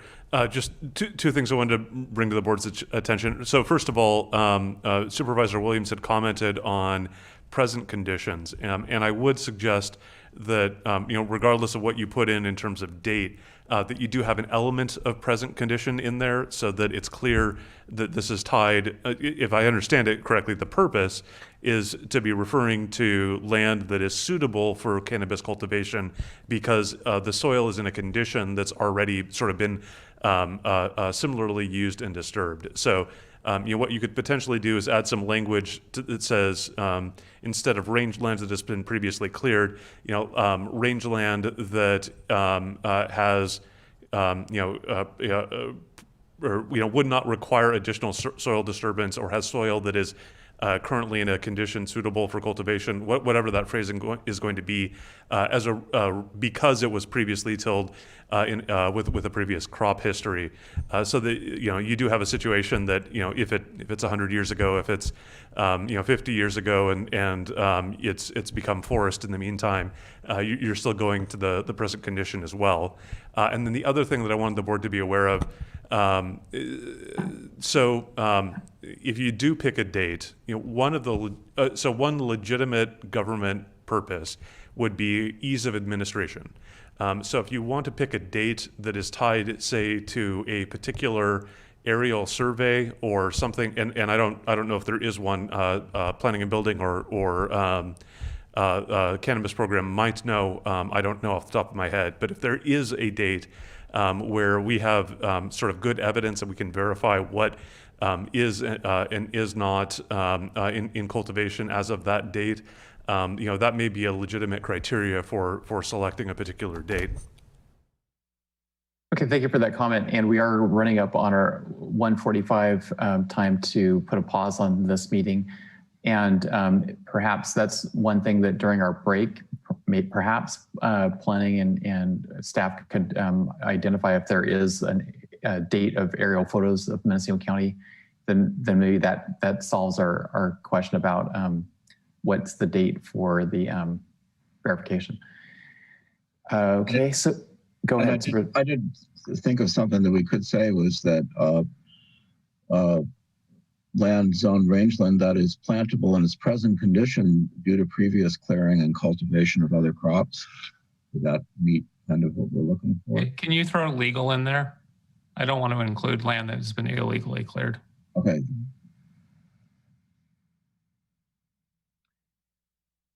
So with that, maybe we could take a break in our pause in our meeting.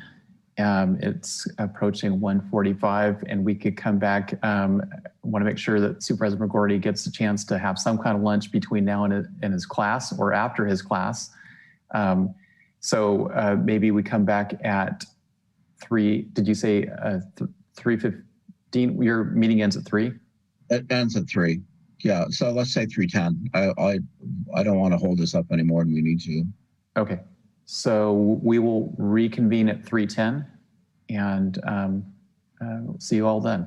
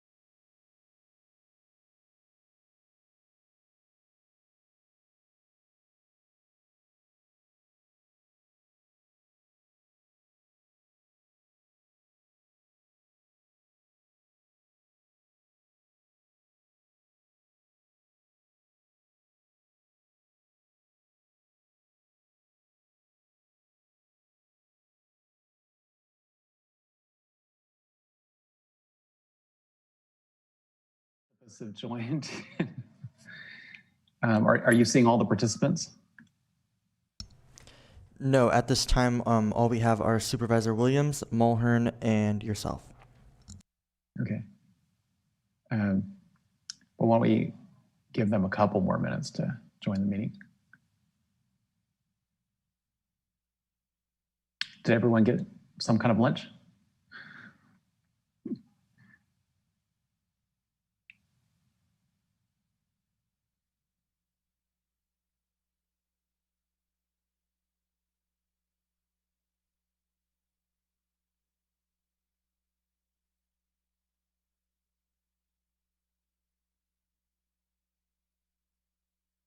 I try to not snack during the meeting, but it's also one of the things that keeps me from talking.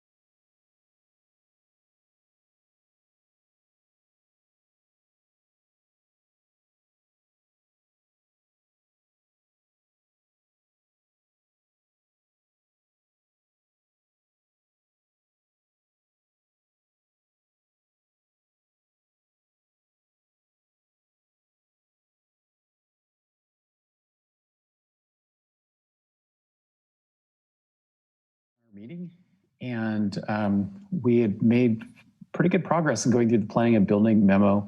I guess I'm going to look to planning and building staff to see if there's any remaining items in their memo where they're seeking direction. Yes, thank you, Chair Jurdy. I think there still are a few items that we would like to go over with the board and just make sure we have clarity on. And I'm going to go ahead and share my screen again here if I can find the right button. Here we go. So where we left off before the break was related to the rangeland discussion and the verification date, as well as any potential additional definitions or clarifications. So that's really where we've left off at this point. And I think we'll turn it back over to the board for discussion to continue on those 2 points. Okay. Yeah. Any board member comments on the definitions?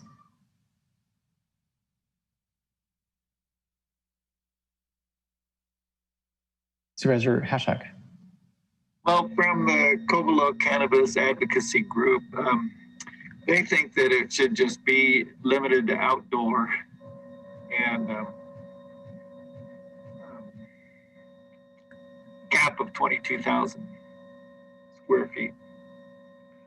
So, you know, it seems like when we're talking about rangeland, we do want to keep the hoop houses to as few, you know, as possible, because those are areas that are going to burn up, and we're going to have problems We're going to have FEMA trucks hauling out plastic coated soil. So I essentially agree with you. I really don't like greenhouses or hoop houses, and the fewer of them we have, the better. And I think it's really important, if we're going to have them, as we go through the review process, that we make sure that they're not having an impact on neighbors. So that's about the only thing I can say. If they're distant, they're away from neighborhoods. In other words, I don't think like Redwood Valley or Potter Valley, where it's highly residential, is really a good location for greenhouses, whereas it probably doesn't have an impact in my neighborhood. So that's just something, as we go through the planning process, we want to be sure that we're really, really stringent about their use. But we're really talking about rangeland at this point, right? That's correct. Supervisor Williams? Yeah, I think when somebody takes out a phase 3 application to put a hoop house in Covelo, I think they're going to get a lot of neighbors showing up with opinions about what's appropriate. So I imagine this will resolve itself. It's the nature of a discretionary use permit.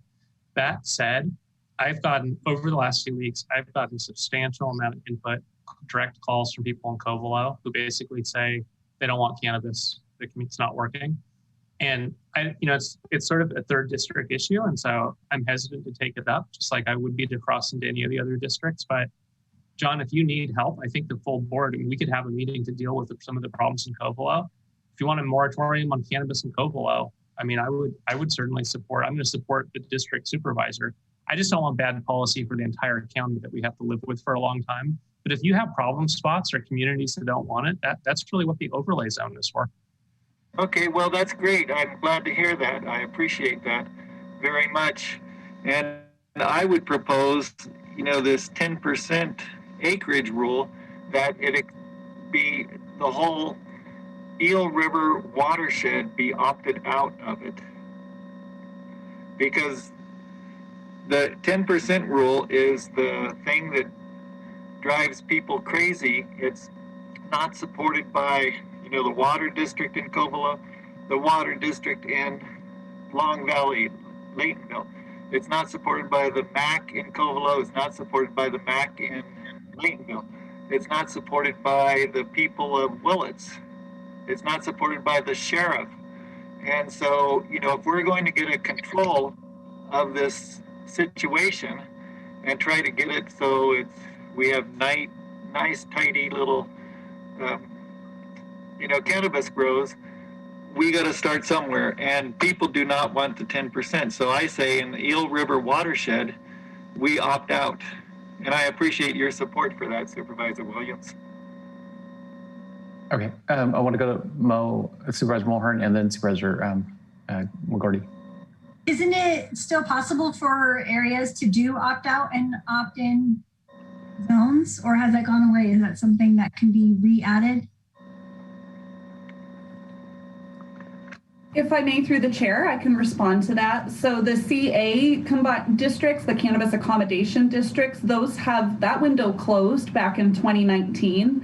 I will say we received very limited applications underneath that. And so far, no additional CA districts have been approved by the Board of Supervisors beyond the initial that were approved when the ordinance was created and that initial rezone. The CP districts can still be created. It's a rezone process through our office. So that is still a process that is available to staff. To the public, excuse me. You define what's CP? Can you spell it out? My apologies, Cannabis Prohibition District. Thank you. So there still is an opportunity for that to come forward based on a district by district or area by area basis. If I may clarify, Mr. Chair, yeah, go ahead. I think we might be talking about two slightly different things here. So I don't know if I understood Supervisor Hashak correctly. I think he was talking not about opting out in the form of a cannabis prohibition district, but rather opting out simply from the 10% requirement to essentially create a sort of a separate overlay process. I don't know that that's currently in the code. I think the board could likely do something like that. it may take a little bit of time to put something like that together, and I don't know if planning and building has anything they want to add to that as well. Thank you. Absolutely. Thank you, Council Curtis. That is correct. Right now, the CP or Cannabis Prohibition Combining District only applies to cultivation. It was really tied closely with Chapter 10 and 17. So if the board wished to see that become an option available, there'd likely have to be a subsequent ordinance amendment to address that, CP combining district to then make it so that could be an option for consideration, folks wanting to opt out of cultivation under Title 22. Yeah, and it's probably, I see it as sort of a binary, but if there's parts of the county where it's not working, it's a problem, the community doesn't want it, I'd like to give them a voice. I don't know about, removing some aspect. I think it's probably an all or nothing, but there may be communities that just don't want it. And, and frankly, it hasn't worked. I don't mean to get us off topic. I know we're not really agendized for this today. I just wanted to throw it out as a possibility to deal with some of the problems we've heard. All right, okay, I want to go to Supervisor McGorty. So I've also all along said that we kind of have to take this, sequentially and get things straightened out before we start expanding a lot. And the new application process for phase 3 sort of recognizes that 10% may be something we phase in over time. We could start a little bit slower if people feel like things are moving too fast. Have it so that it's on the books, but we don't necessarily approve projects that large initially. So we could have a time frame for it. We could have it so that we're not going to do anything until we're out of a drought. So we've got some options. So it's not like we instantly have to apply everything, but there's also the capacity of our planning department to be able to deal with the applications, which I'm really concerned about. We could also do something like, as we take illegal grows out, we can think about bringing legal grows in. So there's a lot of different ways that we can move forward to, again, with the goal of making a well-managed industry that people are comfortable with. And if the public is really having a lot of trouble with all of this, then we have to respond in some meaningful way. Okay, Supervisor Hashak. Well, I guess a question for County Council is, can we put 10% on can that be in the ordinance? And then the reality is we're not going to grant anyone 10% of their land. We're not following the ordinance. Is that a possibility? And, if we are talking about listening to the people, it's been very clear in the 3rd district that they do not want this expansion of acreage. And so now I think would be the time to confront it, because all it is a footnote in Appendix A. So maybe we could go to County Council for answer to the question. Thank you, Mr. Chair. So I believe the question was essentially, if you put in the 10%, can you just sort of categorically deny all of the 10% permit applications? And I think the answer there would be no. If it is on the books, I do think that there needs to be, there's going to be some sort of entitlement for someone who meets the criteria to be able to obtain it. Even though it's a discretionary permit, there's still an assumption essentially that it can be complied with. That being said, I think I had understood Supervisor McGorty's suggestion to be to essentially delay implementation of the 10%. And conceptually, you could do something where essentially you wouldn't allow any applications to come in for the size of the 10% grow for a period of 1 year, or whatever that's going to be, in order to give yourselves adequate time to sort of study and make see how the program's going, study and make any appropriate ordinance amendments, including a potential overlay zone or a process for an overlay zone. So I do think there's some ability to do that. But I wouldn't, if you're going to do it, I would recommend putting language in the ordinance, sort of giving the definite start date. So I definitely support starting phase 3 as soon as the drought conditions allow, because I don't want to just push this problem onto another board to deal with. I think we need to deal with it. And we're not buying anything by delaying at this point. I don't think traditional ag can really make use of a 1/4 acre. by the time they pay people, it's just not a viable business model. So I think the 10% needs to start, but maybe we have a meeting focused on the problems in the parts of the 3rd district like Covelo. It does seem out of control. I look at the crime log and I understand why people are upset. They see the board's about to bring in more problems. They have enough problems. Maybe we need to give John support and have a meeting focused on what's going on in Covelo and how to remedy it. I think that's a good idea, and I'd support it. Supervisor Hashak? I'll tell you exactly what's going on. People are afraid of water. And it's not just Covelo, it's also the Willits, Little Lake Valley, Long Valley, and Laytonville. People don't want this. They don't want more, guard dogs instead of, white picket fences. They don't want the crime that's associated with it. We can have all the meetings we want and we'll hear the exact same story. So, you say you want to accommodate for different areas. 3rd district does not want this. The whole Eel River watershed does not want it. And I think that what we really need to do is limit it in those areas and, make sure we have a pathway for the people in phase 1 and 2 to get into legal, and a pathway as we transition into phase 3. So I want to look to County Council. There was a question I think wasn't fully addressed, which was if we do postpone till after the drought applications for phase 1, and granted it will take time for people to process for the county to process applications, and maybe, as Supervisor Williams said, if we doubled our cannabis division, we might be handling 30 applications, processing 30 a year. So if we are looking at some time frame here before full implementation of phase 3, what could we do? What would be options in terms of allowing communities to say through a modification of our existing opt-out? I mean, it's not exactly a one-for-one of what we've had with opt-out or opt-in, but it's like a modification, I would think, to that existing ordinance. What kind of requirements would we have in terms of CEQA and other things to amend that ordinance?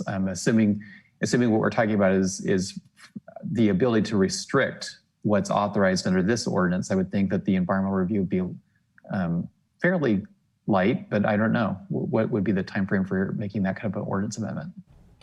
So I actually may ask Mr. Kudrowski to speak to this a little bit. I will say as a general principle, when we're restricting uses as opposed to permitting them, the environmental review tends to be less intensive. But I would ask if Mr. Kudrowski could answer that one.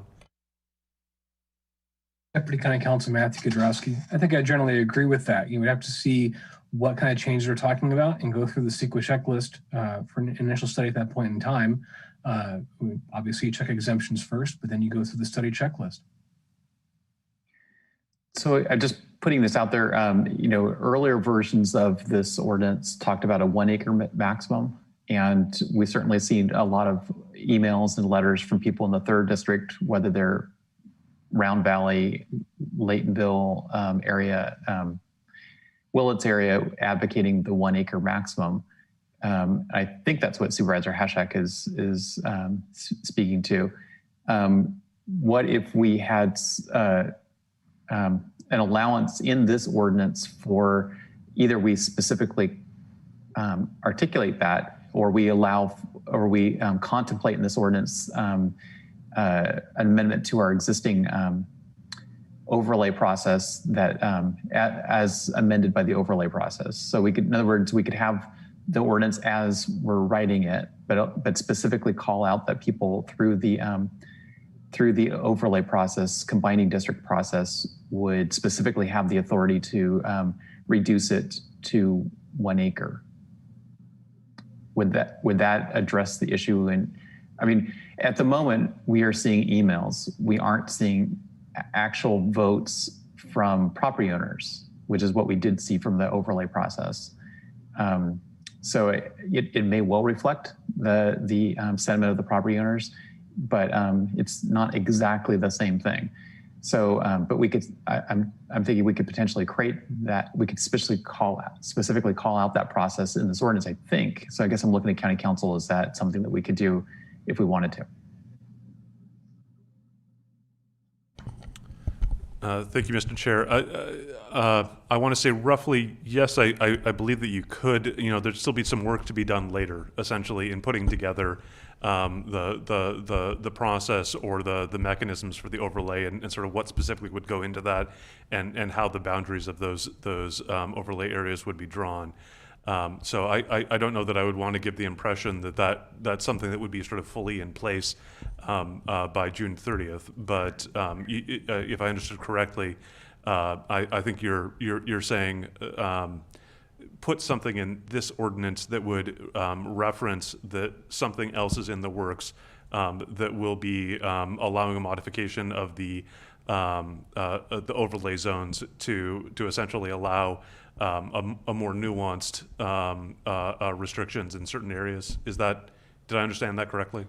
Yeah, to specifically say that there shall be like a community-driven zoning process through modification of the county's existing combining district process to allow for communities to have a property owner vote that would indicate whether or not they wanted to retain the ordinance as written or reduce the maximum cultivation site to no more than 1 acre in the agricultural zoning district and in the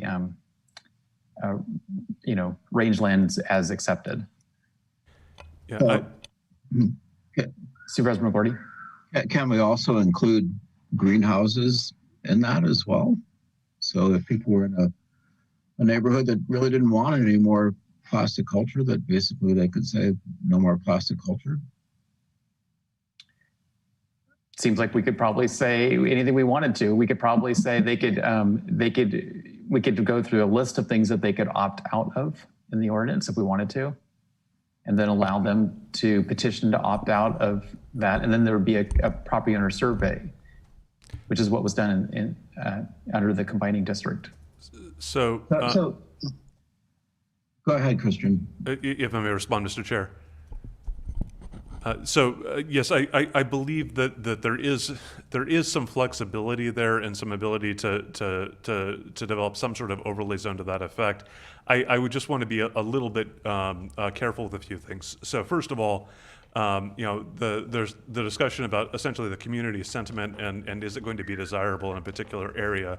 And I would just note, when you're making those determinations, you're probably going to be looking at more than just community sentiment. I mean, that's definitely going to be relevant to the process, but you're also going to have a lot of other sort of planning considerations that are going to need to come in to ultimately making the decision. So I guess I wouldn't want to sort of mistakenly give the impression that it's sort of just entirely a question of an up or down vote of do a majority or super majority support or oppose particular practice in a particular area. Additionally, you are going to want to be careful to avoid what's referred to as spot zoning, which is essentially this concept that the police power and the zoning restrictions are being sort of decided too much on a parcel by parcel or individual basis. And you do have an ability to essentially say, this is an area where we think this is appropriate and this will fit. This is an area where we think it isn't, but it shouldn't be drawn too narrowly because then you do start to run into equal protection problems there. And that is sort of a classic area of the case law where there can be problems and where there can be constitutional errors when essentially the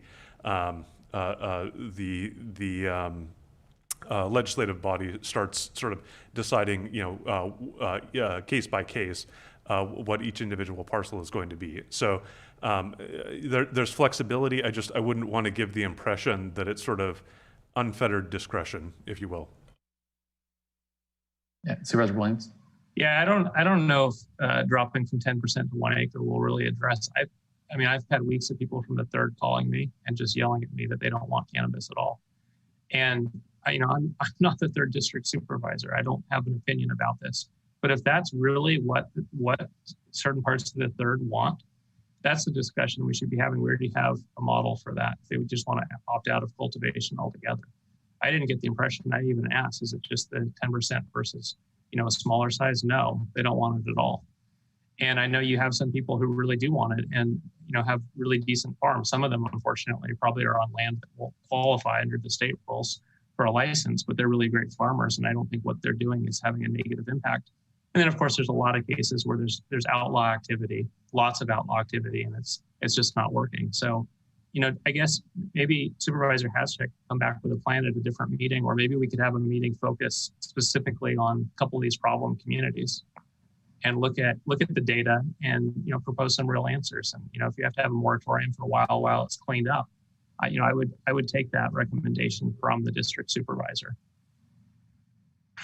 Okay, Supervisor Hasek. Thank you, Chair Jurdy. That's certainly the issue here is that, we told people we're going to enforce and we're going to have code enforcement, with the legalization of cannabis, and we're going to have law enforcement. And so far, we haven't been able to get a handle on it. And, it's just exploded in the third district. 70% of the cannabis grows are in the third district, someone said, and yet we're hearing these, two supervisors said, well, we might have in a few years fewer acres of cannabis. And if you believe that, it's not the reality of what people have experienced so far. Their experience is that they're really fed up with illegal grows, with lack of enforcement, with fears of the water and everything else. And, we can't provide water for people, and yet they don't want the 10%. And it's throughout the third district. So if we can do something now to say, hey, we'll limit it to 1 acre. We don't want to go beyond that. We don't want the hoop houses everywhere. I think that would go a long ways towards, not having a referendum. But if we go forward with the 10%, who knows what people will do? And, they're justified because they don't have faith that we'll get it under control. Sheriff Kendall has said, maybe if they were fully funded, they could get it under control in 2 years. Well, people are worried about right now, and they're seeing their way of life. We're seeing people move out of the county because of what's going on. We just had a couple missing people up on Sherwood Road. This stuff is going on all the time. And, if we expand with all good intentions, we're still going to expand the number of problems. And that's what people say. And John, I hear that, and you have my support. I think the board should help you out. I think we should have a meeting about what's going on, in Covelo and Little Lake Valley. I don't know that it's legal cannabis permitting is the core cause of these problems, like the 2 people missing. I doubt that's related to working at a licensed and permitted farm. And so we're going to, whether we have a 1/4 acre, 1 acre, 3 acres, this is lawless. This is rule breakers that are causing these problems. And so if you need our support, we should have a meeting focused with the sheriff, focused on what are we going to do to clean up Covelo and, clean up the hoop houses that are unauthorized, clean up the crime, push out the people who came across the line from Humboldt when Humboldt started enforcing and they saw they could get away with it here. And I'm speaking as one supervisor. I'd like to hear from my colleagues, but I want to express my support for dealing with current problems in the third district. And I don't think that simple policy changes in the legal system will address it. There's a deeper underlying problem with lawlessness. Well, go ahead. Yeah, I think that policy could certainly exacerbate the problem, and that's what people fear. And that's why law enforcement has come out against this 10% rule, because they understand that will be, creating more problems for them. People, there's this kind of feeling like I've been leading people down this path of, misconceptions and misunderstandings about the 10% rule or whatever. And it's like, I wish I had that kind of power, but it's people's experiences of what's going on the ground that's happening. And, you know, it's their life experience. They don't want this. I'll mute myself. I don't think it's just the 3rd district. I think it's all of our districts. But I'm saying, hey, for the Eel River watershed, let's opt out for the time being of the 10%. I don't think that traditional ag producers, I don't think grape growers are going to create the sort of problems that we've seen in the hills of Govelo. I just don't see it. I think they're good at making their properties presentable. They're good at following environmental regulations. They can handle the paperwork of permitting, and they can employ people, and we definitely need that. We do need the jobs, and these are some good paying jobs. So, you know, in terms of conflating, I don't think a lot of the ag producers we should conflate with the problems you're seeing in the hills of Govelo. I think, but at the same time, we do need to deal with those problems. And if it's at the level that one supervisor can't take it on, I think we should all be putting our heads together and finding solutions. Oh, thank you. You know, it's not just Govelo.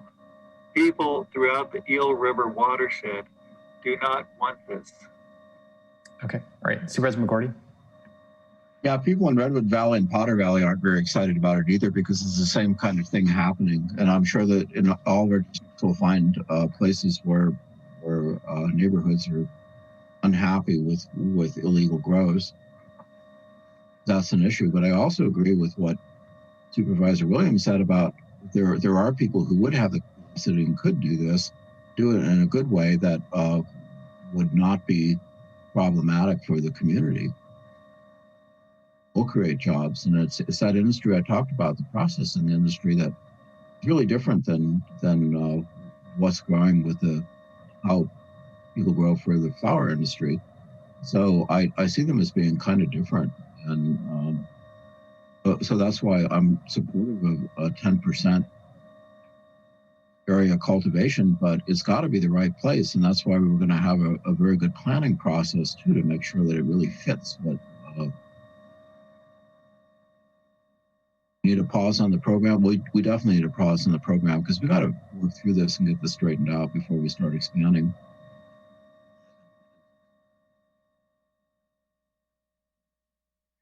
Supervisor McGordy, your audio is going in and out. Sorry, is that better? Yeah. So I, you know, our board's already talked about active code enforcement, and we're headed down that direction, and that's going to make a difference. So we can get back to our agenda. I didn't mean to take us so far off course. I appreciate the conversation, Chair. And maybe the direction to staff is to set up a meeting where we can focus on 3rd district issues. Well, maybe the direction to... Okay, go ahead, Supervisor Hashak. Maybe the direction the staff would be come back with a plan for opting out the Eel River watershed from the 10% rule and limiting it to 1 acre. Well, it may not be also there. It may be other locations too, and just have a policy if a geographic area wants to opt out of any substantial increase, have a mechanism to do it. Okay, Supervisor Mulhern. Thank you. I'm obviously not opposed to supporting Supervisor Hashak and his district and how we can help the folks up there that are dealing with illegal cultivation, because it really is an issue and a priority. I wasn't sure if we were still on the memo. I did have a question about moving forward the people that are already in phase 1 and 2. And also, I understand, you know, that the board intends to not allow new applications for cultivation while we are in a drought. I'm wondering what we are going to do with people that may apply for phase 3 that already have a legal water source. And would they be allowed to apply for phase 3? They already have a water source, or is it only new water sources? Okay, County Council. Thank you, Mr. Chair. My understanding of the direction from the prior meeting was that the period of, I believe it was 60-day exclusivity for applications coming from the phase one and two cultivators would essentially be sufficient. As I understood it, the board thought that was sufficient to go ahead and prevent any new permits from being granted until we were out of this drought cycle. So, if the board wants to go in a different direction, we can, but it would be the new cultivators applying after that 60-day window would end. Let's say if we enact this in June, I think we're looking at probably end of August or early September for them to get their applications in, and then we're probably looking at another few months. I'm going to guess 6 months for the new cultivators to go ahead and get any permits on the sort of extreme low side. It could be significantly longer than that, but planning and building might be able to have a more accurate estimate. Okay, Supervisor Hashak. Well, I'd like to just finish up our conversation about opting out. And so it sounds like we might have a majority who want to provide direction for staff to come back with an opt-out plan. We could. I don't want to tie, you don't have my support for tying it with the current phase 3 changes, but separate from that, I do think we have a problem in part of your district. And I think we should get together, look at solutions, look at the data. I don't have the data. I don't know how many of them are illegal, where they are, the dates on code enforcement actions, whether it's for the sheriff or code enforcement. I feel like I would just be beginning to dig in, and I'd like to understand the problem first before we come up with solutions. I don't think it's as simple as, is it 10% on ag land or is it 1 acre? I don't think that'll make these problems go away because frankly, it's been a 1/4 acre and it's a problem. But I would like to help identify the underlying problems and come up with some real solutions. And I mean, maybe it's a campaign to go through parts of the county that have high non-compliance, pull out the maps, parcel by parcel, and annotate which ones are in our permitting system and which ones are not, and send abatement notices. We could clean this up in a matter of months if we put our heads to it. And so I support you on that. I don't want to be changing the language. I think we're so far off base already from what the Planning Commission reviewed. I think we need to get this done and get it passed before we miss the deadline. But I don't want to lose track of the other problems that we need to deal with. Okay, Supervisor Hashak. Thank you, Chair Jurdy. So the Planning Commission did recommend, 3 out of the 5 planning commissioners said 1 acre limit. The majority said that. And so why aren't we following what the Planning Commission did? I'm saying, hey, if you want in Hopland, someone wants to do 10%, I guess it's all right with you, and but it doesn't sound like it's all right in Potter Valley. It doesn't sound like it's all right in Redwood Valley, and it's certainly not right in the Eel River watershed that I represent. And so let's just figure out a plan, and we can save a lot of heartache if we just do it now. Because otherwise we're going to have referendums and all that kind of business. So to that point, I want to go to planning staff and or county council. This may be more of a county council question.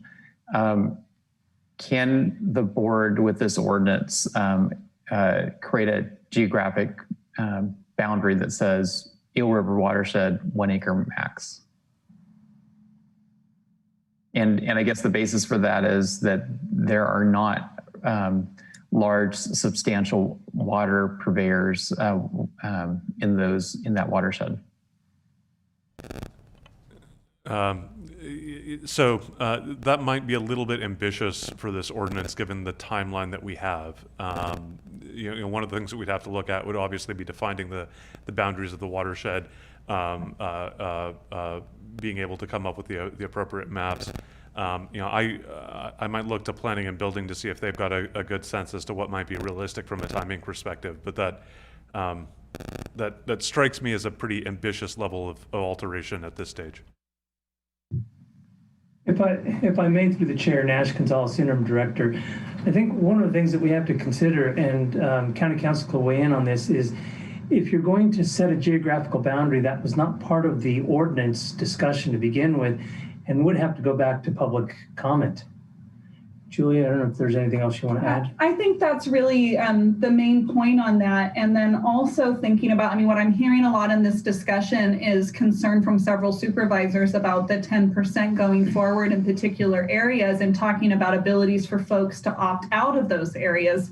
I want to throw it out there. Maybe the board wants to think of that in reverse, of thinking about opting into those areas, something along those lines, and then doing a separate, I mean, with the discussion here, I'm not sure there's adequate time that we can actually be able to address this concern related to the 10% in the time that we have right now. So I think that's a larger discussion and needing more analysis before we make a decision on something that's of that magnitude, you know. So anyway, those are some of my comments. Thank you. I guess going back to planning and building, we already know that this ordinance needs to go back to for public comment at the Planning Commission meeting. Was the comment that this change would require a reopening of a new public hearing, or would simply be part of the public comment at the Planning Commission meeting? I don't want to speak for council, and council may want to weigh in on this, but I think this is a rather substantial change, in my opinion. And really beyond what was reviewed by the Planning Commission. So anyway, I would like to, I think, defer to council on that point. Thank you, Mr. Chair. I'm not entirely certain. So I would say it definitely is something that would have to go back to the Planning Commission. I'm not entirely certain if that would trigger something separate because of the nature of the difference that would require a new noticed public hearing. Quite frankly, this is a bit different than anything we've analyzed so far. So I would need a little bit of time to look at that. Regardless, if I'm being blunt, even if it doesn't require a new notice public hearing, I would have concerns about the ability to sort of turn around and get through all the comment and all the appropriate revisions to that in the time that we have remaining. Supervisor Mulhern. Thank you. I know that you guys are tired of me talking about how the use permit process is going to work for this, but it is. That's the entire reason why we're doing a discretionary use permit process, so that neighbors, so that the community can weigh in on projects, and especially if they're projects over that are 10% over 10 acres. We are certainly going to hear from the community on specific projects. Some projects may be applauded by the community. Others they may absolutely be opposed to. We really aren't certain yet. I do support the idea of at a future meeting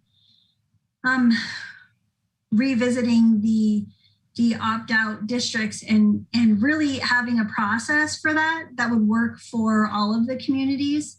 Not just the 3rd district, but all the communities. And I don't think that we have enough information today to say how every landowner would react to not having expansion in each of our districts. So I think it's important that we bring that back in the future, but I'm just not in support of holding up the ordinance for it today.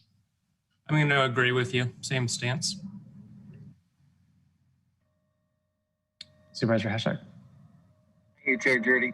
I guess for County Council is that if we did do the opt-out, since it's more restrictive than what's been talked about by the board, and it is in alignment with what the Planning Commission already voted on and sent forth, wouldn't that provide a little gateway where you wouldn't need to do full open hearing and everything?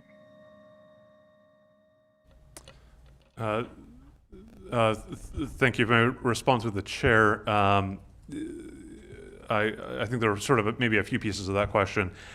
So with it be if it's more restrictive, if it limits it, and then if it's done as part of a separate ordinance after June 30th, it may not require a full environmental impact report because the environmental impacts might be smaller or less substantial. Now, that's something I think that we have to look at potentially in a little bit more depth, and obviously we'll have to go through the initial study process, et cetera, before we can definitively say that. With respect to whether or not it would need to go back to the Planning Commission, that's not really turning the question of whether it's more permissive or more restrictive doesn't go directly to that question. In fact, the powers that are exercised, so a zoning change that allows something that previously wasn't allowed or prohibits something that previously was allowed would both trigger the requirement of going to the Planning Commission, and then the standard that gets applied in terms of whether it goes back to the Planning Commission is based on whether it's a modification of what the Planning Commission had recommended and whether it's something that the Planning Commission had previously considered. So I think I'm not aware of anything in the record that indicates the Planning Commission considered an opt-out provision or a limitation for the purposes of the Eel River watershed, or attempting to define the boundaries of any of that. So I do believe that would need to go back to the Planning Commission at a minimum. I think the question that Planning and Building has raised is it so different that it's not just a referral back to the Planning Commission, but that it's a whole new notice public hearing. I don't know the answer to that off the top of my head right now. Based on my analysis, my hunch is probably not, that you probably could refer it back to the Planning Commission and have them come back with recommendations related to this. That being said, even if we're not complying with that 10-day notice requirement for 10 days for the Planning Commission to meet, to consider it, and then another 10-day notice period for the board to meet and consider after that. That's the time that we have, maybe, in my opinion, may be fairly ambitious to attempt to incorporate a definition of the specific areas and watersheds as part of an overlay zone, establishing different requirements in different regions, since there really has been no study, essentially, as to which regions where those boundaries would be set, or where it would or would not be appropriate up to this point. So, trying to go through that and trying to build that record in a couple months is a lot, and Planning and Building may have their own opinions as to sort of how feasible that is, but that strikes me as very difficult to pull off in the time that we have. Chair, I heard two for moving on. Do we have a third?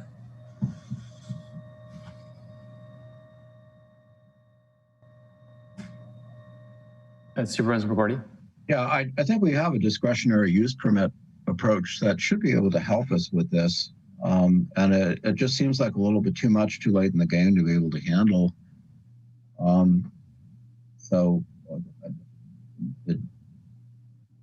I don't, it's unfortunate that we're really kind of impacted and divided by the third district, because I recognize the seriousness of the problems they're facing.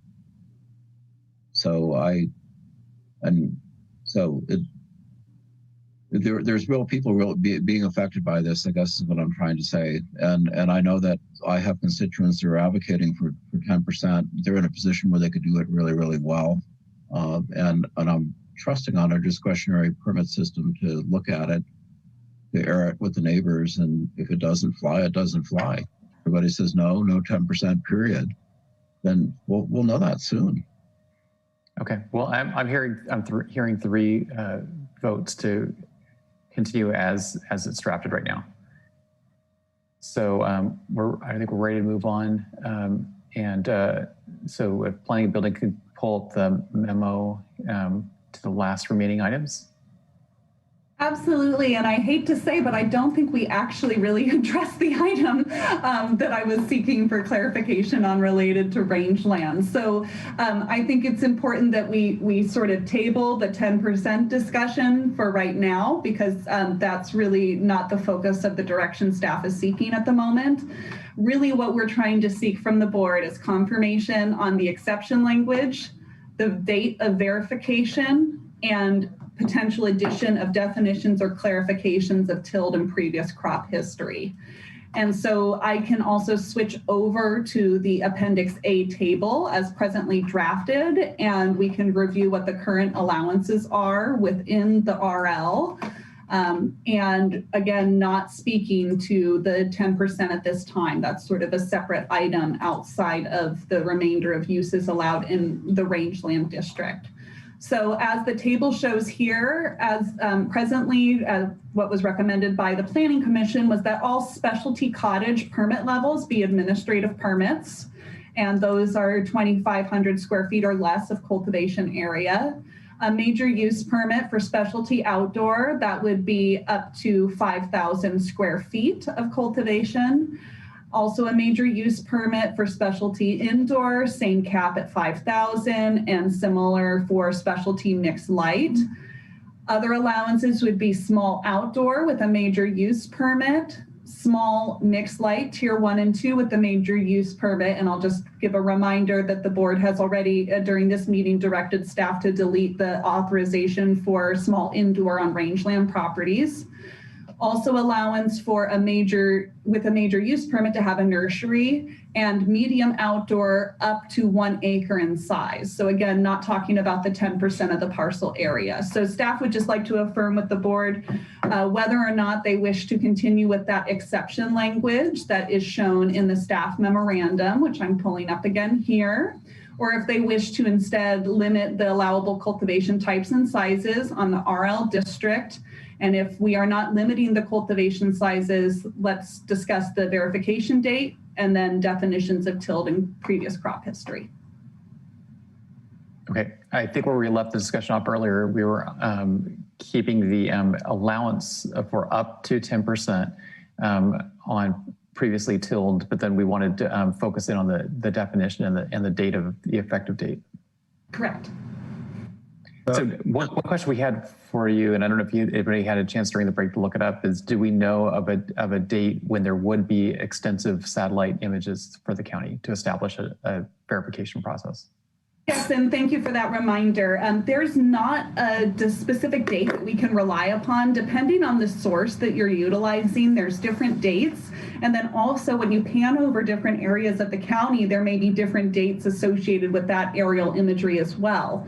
So it would be hard to find one date that works sufficiently for the entirety of the county, especially given the multiple different sources of data that are out there. Okay, thanks. We have a question or comment, Supervisor McGordy? I was trying to come up with a definition that we might be able to use, and I came up with rangeland that is plantable in its present condition due to previous legal clearing and cultivation.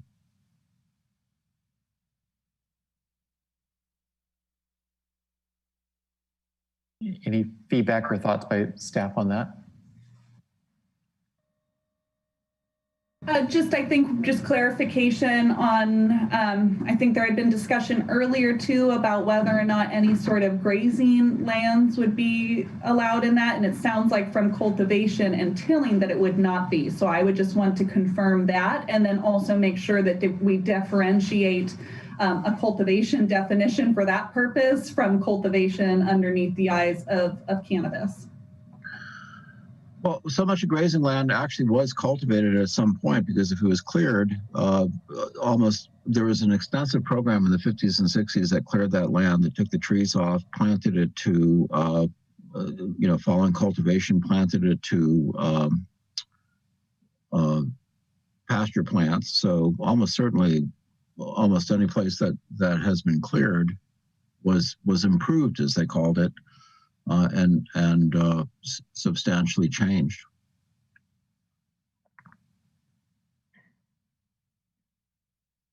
So I guess for staff, my question would be then, if there is, then are we moving away from talking about verification as of a particular date and just looking more at the history of a particular site?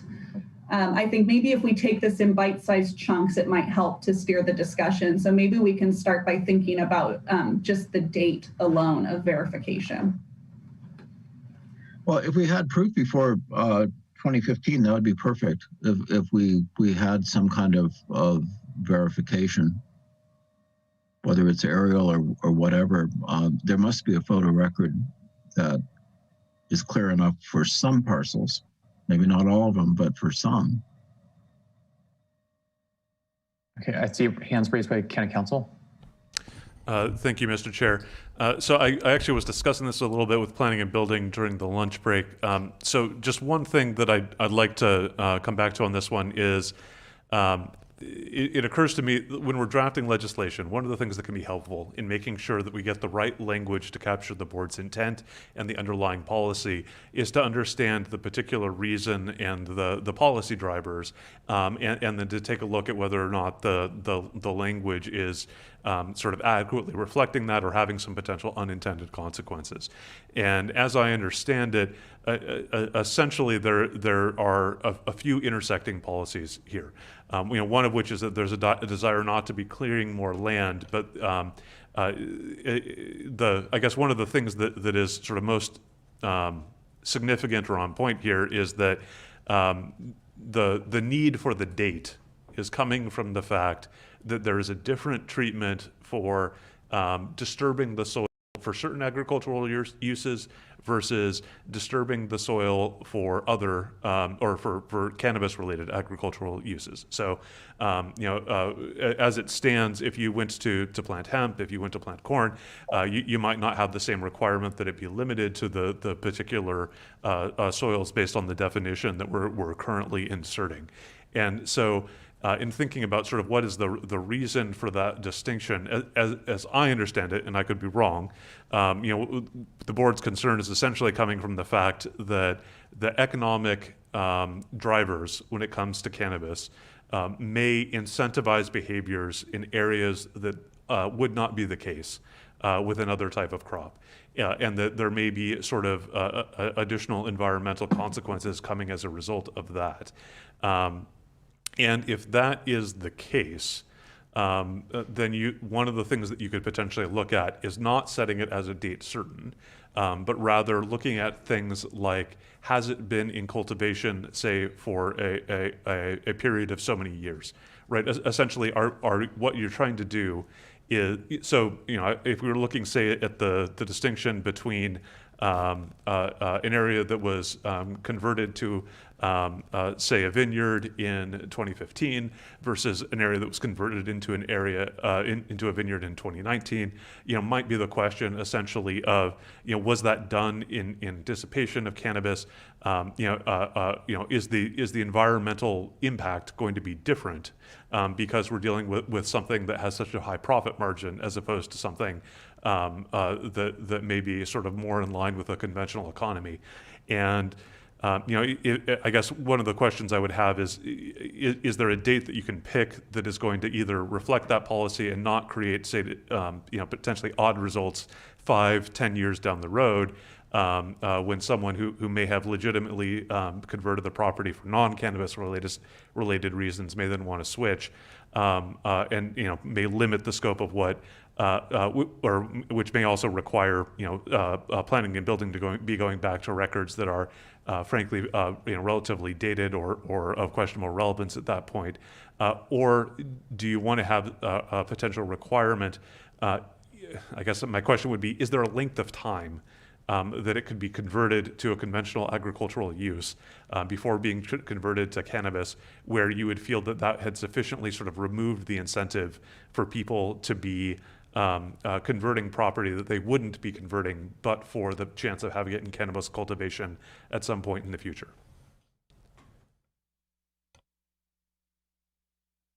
Supervisor Williams. So if I understand, what you're saying is, instead of requiring a certain condition on a certain date, we could, for example, require proof that the land had been another crop had been cultivated for 5 years.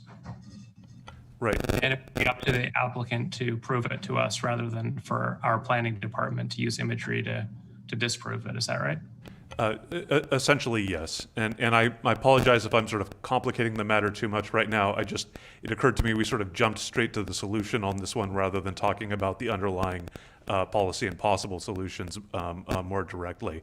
The other thing that I would say is you could potentially also have a finding that essentially the original purpose this may be a little bit too squishy, but I just throw out a possibility. You could have a finding that the purpose for clearing the property or the purpose for disturbing the soil was not in anticipation of cannabis production. Now that might be a little bit hard to get into in terms of the evidence. I think a set period of years may be something that's sort of easier to establish, but I want to sort of identify those possibilities. Yeah, so I could support that. I think it's more forward looking.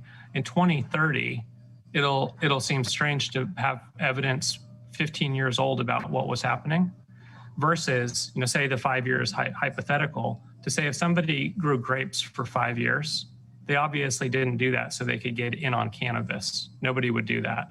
Whereas somebody might clear claiming it's grapes and then plant cannabis instead. And so it's more forward looking that we won't get locked in 10 years from now with policy that no longer works.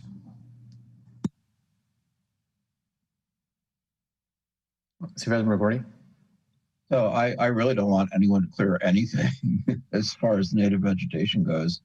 I think that was the whole purpose of having the ability to plant on rangeland, is if we know that there's existing parcels that are already cleared that have a good water source and have been cultivated at some time in the past, whether it's pasture, orchard, grapes, but vegetables, anything, but we don't want to see more loss of oak woodland and native vegetation to clearing. And that's the point that I'm trying to make. So to me, some kind of evidence, whether it's photo evidence, if we have that from satellite imagery or on the ground imagery or something that's somehow dated that we know that the image is historic, is what I'm looking for proof. And if they cleared land to plant grapes and then cannabis, that's the wrong direction. We don't want that at all. They shouldn't be clearing land to plant grapes as far as I'm concerned. Okay, so I'll stick with support of McGordy's original idea. I think we should probably separately give direction to not allow clearing for any crops on this rangeland.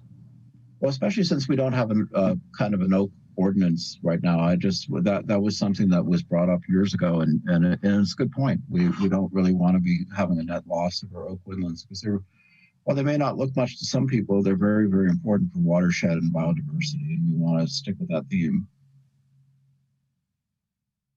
Okay, Supervisor Hashak. Thank you, Chair Jurdy. I would support Supervisor McGordy's idea.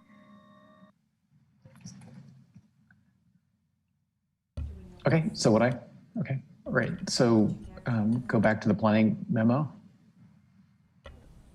Mr. Chair, if I could just ask for clarification, there was a comment there about also potentially drafting an ordinance to prohibit clearing for cultivation purposes in rangeland generally. Is that the direction of the board? Can I comment on that? Yeah, go ahead. So that seems to be the purpose of the oak tree ordinance, because that came into existence as part of phase 3, if I'm not mistaken, that they wanted an oak tree ordinance that would kind of control the removal of oaks, which I see more broadly as an oak woodland preservation effort on the part of Mendocino County, and whether it's going to be a planning overlay or whether it's going to be an ordinance centered on oak trees and the removal, which I think is the wrong approach, but I'd prefer a planning overlay. But that's something yet to be determined. So we have an ad hoc on it. We've been kind of preoccupied with other things. We'll eventually get to it. But while we're trying to decide that, I think it's best that we kind of take the attitude that we're not going to be removing oak woodland to create any cropland. Well, could we do this? The board's looking to the ad hoc to report back in the next 60 days with some sort of status report? Yes. Okay. Does that work? Yes. Sounds good. Right. Okay. Okay, Supervisor Hashak. Thank you. One of the ideas is that the treasurer tax collector has aerial photography started in the late 1990s of the county. So is that something that we could use for determining if this land has been tilled, everything. So if that's information the planning and building can respond to, I'm sorry. Treasurer has collected the past, but maybe planning and building knows. I do not know off the top of my head. I do know that our assessor's office has older aerial photography as well. But I can't speak to definitively what those dates are or when that may trail off and what those resources are. But that's something that certainly we can discuss with them. And maybe when we come back after Planning Commission to the board, we can have some further clarity on that. Okay, Supervisor McGordy. So in a recent visit to their office, I certainly saw very detailed photos of different parcels and properties. So I would think that's a capability that they have right now. At least, I mean, because this shouldn't be hard to discern. I mean, we can even pick it off of the imagery that the National Resource and Conservation Service uses. They have pretty detailed photographs that would be good enough for this purpose. So I don't think we have to look hard to find the imagery that we need. So my question, County Council and planning staff is, do we need to pick a date at today's meeting, or can this be one of the things we're looking for planning staff to work with the Planning Commission to come back with a couple of options?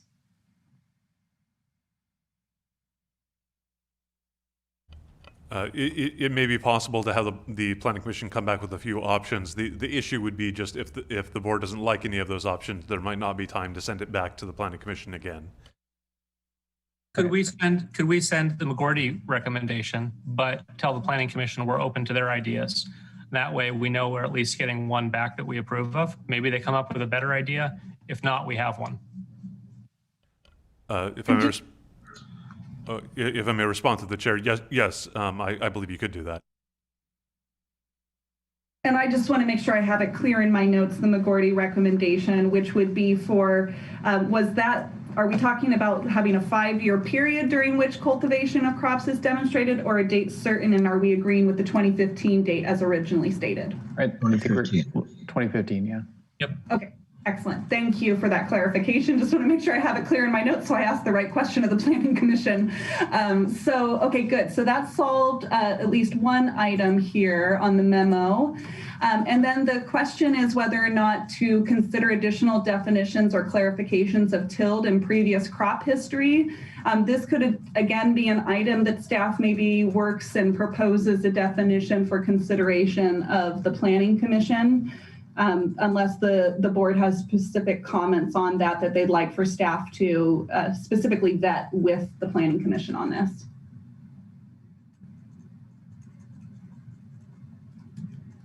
Yeah, I'm not seeing any alterations or changes from the board. Supervisor Williams? Yeah, I would support it. I was curious, by any chance, is there a definition from the Williamson Act we could borrow? I will have to look and see. I did a general search of the terms tilled within our zoning code, and it only shows up in 3 places and not in any definitions. So I think we can look there also, probably underneath. I know the surface mining regulations also have some discussion about tilling for agricultural uses, and they may have a specific definition. So we can look at some already defined terms in other regulations.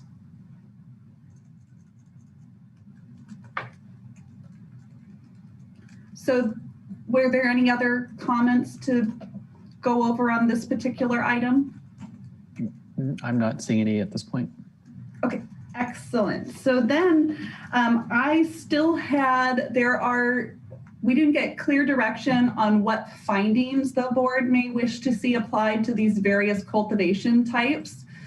So I'd like to start here and see with these initial findings that were presented underneath discussion of mixed light and indoor cultivation, and whether or not the board wishes to see those applied either just specifically to those permit type categories, or whether or not to apply those generally to all cultivation within the proposed ordinance.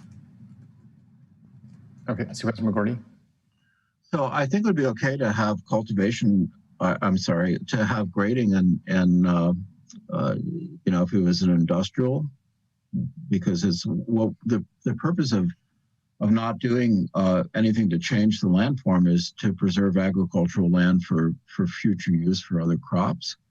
But in kind of an industrial setting, if someone needed to grade a pad, that's out of agricultural production. So that I think that would be acceptable. Supervisor Williams. Yeah, I had some concern about the second one about reducing visual impact. You know, if we're talking hoop house, by all means. I mean, I think Glenn would say it shouldn't exist at all. At minimum, we shouldn't put it where the neighbors look out their window and see it. But when you're talking about that more outdoor view of a row crop, I don't know if visual impact should be more important than environmental impact. And it may be that that the most environmentally suitable location is where there's some view of it by neighbors. But we're not talking about plastic or structures. We're talking about plant in a field. And mind you, industrial hemp could be grown within that same view without any of this oversight at a much, much larger scale. So, you know, I think we should I don't think we should be focused on the visual impact of the outdoor plant. We should be focused on the visual impact of the structure. Correct. I agree. Okay. Anyone else? Yep. I'd agree with that. Okay. Supervisor Mulhorn? Agree. Okay. All right. We got consensus on that. So yeah, so just to confirm then what I'm hearing is really that these would be applied to cultivation types with structures themselves, not necessarily to all cultivation. So really focusing on largely the mixed light and indoor cultivation. Yep. Perfect. Great. Just want to make sure I have that clarity. So then moving further down, we'll talk through the supplemental findings that staff had presented in the memo related to primarily rangeland properties. So I think, and what we can discuss here is those that maybe should be retained for all cultivation, those that may be specific to cultivation within the rangeland district. And then also the board could, if you are not ready to reach a decision on this, we can also pose these tentative findings to the Planning Commission for them to report back. So that first one here is really related to the exception language for rangeland. And then the second here is related to the general plan policy RM30. And when staff looks at that general plan policy, how it's framed is it talks specifically about rangeland that is being converted to intensive agricultural uses. So I want to frame that when we're thinking about this tentative finding number 2. For findings number 3 and 4, those were specific. The policy RM 106 specifically applies those findings typically when you're requesting a change in your land use classification, so your general plan classification from an ag or rangeland district to something other than those districts. And then finally, for finding number 5, that is a policy in the general plan that could apply to all discretionary permits. So I just want to frame that when the board's thinking about these 5 findings. Okay, Supervisor Williams? Yeah, I know the state has a definition that still needs to evolve to get cannabis treated as agriculture, but 5 worries me a little bit in that you know, it's about preserving agricultural lands, and the outdoor cannabis, through our eyes, should be treated as an agricultural endeavor.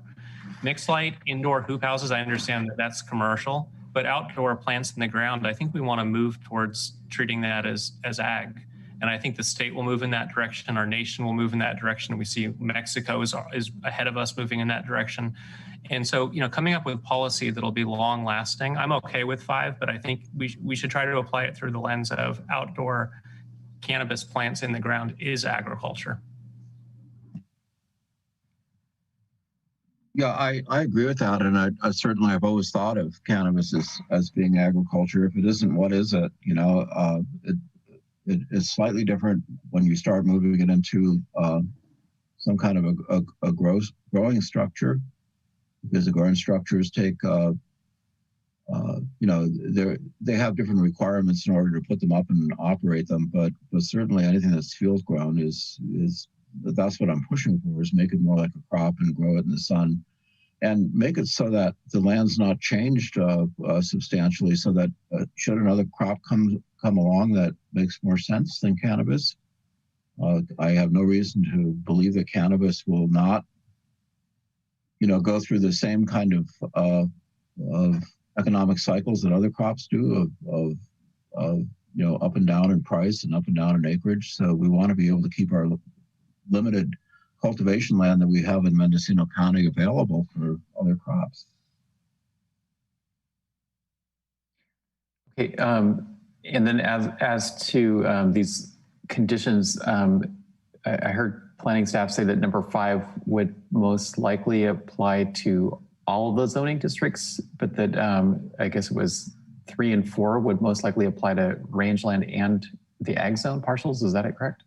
Sure, I can clarify. Just because these were adapted from general plan policies, when you look at the sort of applicability statement of those general plan policies for 3 and 4, it really talked about those being applicable when you are converting from an ag or a rangeland designation into another designation. Say you were doing a general plan amendment to change your general plan classification from rangeland to upland residential or something like that. That's when typically those would come into play. Whereas number 5, it states that that is a policy that is applicable to all discretionary permits within the county.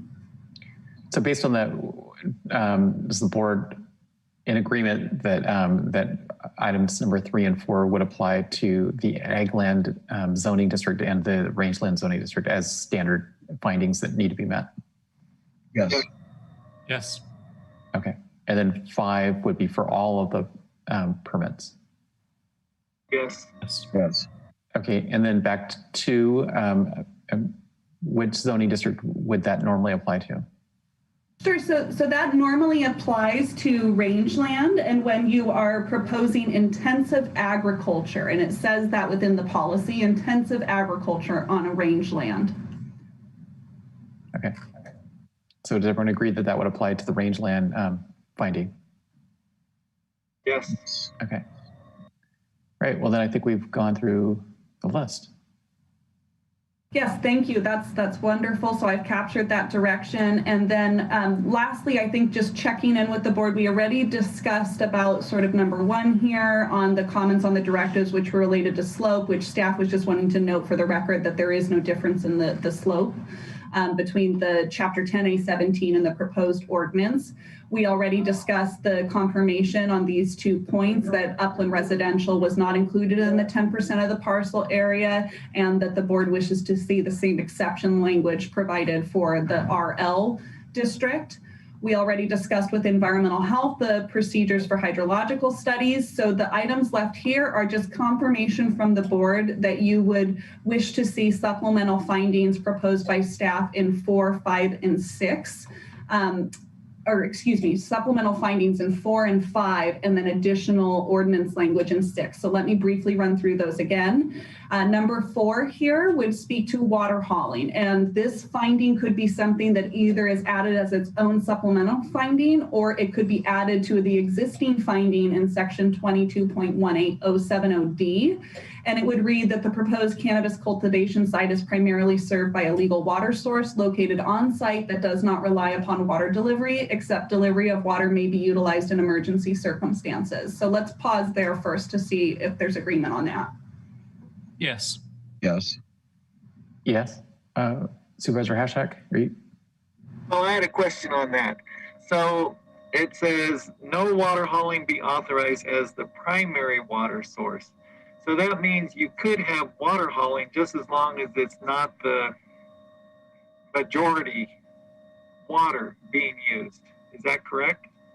No, actually, it would really be only, based upon the board direction we heard, it would only be able to be utilized in emergency circumstances. And how staff sees this implemented is that if someone is proposing to use water hauling as any portion of their operation, they're going to have to stipulate and basically propose what are those emergency circumstances where water hauling would be authorized. That would be reviewed and approved by the Planning Commission when taking action on the discretionary permit. Supervisor Williams? Yeah, I would like to add a requirement that a log be maintained of the gallonage, the water hauler, the date delivered. when water is used in the emergency condition available to code enforcement. So I think that's something we could capture in those standard conditions related to the site to make sure that if somebody is proposing water hauling on an emergency basis, that we ensure that those logs are maintained and provided back to the department. And just a point of clarification, if I may, this is Kristen Nevedal. That log available to code enforcement, it seems like it would probably also be helpful to have that if it was a finding available to the cannabis program staff for compliance purposes. Absolutely. Can we give that as direction to add to standard conditions that the water log of emergency water hauling, including gallonage, source, and hauling company, be available to our county code enforcement and cannabis? Yeah, I would support that. Supervisor Mulhern? Thank you. I do support that. I just have one question that I had a note on this. This is for people that would be new into phase 3 and not operators that were phase 1 that were transitioning or, that may need to apply to become phase 3. Some of them may have trucked water as a source because it is legally allowed by the state. If I may, at least I can state that staff was intending that this would be applied to all cultivation, whether or not it was a phase 1 applicant or a new applicant underneath this chapter 22.18. But in the instance where somebody is relying upon trucked in or hauled water as part of their water source for a phase 1 application, there would likely need to be some level of conditioning within the discretionary permit to phase that out. Or to put timelines on when that would need to be halted before maybe making use of the discretionary permit. But I'm happy to take any direction from the board on that. Okay. Yeah. Additional thoughts, Supervisors McGorty and Hashek? So I think that, there may be some sites that just simply aren't suitable for cannabis if they don't have water. Just like there's some sites that aren't suitable for living if they don't have water. So I think that even though they may be in phase 1 right now, that may be one of those things that they won't stay growing cannabis in that location. And I think that, Chair Jordy? Yeah, go ahead. That I think that the people who were in phase 1 and need to switch over, there needs to be, a few year kind of transition phase so that they can, get their act together with trying to find water, or if not, move on. So I'd like to see a couple of year transition for that. Okay, Supervisor Williams? Yeah, so as I understand, almost all, maybe all of these farms are in the 3rd district that are bone dry, no water. Hauling, their plan is to haul in water. The county and the state issued permits and licenses under phase 1. I'm okay taking the lead of the 3rd district supervisor. What I don't want is when we end the meeting here that I'm going to get bombarded with calls from people who are angry about why are you allowing hauled water in the 3rd district. So this is Supervisor Haschek, I'll follow your lead, but I want to be clear on what you want because I think this affects your district more than any other. It's probably 90%, 90 to 100% of the cultivation without on-site waters in the 3rd. So you tell us, how many years do you want to phase this out? Well, I think a couple of years, and certainly, 2 years.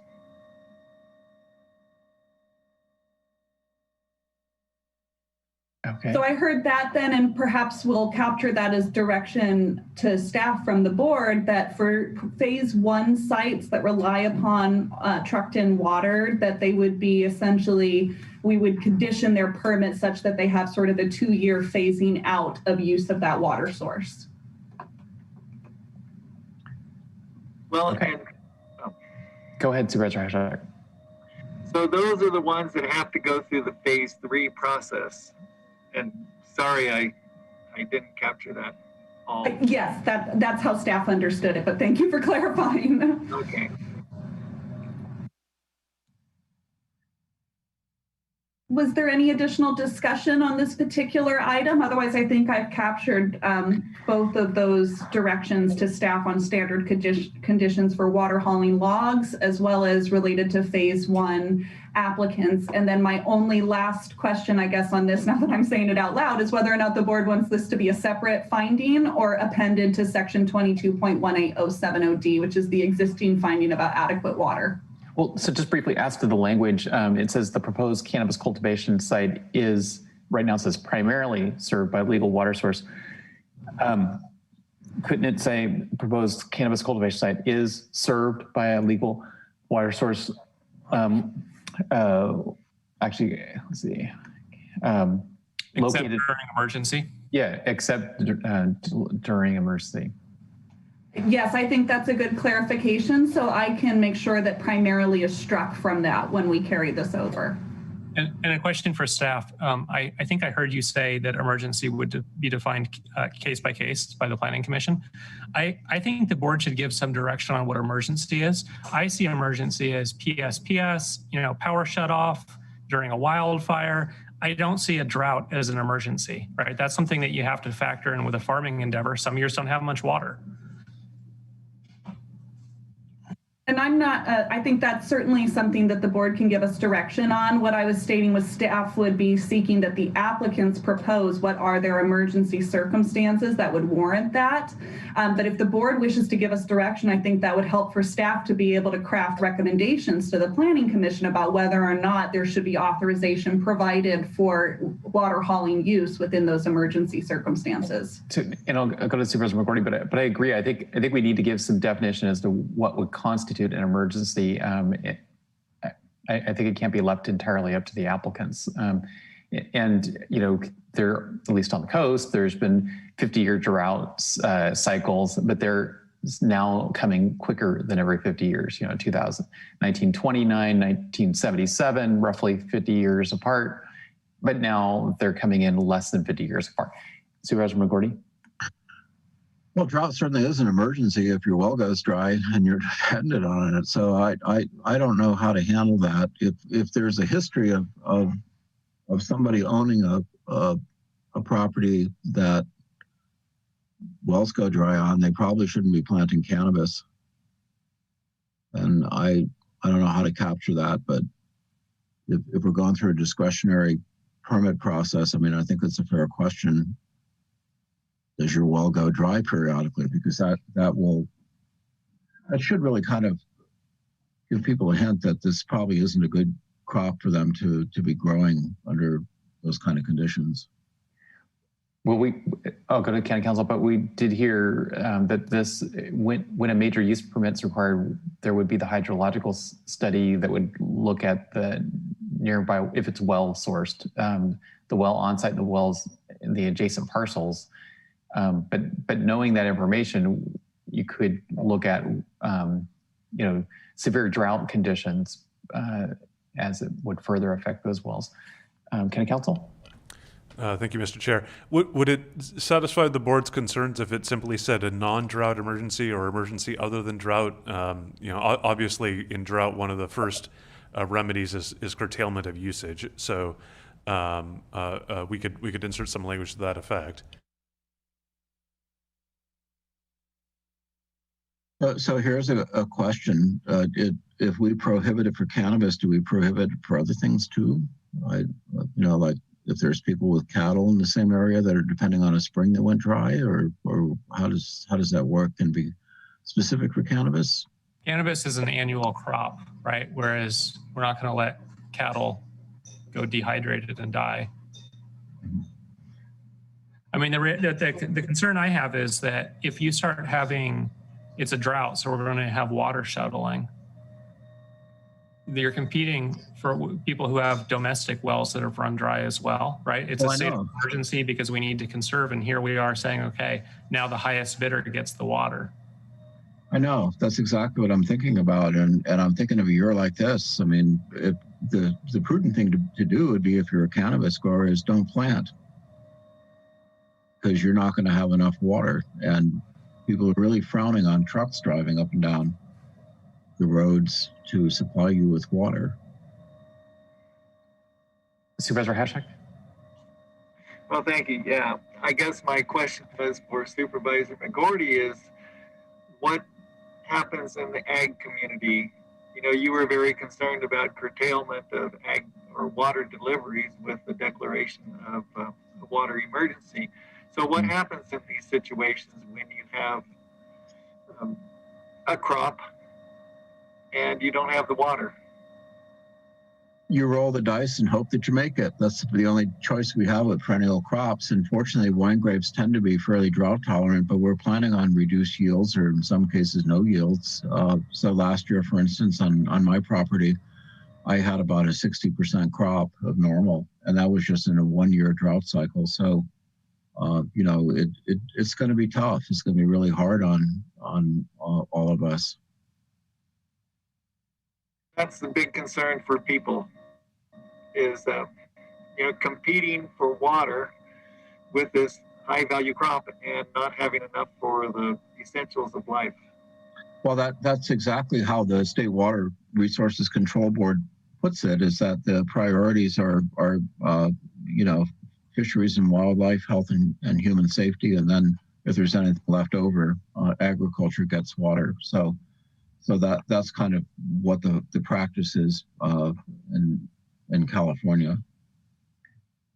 Supervisor McGorty, so I have a question, sort of follow up on that. So these again would be for the permitted, regulated cannabis farms, and right. And comparing that, we're trying to do apples to apples. So compared to the regulated, let's just say vineyards, or maybe there's a row crop that's an annual crop that you could point us to. Is there a comparison there in terms of would someone just simply, if they think they've got some water storage, they've got some water capacity, but it's going to be limited, let's say it's 50% of normal, would they, you know, maybe grow 60 to 70%, hoping it would stretch, they would cover that much crop, or would they cut it right to the 50%? How would someone cultivate in an annual crop? So in the Central Valley right now, they're dealing with that because we're in a drought situation, and the water deliveries are usually given to everyone ahead of time. So if they're depending on surface water, a lot of people will reduce their acreage. If they're saying we're only going to give you 20% of your water, then they'll only present 20. They'll do 20% of their cropland, or they might not grow at all. They might just say, okay, I'm going to have to fallow my land this year because I don't have no promise of adequate water delivery to do the crop. Okay. I guess to staff, because in phase 3 under this new ordinance, we're looking at the county taking a more proactive role in evaluating the site's water delivery and availability of water on site. Does this ordinance or the county's program that would follow the ordinance, is it contemplated that the county would have that kind of oversight to see, okay, in this particular case, this particular farm is going to have 50% of capacity, therefore it's going to be cultivating at 50% normal?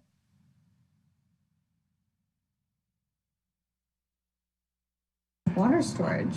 So we were just discussing a little bit amongst ourselves, apologize for the delay, Julia Krog, but I think, you know, it really will be dependent upon the water source that is being proposed. So that's really the challenge, is looking at these. One of the great things about a discretionary permit is being able to look at things on a case-by-case basis, but it also makes it challenging when we have numerous options for potential water sources and or cultivation methodologies. And just additionally, a point for those folks who are conducting mixed light cultivation, they're going to have the opportunity to harvest early because they can plant earlier in the season, and via the light deprivation techniques that are only allowed under mixed light cultivation types, they should be able to harvest in June or July. So they might actually kind of withstand drought a little bit better if they're on groundwater or have limited water supply, because they can choose not to replant because their cycles are so much shorter. Whereas an outdoor cultivator is really stuck in the natural light cycles, and their only harvest period is going to be in the fall because they will not start naturally flowering until August. Okay, thank you for those comments. It does seem that this as the county takes on a more proactive role in the regulation of the cannabis program, it'll have an additional responsibility with the monitoring of the cultivation sites, the ones that do come in and get permits. Was there another part of the memo that you wanted us to discuss? Just the last point on that particular item was whether or not that this discussion about the water hauling should be added as its separate own supplemental finding, or if we should be adding that to the existing finding in the proposed ordinance for 22.18070D, which is the one that speaks to adequate water source being provided. And I will say staff would probably recommend that we consolidate it and make it all one finding, unless the board feels otherwise to that. Do we go with the staff recommendation? Yes. Yes. Yes. Okay, that's the answer. Excellent, thank you. So then this is one of the last findings that we'll be discussing on here, and this was related to generators and internal combustion engine water pumps. Excuse me. Again, this would be a supplemental finding that could be added, and you'll see the finding is stipulated here. This would not potentially be appended to any of the existing recommended findings within the ordinance, but this could read that the proposed cannabis cultivation site does not rely upon generators as their primary power source and/or internal combustion engine water pumps, except use of such items may be authorized in emergency circumstances or as a backup power source or water pump. So go ahead, Supervisor Williams. Yeah, so I support the language, but I don't think it, I think we should remove backup power source or better define that. What I don't want is somebody has a solar panel that lasts an hour a day and then their internal combustion generator comes on as a backup source, right? This is one of the complaints I hear the loud, besides water trucks, it's generators. It's the echo of generators across the valley. So I think we just need to prohibit those. You get enough solar panels and battery storage that you can run your pumps in worst case scenario. No gas or diesel powered motors. I would support that as well. Other board member comments? Yeah, I would too, because noise is one of those things that that I live with that I really dislike, and it's difficult to mitigate easily. So Also a fire hazard. Yeah, I agree. I agree as well. So what I've heard up to this point was essentially either better defining the backup power source or generally striking that entirely. And then also question of whether or not the board, similar to the above finding, would like to delete primary out of this recommended finding. Yeah, what you just said, I'd like to propose delete primary and strike the backup. Okay. So Backup can be a battery. So if I may, this is Kristen Nevedal. I do have some concerns that this could pose some challenges as there's not, I don't know how we would better define backup. You can't necessarily have an alternative energy system without having an alternative source to power those batteries and keep them from being completely drained, which a generator is the main source utilized for such systems. The board could consider, if noise is the issue, setting a decibel limit, so a noise limit that the applicant could read from their property line to ensure that their backup generator usage is not disturbing the neighbors. I guess I'm not clear on that. If someone has solar panels and they have battery storage, why do they need something other than solar to charge the batteries? Great, because when if we have a series of overcast days, perhaps in the winter, that power system, those batteries, if they are drained, they can't click the refrigerator on. They can't start the washing machine without doing damage to that power system. So the generator is there to ensure that those batteries maintain a specified level or threshold of charge to ensure that the household functions are maintainable, so as to not damage that power system. So this is the reason why there's generally, in all cases, as far as I'm aware of, if you're completely off the grid, a backup generator built into your alternative energy system. So what is existing code for people who are off the grid and they're not growing cannabis, but they have a similar kind of system? They would likely be able to have some level, I mean, of course, obtaining proper permits for those types of improvements, but actually with PSPS, we've been seeing a lot of building permits related to generators for sort of that backup power for residential uses.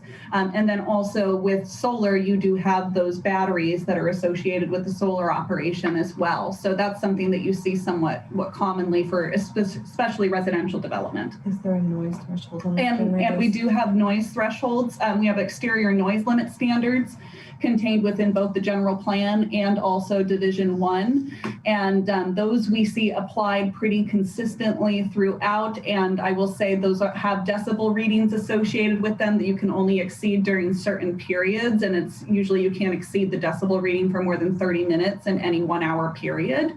And then additionally, the board could consider similar to what we have for the cell tower permits. Sorry, I was thinking of the right word here. We also have a requirement in that ordinance that any generators are fitted with spark arresters and essentially being able to suppress the noise as much as possible. And I'm sorry, the full language is escaping me at the moment, but that could be a direction from the board for staff to essentially establish a standard condition whenever generators are being proposed for emergency circumstances, that those be outfitted such that they have the lowest noise level possible.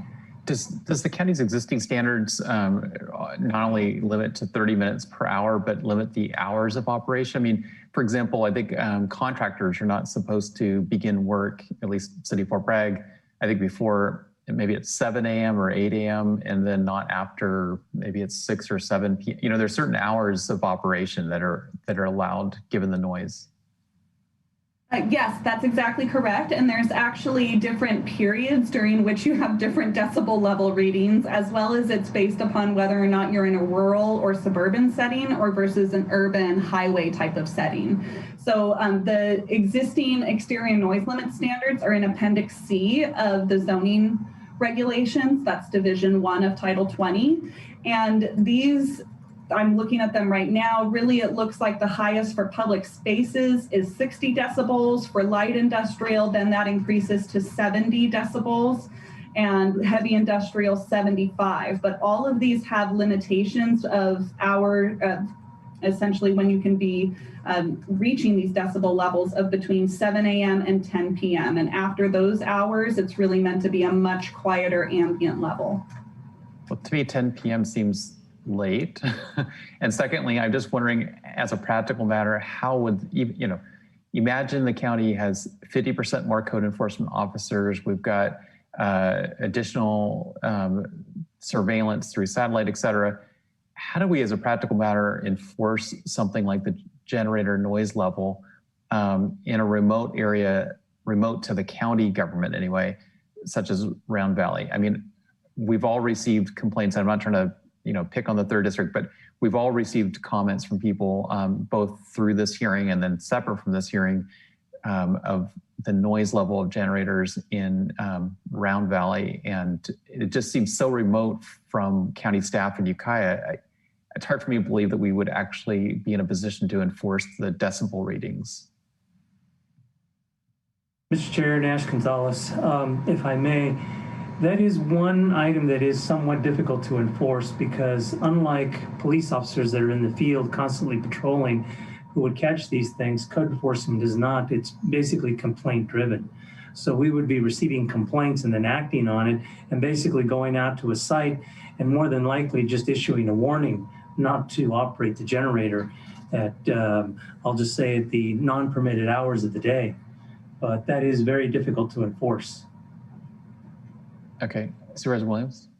Yeah, if the battery's going dead, that means the solar panels weren't sized for the project. You need more solar panels, right? And if we have overcast weather for a couple of weeks and you're out of battery power, again, you need more storage, more panels, more batteries. I don't think that's an emergency situation that justifies a generator running. And you can tell I get complaints about this in my district. They're hard to find. I've been out there. I've gone out at night down rural roads trying to listen. You hear it's like a diesel generator that's just echoing across an open valley. It's really hard to find. And most Mendocino County residents don't have a problem with cannabis cultivation. They have a problem with the negative impacts. This and water hauling are two of the negative impacts. So I'm okay during a PSPS, totally unexpected. It happens once in a while. I'm probably running my generator to keep my refrigerator cold. Everybody expects it, but it can't be the normal course of business that neighbors have to listen to a generator humming even 30 minutes out of the hour or during business hours. I just think, general respect for neighborhoods, which is where a lot of this is happening. I think we should prohibit it. And, I even go back to the 2 more years of water hauling. I think a lot of people are angry about the water hauling. It's not sustainable. It never should have happened. I'll support it if that's, it's mostly in the 3rd district, John. If you want 2 years of water hauling, I'll support it. But the negative concerns I read about some of the problem areas we're bringing up, mixing with the 10%, they don't want water hauling and they don't want generators.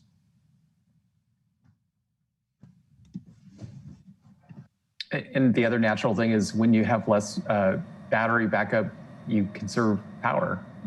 You might turn if someone's battery backup wasn't sufficient. First of all, I don't have battery backup, but if someone were to have battery backup, they would maybe turn the dial on the refrigerator a little bit warmer if they needed the power. I do see county council's been raising their hand.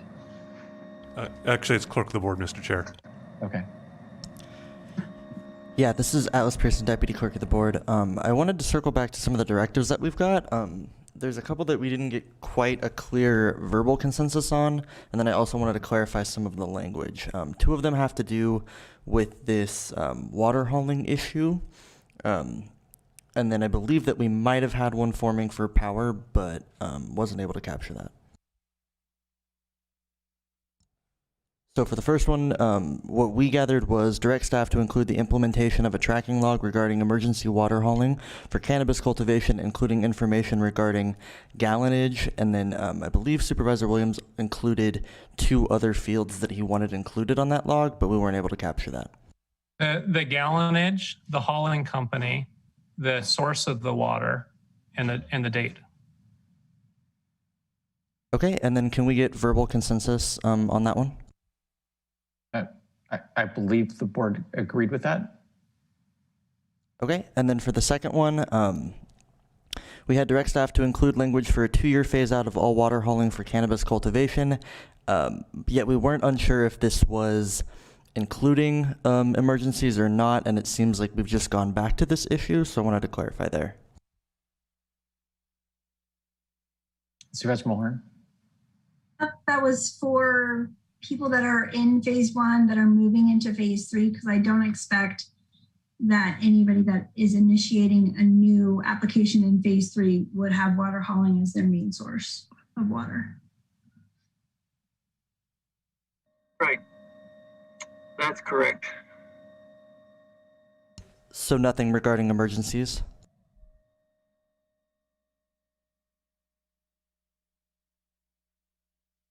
I think at the request of Supervisor Hashak, we were looking at the phase 1 applicants would still have 2 years to transition out of hauled water.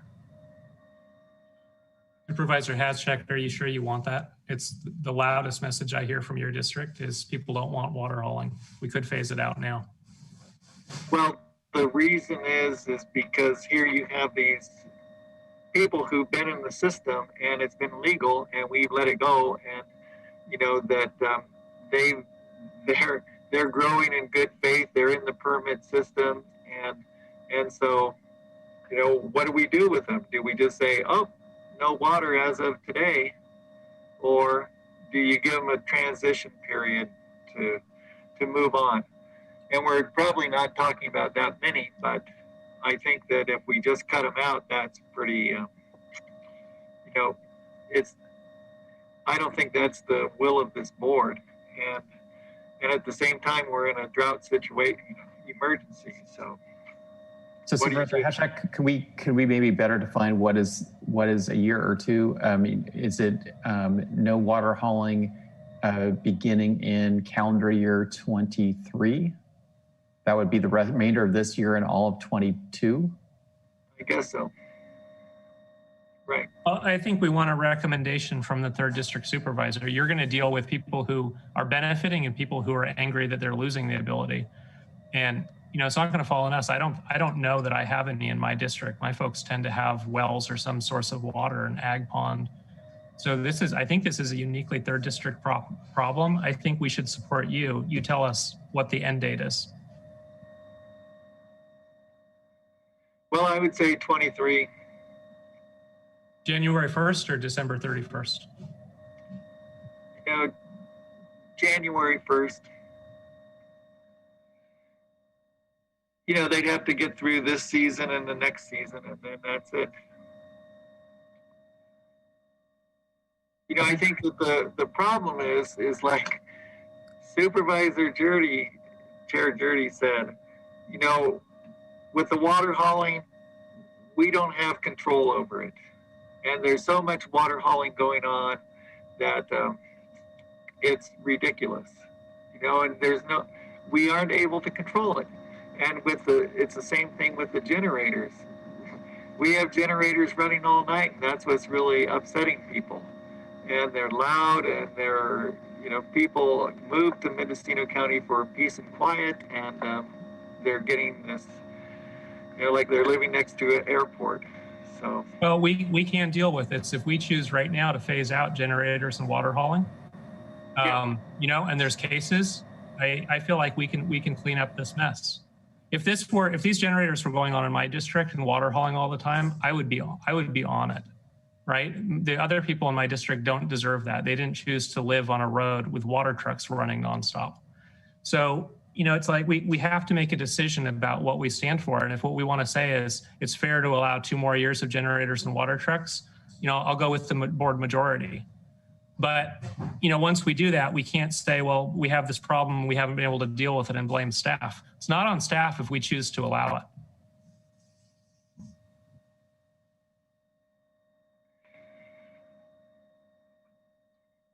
Well, I think I heard from Supervisor Hashak, his recommendation is to have it prohibited for phase 1 applicants as of January 1st, 2023. I'm seeing County Council's hand raised. Thank you, Mr. Chair. I want to make sure that I've got this clearly, and then I want to highlight what might be a potential unintended consequence. So as I understand it, this 2-year phase-out period would apply only to those people who are not obtaining permits under phase 1, but do obtain a permit under phase 3. And one thing that I would just note is that depending upon the timing, there could be a significant interruption in cultivation. So if someone is denied a phase 1 permit today, and a year from now they get their phase 3 permit, as I understand it, under this they would be able to resume operations for a limited period of time, at which point they would have to stop because they would no longer be able to truck the water. And I just want to make sure that that is the intent here. Well, they would stop if they failed to provide adequate water storage on site. So it's an issue that needs to be mitigated as part of their project. Well, but if I understand correctly, what the board is saying is that anyone who's in phase 1 now, who's trucking the water, is going to be able to continue to truck the water indefinitely as long as they get a phase 1 permit. If they are denied a phase 1 permit and they apply for this phase 3 permit, they have 2 years essentially to continue trucking the water. And the only thing is that it may be that they're granted the phase 3 permit before those 2 years are over, but after they had to cease cultivation because they were denied their phase 1 permit. Supervisor McGordy? I'm hearing it differently. I'm hearing that we don't want cannabis cultivation to be reliant on water trucks, period. Supervisor Hashak? Well, we don't, but you know, we're dealing with phase one people who, if they're in phase one, we aren't dealing with that ordinance right now. Is that correct, County Council? Yeah, yes. So, I mean, my understanding of the proposal is that we're talking specifically about the exception for those that are denied phase one, or those who had applied for phase one and now apply for the use permit under the new ordinance. And, you know, there are specific exceptions written into the ordinance for those people. Right, so it's only the people who we're just dealing with phase three. And in this case, we're dealing with the people who are transitioning from phase one to phase three. Right, Well, so phase one people will not be affected by this water hauling rule, even though we might want to eliminate all water hauling in the county, but that's not what we're dealing with right now. Well, we are looking at the fact that county staff, their best estimate is that 90+% of the phase one applicants, if they're going to obtain a state license, will need to get a permit under phase three. So I think to say that it just applies to phase one applicants who don't apply for phase three is somewhat dismissing the 90% who are likely to be in a position of needing to apply for a phase three permit. So I think it does affect the vast majority of the phase one applicants. And I think the board's saying that you know, we're hearing what the public is saying. They don't want people relying on hauled water. So I think this policy will result in people who are in phase one who are unlikely to get a phase one, a state license under phase one, are in fact likely to, they need to start looking at water storage and reducing their water consumption if they're going to be successful in getting a phase three permit. Yeah, certainly. Okay, Supervisor Hashak? I guess that brings up another question about this transition period. So, you know, what are we going to do about people who are transitioning from phase one to phase three? And do we give them this, let them operate under the phase one requirements while they're transitioning to phase three? It seems like these are people who played by the rules, who have been trying to make it work, and for some reason they need to go to phase three. So do we want to curtail their operation while that happens? Or do we let them operate under the phase one conditions until they're either accepted or denied by phase three? And I think we should give them the chance. Okay, I want to go to County Council first. Thank you, Mr. Chair. So I have spoken about this a little bit in some of my prior comments, and I've also talked about this with Mr. Kudrowski a bit. I do have a concern that if someone is denied under phase one and applying under phase three, I'm not certain that the CEQA exemption would necessarily apply to something that authorizes them to be growing before the permit is obtained. We would need to take a little bit of a closer look at that, but I do want to highlight that there are potentially some statutory limitations that might sort of tie the board's hands on that front. Okay, Supervisor Williams. Yeah, I wanted to ask our cannabis program manager about what % of folks in phase one have responded to correction letters. Well, this is Kristen Nevedal, and correction letters have been spotty in responses. Responses that we've received have oftentimes not been complete responses.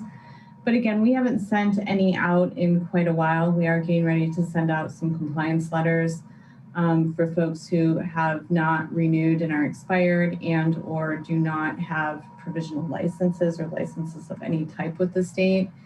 But the response noted in the memorandum that Megan left behind was low. It was around 30%. So I think we should tie this to the next series of correction letters. And there are some farmers in phase one that are doing everything right and deserve every chance. They're complying, and they can't get through because of this mismatch between our ordinance and state CEQA obligation. If we could condition them, they would follow the condition, and they're not a problem. There are other folks who are in our phase 1 program who are absolutely the problem and causing a lot of, are responsible for these letters we're getting from the 3rd district, people who are angry. I don't want to bring them along into phase 3.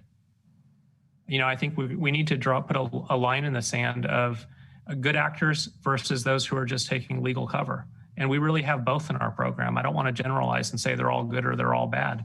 It's case by case. So how are we going to make that decision? If we simply take the 1,159 that are in our current program and bring them over into phase 3 and say you can continue cultivating until we finally process your application 6 years from now, I don't think the public will be happy with us. I agree, and we've multiple times asked for an evaluation of who's actively seeking the permit, and we do hope that the new cannabis manager and the division can sort that through. Maybe that's a question for Kristen. What kind of time frame do you see in terms of sorting through the 1,100 applications? All right, thank you. This is Kristen Neville. I do think that this is a really tricky question to respond to. There has been a lot of challenging communications prior to me coming onto my position or into my position here with the county. Correction letters, there haven't necessarily been any teeth to correction letters, so to speak. So some folks responded to them, some folks didn't, some folks claim to have been confused by the idea of this portal coming online. I think what would make the most sense really is to move forward with the round of correction letters that we have going out that are really focused, as I mentioned, on renewals and maintaining compliance with your state license, putting the 60 days on the response to those letters as the board recommended, and then pushing forward with correction letters, but correction letters under phase 1 that have some consequences to not responding to. So there just seems to have been a pretty pervasive pattern of there not being consequences for applicants, locally authorized individuals under the phase 1 program for not responding. So I would encourage us to message that, now is the time. You're going to respond to the correction letters and we're going to move these applications forward, or we're going to manage denials based on that. So, we haven't had that clear direction thus far, as I can tell, to be able to really handle correction letters in that manner. So I would support that message. And in fact, I think many of the cultivators are either watching these Zoom meetings that we're having right now, or they're hearing from people who are watching these meetings. So I think if the board's really clear, for example, right now, in our direction to you, I think we'll be getting the word out really as of today.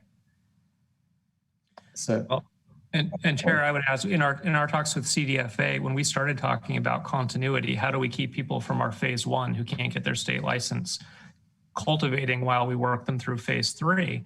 It didn't look like there was much willingness to entertain that. And more recently, CDFA has been open to the idea, but I think it's in recognition that we're getting serious about enforcement and not having this free for all, but having rules and enforcing the rules and cleaning up our program. And I want to keep heading in that direction.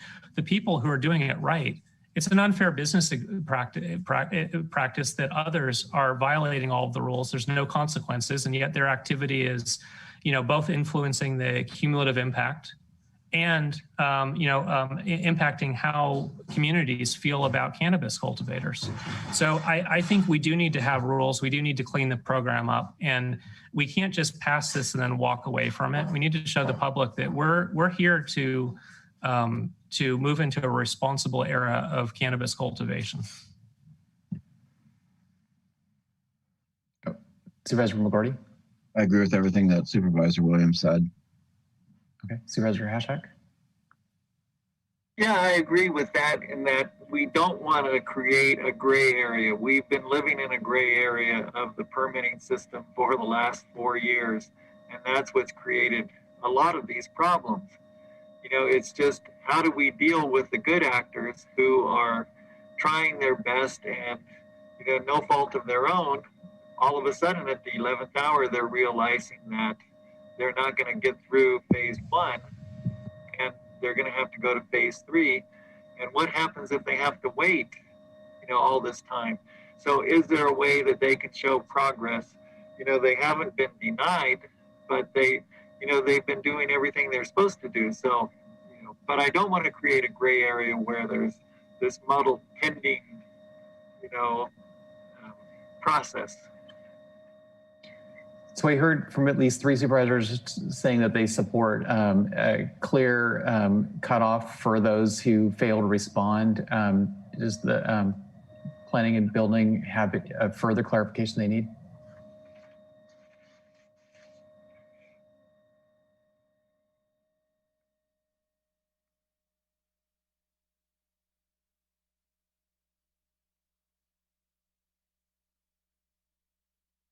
I guess clarification would be, are these people going to get priority treatment if they're moving over?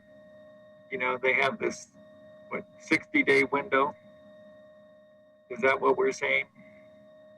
I'm looking at planning and building. We're not hearing anybody from planning and building, but are you seeking additional clarification from the board? Yeah.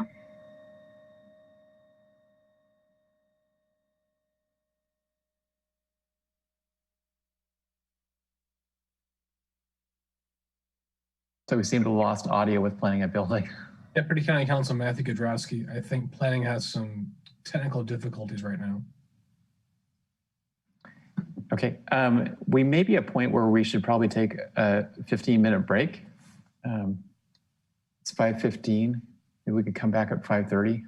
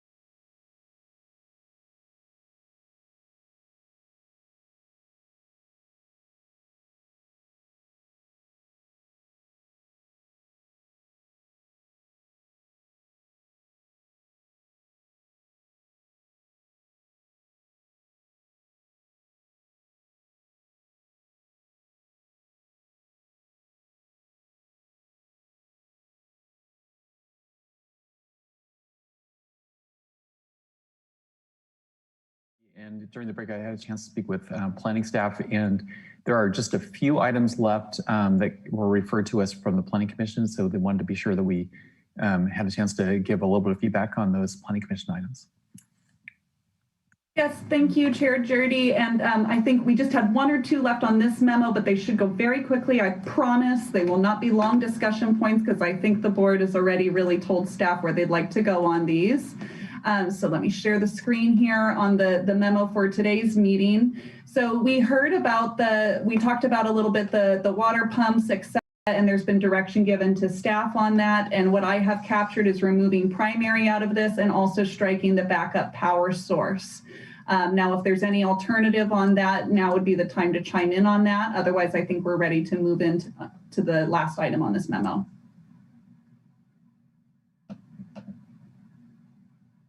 I'm not seeing additional comment. Go ahead.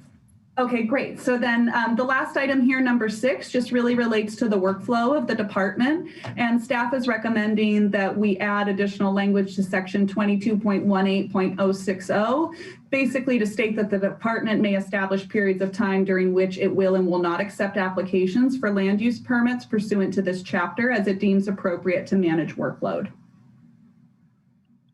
And I think we've discussed, I think we've all discussed this. We don't want to see the department overwhelmed with too many applications that would clog up the system. But this seems to be the most viable way to manage the number of applications. Great. Okay, good. So then I think unless I hear any objections to that, I believe that it would be consensus to move forward with that item. Okay, good. So then one last point on this that I was just discussing during the break was that for water hauling and such, I just want to put it out there, the board could consider giving staff a direction to come back at a future date with an ordinance amendment focused on the phase 1 to chapter 10A17 to prepare, sort of a process for phasing out of water hauling or trucking in of water. So that could be something that the board gives staff direction if the goal is to really get away from that water hauling. Supervisor Williams? Yeah, I would like to give that direction. I would also like some historical clarity on what the intent was. Is it that we didn't have great oversight and people managed to slip through and get a permit and a license based on no water and water hauling? Or did they outright tell us and we accepted that as a water source? So I'm going to work off of memory here. I was not involved in the ordinance drafting at that time when that decision was made, so council may need to assist me on this one.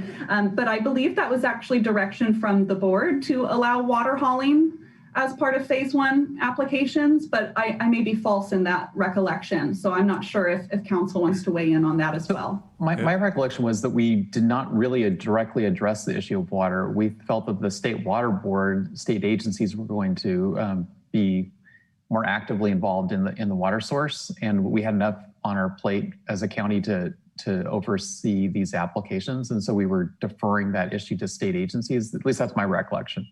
I don't know that we specifically thought, okay, yeah, this is going to lead to a lot of hauling of water. So as I understand, the state will issue a license as long as the water hauling is from a legal source. And in a lot of cases, it may not be a legal source. And so this looks like an enforcement issue in phase 1. If we were to actually apply some enforcement, meaning ask for the logs from the water trucks, where are you picking the water up, where are you delivering it? How many gallons, what date? I think we may be able to clean up this situation because I don't think anybody was given a permit or a license to haul from a river, a creek, an unpermitted pond, a lot of the sources that I hear about being used as a source for water today. So, and yes, I was going to say, I agree with that. I don't think that there was any indication when someone says that they're going to use trucked in water. Usually what we see is some level of an agreement done. So not necessarily where that source is coming from, but they have an agreement with a water hauling company to provide water services to the site. So rather than have people focus their angst about how this program has gone on ag producers that have never been in it, right? I think we should actually enforce the rules that are on the books today. Because it's not 1 acre or 10% that's causing the present problems. It's a 1/4 acre and the lack of enforcement. So I don't want to get us too far off topic, but what I would like staff to come back with is a plan for curtailing the water hauling under phase one, and also a plan for enforcing the existing phase one, phase two rules about water hauling. I think if we enforced our rules, most of the problem would go away. And I don't understand phasing it out if it was never explicitly allowed. You know, nobody was allowed to pull water from a river or a creek or an unlicensed pond.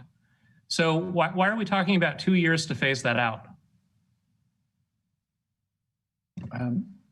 So Supervisor Williams, I think I agree with what you just said. I think I would have also, if you didn't, I would also apply it to people who are not in the permit program.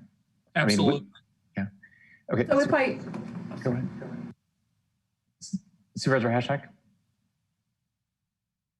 Yeah, well, I agree with the concept of we don't want water hauling. At the same time, we have, like in Laytonville, cannabis growers are buying their water from the Laytonville Water District. And, you know, that's a source of income for the water district, and they're hauling it. And you know, it's like, it's a legal source. And so, you know, CDFA has said, you know, legal source is fine. You know, if we as a county don't want to do that, then that's our right. And I think it's a good direction to go in. But at the same time, you know, these people have been doing it the right way. They've been doing it legally. They've been doing it within our permit. So we need to give them a little time to transition out, I think. Well, we can do that, but if we do it, when people are upset, it's not over expansion or 10% or grape growers getting in on the market, because they're going to use water sources that are approved on site. What they're upset about is phase one operators under the board allowing water hauling. No, they're upset about our lack of ability to regulate both legal and illegal. But John, so we can't regulate, and we're making a decision today to not regulate. If you don't want water hauling, let's ban water hauling and enforce it, and the problem goes away. But what you can't do is say, we've got a problem and we can't take care of it, but we have to let people haul water because it's fair. Well, there's people who are legally doing it, and the problem is that we haven't been able to enforce the illegal or the people who aren't supposed to be doing it. So if a person is taking water from a river, that's not right. But you know, it's just way out of control. We can all agree on that, right? So let's ask staff to put together a meeting where we can brainstorm ideas and give direction on how to get control of the situation. That was going to be my exact suggestion, was that, you know, perhaps the board direction is that we come back at a future meeting and really focus on this, and staff can do some research on our end of how sort of the history around water trucking as it relates to phase one, and even look at some tentative solutions that the board could consider, similar to what we did for generator phasing out under phase one as well. So, I'm looking at the board for direction on that, but I just would, my mind would clarify it. It's not just for phase one, but for water hauling in general. Going back to Supervisor McGordy's comments, that if you're in agriculture, you know, you're not building a farm dependent upon hauled water, and so that doesn't just apply to phase one. That applies to people who choose not to apply in phase one. I would think that, and I find it interesting that some of the comments I've received from the public from the greater Laytonville area complained about hauling of water over private roads, over bridges, and the damage that was causing. And yet to hear Supervisor Hashak say that the Laytonville Water District is actually one of the purveyors of the water that's being trucked across those private roads, across those county roads, across those bridges. And those are people either in phase one or they're not even in phase one. So I think if this is truly an issue that's causing damage to county roads, to bridges, you know, we need to get on top of that and see a dramatic reduction in the hauling of water in tankers across this county, except under very extreme circumstances. Supervisor McGordy? Seems like Sheriff Kendall should be involved in this discussion as well, because I know that he's been thinking about this and has possibly even addressed it, or maybe he's turned it over to Highway Patrol to address. But you know, he's enforcement, and I want him to weigh in and hear what he has to say. Okay, but do we have direction that we want this issue to come back to the board as a separate item about the issue of water being delivered throughout the county and potential enforcement actions? Yes. Yes. Okay. Especially since there's going to be legal hauling for residences and everything else. We need to get our heads around this, because that's what we're facing this year. Okay, is that clear? Yes, planning staff at least is clear on that item. And so there's just now the remaining items out of the April 19th memo that were recommendations from the Planning Commission. So I'm going to share my screen, and for the benefit of the public, this is attachment 5 to the item that I'm now going to share, which is the original memorandum presented on April 19th. So let me go ahead and share screen and then move over to the April 19th. So at the last meeting, the board had given staff direction on item A here related to water wells, and further discussion was today, as well as B, which was related to the exemptions, as well as C, which was related to eligibility criteria, as well as D, which was related to requiring an administrative permit instead of a major use permit for phase 1 applicants, as well as E, which the direction was for a 60-day window for phase 1 applicants. So where the board had left off on the 19th was at F here. And so the Planning Commission had recommended that section 22.18060 be revised to include a requirement for applicants for land use permits on parcels abutting private roads to notify all property owners abutting that private road of the public hearing for the land use permit. And you will see staff has a few comments on this item. Under both planning and zoning law, there is sections of the zoning code as well that say that failure to provide certain required notices shall not constitute grounds to invalidate the actions of the local agency for which the notice was given. So therefore, staff recommends that there be an additional language addition to this section 22.18060A3, which would state that failure of any person or entity to receive the notice required by this paragraph shall not constitute grounds to invalidate any action taken regarding the application. So I will pause there to see whether or not the board supports that recommendation from the Planning Commission as well as the staff comment. Yes.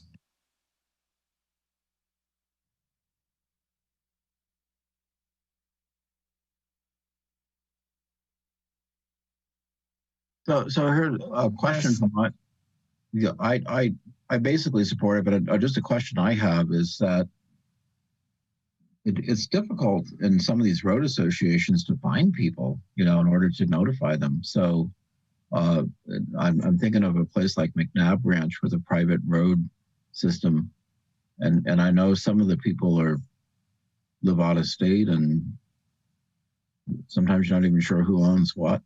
So what length do you have to go through to notify people? Sure. So as staff, we actually use it's all about your, where your tax bills go for your specific parcels. So we mail it to wherever your tax bill goes. So folks want to make sure that wherever their tax bill is going is the most appropriate address for where they would want to receive public notices.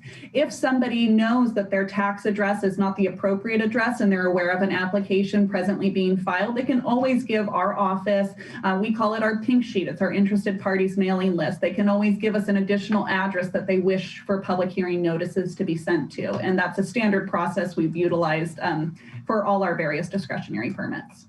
Okay, it sounds like you have it covered then. My worries are no longer a worry.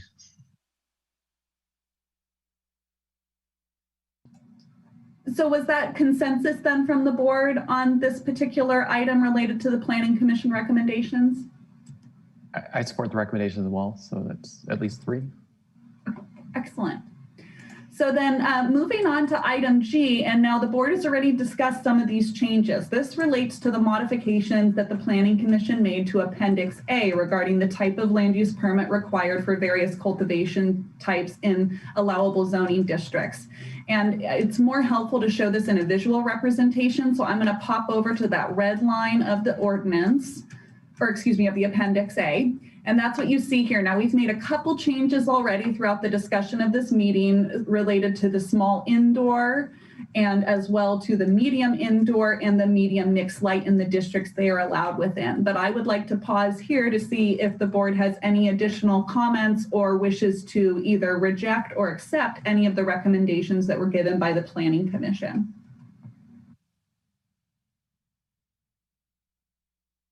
So to understand this correctly, if there's lines going through it, that means that it's not accepted, or? So the red lines were modifications made by the Planning Commission. So in the instance, I can just quickly run through those. In the instance of all specialty cottage permit types, outdoor, indoor, and mixed light, the Planning Commission recommended that all of those permits be at an administrative permit level. So you've seen that change carried throughout here, changing from a minor use permit in the RR10 district to an AP, and similar in the UR district, and then in the rangeland, changing that from a major use permit to an administrative permit. In the small outdoor, you can see here that they recommended to increase the permit type required to a major use permit for small outdoor in the RR10, as well as to a major use permit in the UR district. And then for small indoor, they had originally recommended that those all increase to either a major or a minor use permit, depending on the zoning district. And the board earlier in our discussions today has struck all those allowances within all districts except for the industrial zone for indoor. In the small mixed light, tier 1 and 2, the Planning Commission recommended increasing the permit type required in the ag district from an administrative permit to a minor use permit. For nursery permit type, the Planning Commission recommended increasing the required permit type for that in the RR10, ag, and UR districts to a major use permit.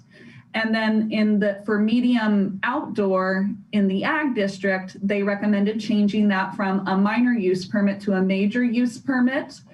Then we have the medium indoor, and as we discussed earlier in the meeting, the board has struck those authorizations for allowance for the medium indoor permit type in the ag, RL, and UR districts, and then also modified the allowable districts in which medium mixed light tier 1 and 2 could be allowed.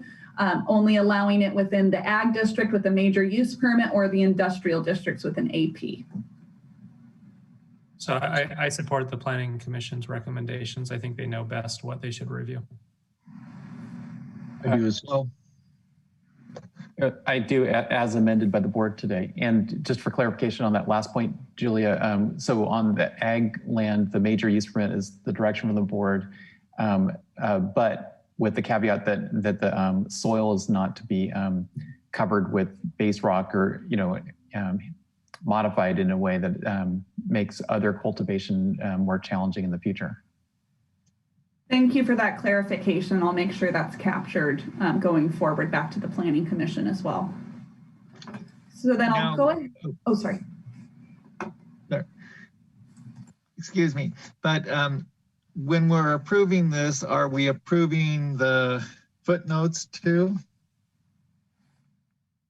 So I had understood, based upon the discussion previously, we had at least on the 10% of the parcel area, that was a clarification that was discussed earlier in the meeting where staff affirmed that UR is not part of this. So I would go ahead and strike it there. But that there still is going to be referral back to the Planning Commission on all of what the board's proposed modifications are. So I don't believe this is your final vote or action related to this item. This is your decision on what's being sent back to the Planning Commission. Okay, thank you. Because this does not reflect what the Planning Commission sent to us about the expansion of acreage. And And thank you. That's one of the next items I wanted to go through on the memorandum here. So that's a great segue into that item. So let me go back to that memo. So from the Planning Commission meeting, there was some items that were not specific changes to the ordinance, but Planning Commission recommendations for further consideration of the board.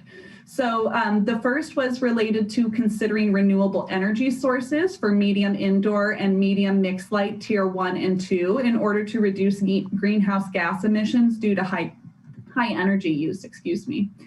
I can pause there if the board wishes to discuss that at all, or I can keep going through the remainder of their recommendations. So I would support the Planning Commission's requirements. The only difference is I would allow for the alternative of either on-site solar renewable sources, or if they're outside of the city of Ukiah, they could be enrolled in Stone Clean Power's Evergreen program. I think either one accomplishes the same goal.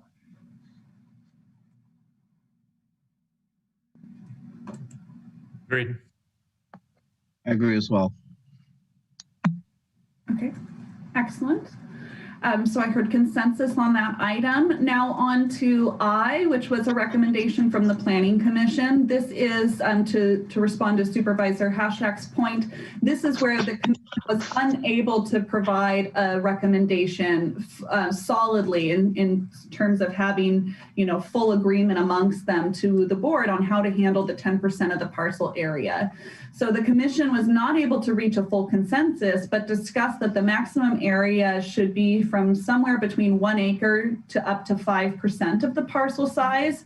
However, there was one commissioner that recommended allowing up to the 10% of the parcel size in the rangeland zoning district. And the language here, I want to be clear, this was, we discussed it with the Planning Commission exactly how they wanted this phrased from their resolution, and this was the phrasing that they all were in agreement with. So that's where they really were in agreement about somewhere between 1 acre and up to 5% of the parcel size, but couldn't come to a full consensus on it. And I'll pause there. So one supervisor for 10%. And 3 supervisors for 1 acre. I'm sorry? Well, there were 3 supervisors who wanted 1 acre. Cap. Supervisors are here. I think three planning commissioners. I think. So are there? Can we do a straw poll? I'm one in favor of the 10% or no cap.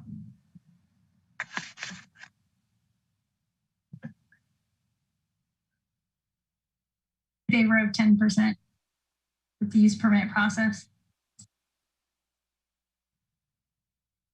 I am absolutely against it.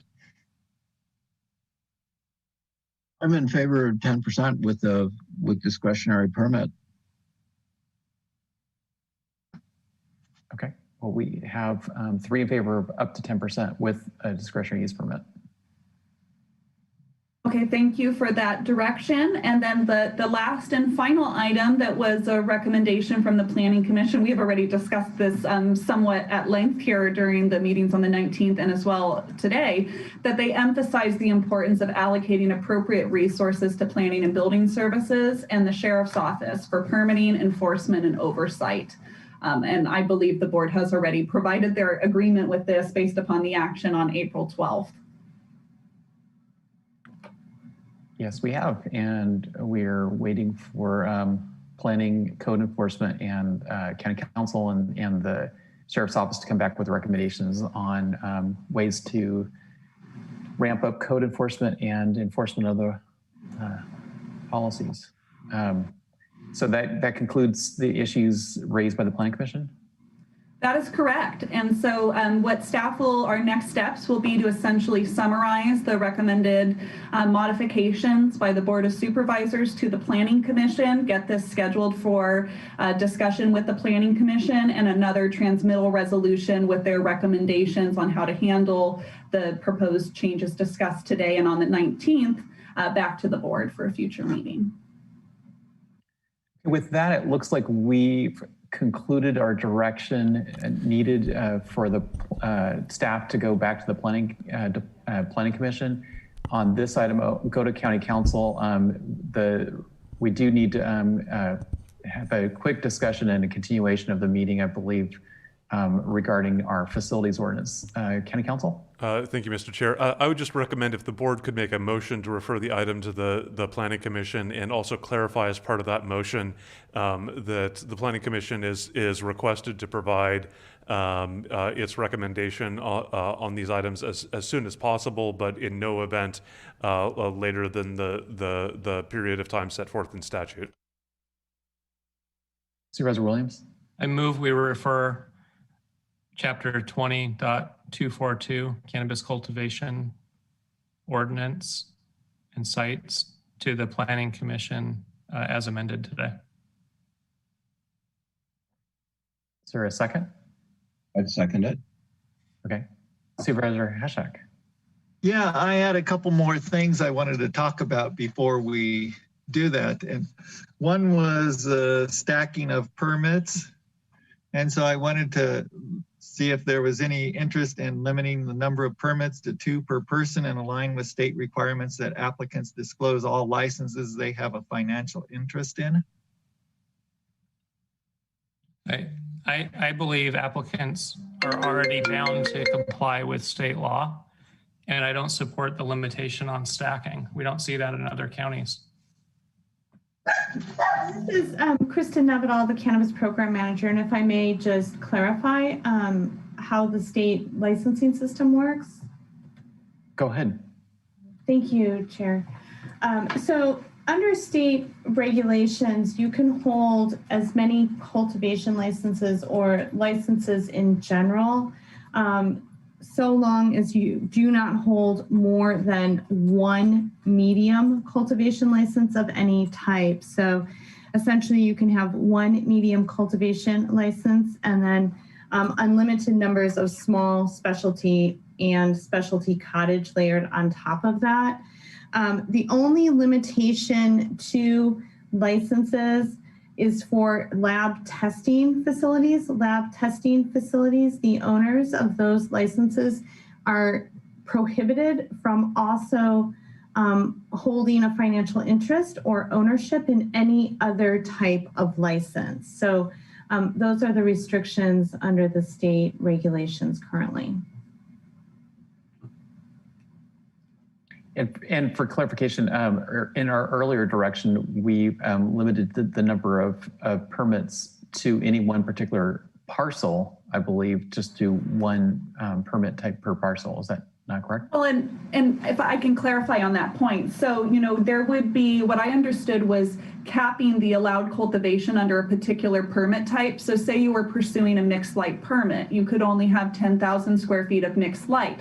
It would not bar you from also applying for a permit to have an outdoor cultivation activity on your site as well, provided you meet all the required findings and obtain the appropriate land use permit. So we'll say in a max build out scenario, somebody could potentially have, if allowed by the zoning table, an indoor cultivation activity capped at whatever the highest level is, mixed light cultivation activity, and outdoor cultivation activity, all co-located on a single legal parcel. Okay, thank you for the clarification. Supervisor Williams? I think our role in permitting is to avoid conflicts, and enforcement is one of those tools, and good zoning policy. I think trying to, I believe the discussion here is about controlling supply and demand to avoid competition. And I just don't see it as a viable path. You don't see that being a successful tool in agriculture where it's a statewide, soon to be nationwide market. And I know some people are really set on if they can control what their neighbors cultivate, keep them small, that they'll get more per unit of their product. And if we really believe this is a strategy, we should get an economist involved. But I think what we'll find is if you limit a grape grower to grow 4 acres of grapes, or an apple grower to 5 apple trees, or a restaurant to serving no more than 12 burgers per day, you're not building a stronger economy. You're not protecting the environment. You're just instilling poverty. And to me, it reeks of, communist cannabis model.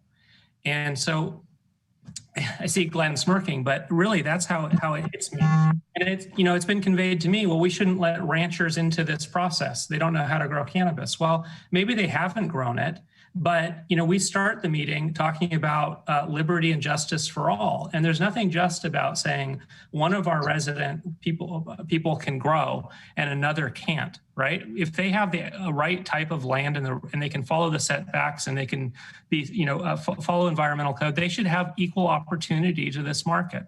So I don't support any type of artificial rigging. When Wall Street does it, we're disgusted. It's the same if we do it at a local level. Supervisor Hashak? Well, you know, this is the vision question for our county, and certainly we don't have McDonald's in Mendocino because people decided that that's what they wanted for their community. And, you know, that's totally regulating the economy and the market. But, you know, that said, you know, if we don't want to do the Walmart growth, but it seems like the board wants to go there, people of the county don't, that's a decision that will be probably decided later on. But I do think that there are a couple other issues that we haven't dealt with before we pass this ordinance on. So, you know, I'd like to talk about, you know, that continuation of the permits and making sure that people have the right to transition and that there are priority treatment of those. And then we also have the issue of the slope. And I guess that there's a discrepancy between what we're talking about, I guess it was number 1 of the recommendations about the slope and what the state is saying. So if we could look at that for a minute, that would be good. Sure. Are you referring to the 15% slope limitations? Right. Okay, so right. What we had understood from the last meeting was there was discussion about finding parity with the phase 1 restrictions. And so let me pull up the memo real quick here and share my screen. It's under slope restrictions. Yes, so let me go up here. There was this section here that talked about utilizing the Chapter 10A17 slope restrictions for the proposed ordinance. And staff compared between the existing slope regulations in the regulations that pertain to phase 1 or Chapter 10A17, and they both match 15%. So I'm not sure what is the difference that you see between the regulations that staff isn't capturing.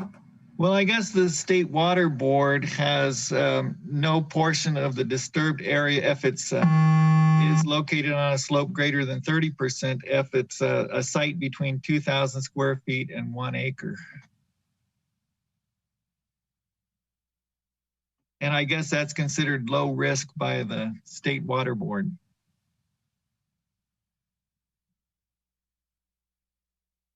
So, you know, would it be good to align what we're doing with what the State Water Board has?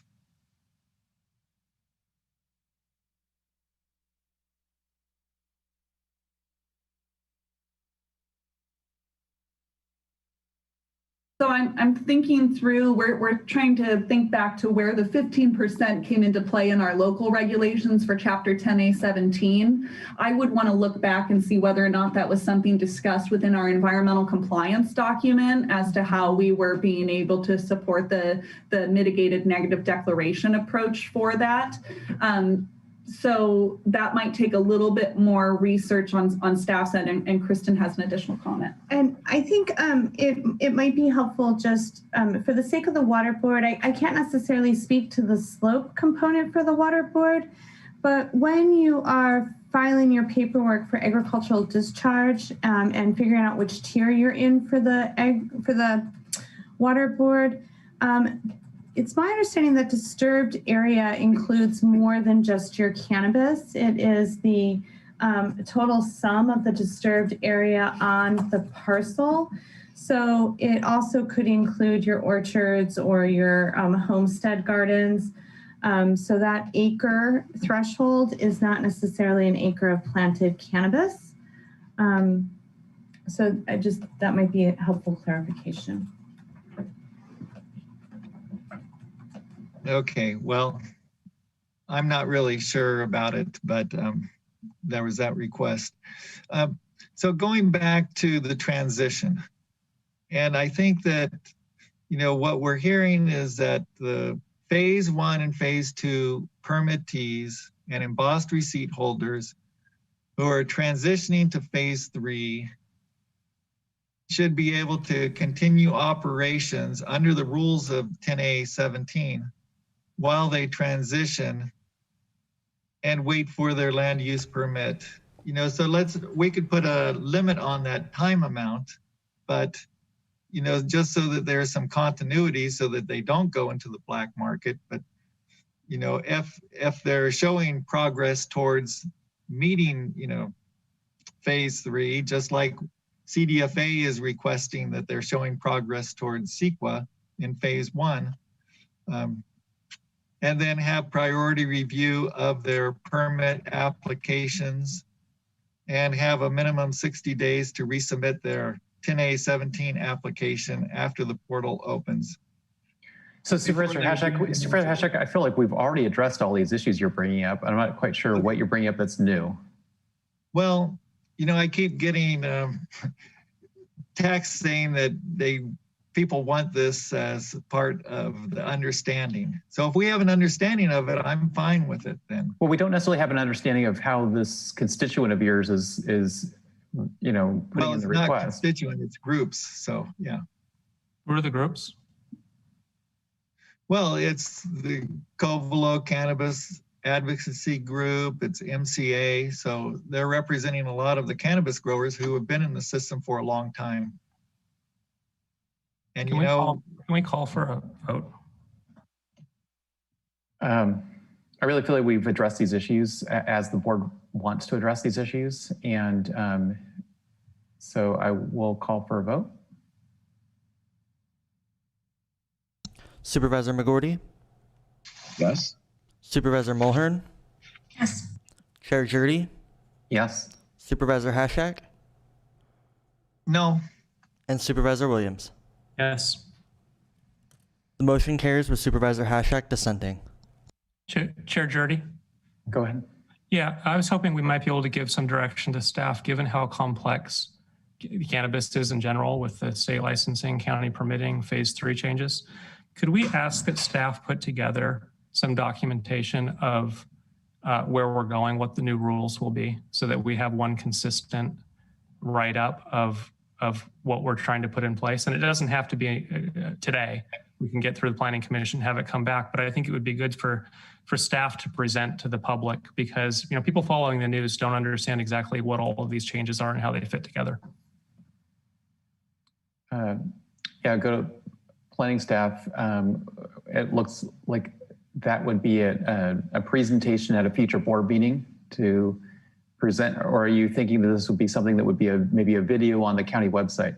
Yeah, video on the website would be great, or even written material, but just a cohesive, because it's so pieced together now, you have to read amendments and most lay people can't put it all together. We should be very clear on what we passed, why, and what the effects will be, so that nobody's caught by surprise in the future. Yeah, sure. This is Kristen Evedall, Cannabis Program Manager, and if I may respond to that. Go ahead. Yes, thank you. So I'm more than happy to put together an informational session similar to what we are hosting this week once we have the final rules from this new ordinance, and then continuing to make those materials available to the public, whether we link the YouTube video to the website, whatever we need to do, but absolutely happy to make sure that we provide some educational opportunities and clarity to the public. So looking at the rest of the board, it sounds like an excellent suggestion. Looking for concurrence. Yes. Okay, sounds good. Okay, so we do have the facilities ordinance, which we're not going to deal with tonight. Clerk of the board is informed me that they are available to continue this meeting till tomorrow morning to deal specifically with the facilities ordinance and with public comment on non-agenda items. Have you had a chance to look at your calendars for tomorrow morning? I can do it. So I am busy with an RCRC board meeting is scheduled for that time. Chair, I have other meetings, but I'm happy to rearrange them. I know that this is important. Do we also have to finish that within the same timeline as the cultivation ordinance? That's a question for County Council. Deputy County Counsel Matthew Godrowski, no, it's a different exemption being used for CEQA purposes on that ordinance. So what, as to that, what is the time frame for the facilities ordinance then? I can chime in on that a little bit. So in terms of the facilities ordinance, there's no strict sort of timeline that the board needs to follow. I do want to note, though, that there are some members of the public who are seeking to hold events that are reliant upon the changes that are proposed in the facilities ordinance in order for them to successfully hold those events this coming summer. So we're rapidly approaching the timeline where we would need to be notifying the folks that they might not be able to hold their events because these changes have not yet been formally adopted. So that's the only concern that staff has with pushing this down the road further. There's no specific CEQA concern. So I'm available tomorrow morning. Otherwise, I think next week would be the next available time for myself.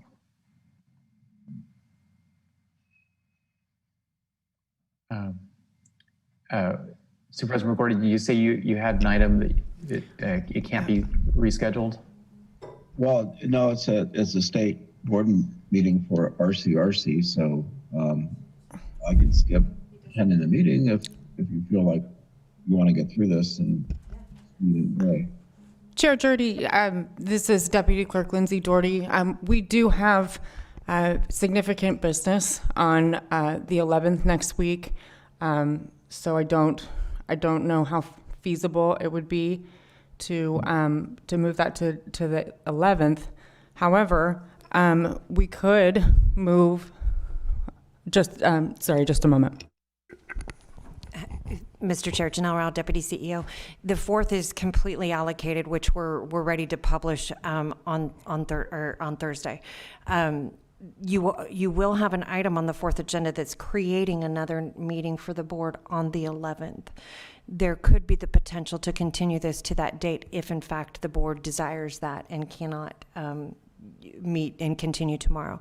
We want to put that out there, but at this point in time, that meeting doesn't exist officially. So the board would need to create that as either a special meeting. I'll defer to council on the board's prerogative. Am I the only one with the conflict tomorrow? I have conflicts that I'm going to move. Okay. Well, I'm willing to give up my RCRC meeting to get this finished because I feel like we're close and hopefully this is something that we can get done and off our table. How much time do you think we need for this? I mean, I would move it right now. I've read it. I think it's good. Is it contentious or is it likely to just sail through? So I can respond to that. At the Planning Commission level, there was only about 13 public comments received. However, the Planning Commission did make some changes to what would be allowances for farm tours. So there might be additional discussion related to that item. But generally, facilities is less time required in terms of reviewing those changes and the public comment period than cultivation is. This is Deputy Clerk of the Board, Atlas Pearson. We currently have about 15 people registered to speak on the facilities item, as well as 5 voicemails, for a total of 21. Supervisor McGordy, what time is your meeting? It's from 9 to 3. I'd be willing to hunt that and take care of this because I think this is really important for our board to get through. So I'd recommend that we continue that item till tomorrow morning at 9 a.m.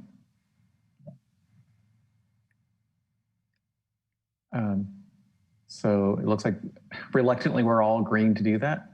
Yes. Yes. Okay. So just looking to County Council for confirmation, but we would then be continuing this meeting and continue items 3A as well as public comment on non-agenda items to tomorrow at 9 a.m. That is the correct verbiage, Mr. Chair. I don't mean to add another option, but if we were to do it later, would that fit with RCRC better? Usually their mornings are more important than the afternoons. That's true. The afternoon goes into the Golden State Finance Corporation usually, and that normally is just kind of reports on some of the business investment activities. Mr. Chair, I'm hearing from some of the clerks in the room that there may be some schedule conflicts, and I'll note that I believe myself and some other people also have Measure B that afternoon. Then let's go with the morning, and I'll send my regrets to RCRC. They'll send their condolences. Okay, all right. So we'll continue items 3A and public comment and non-agenda items to tomorrow morning at 9 a.m. Okay. All right, thanks. Thank you. Thank you.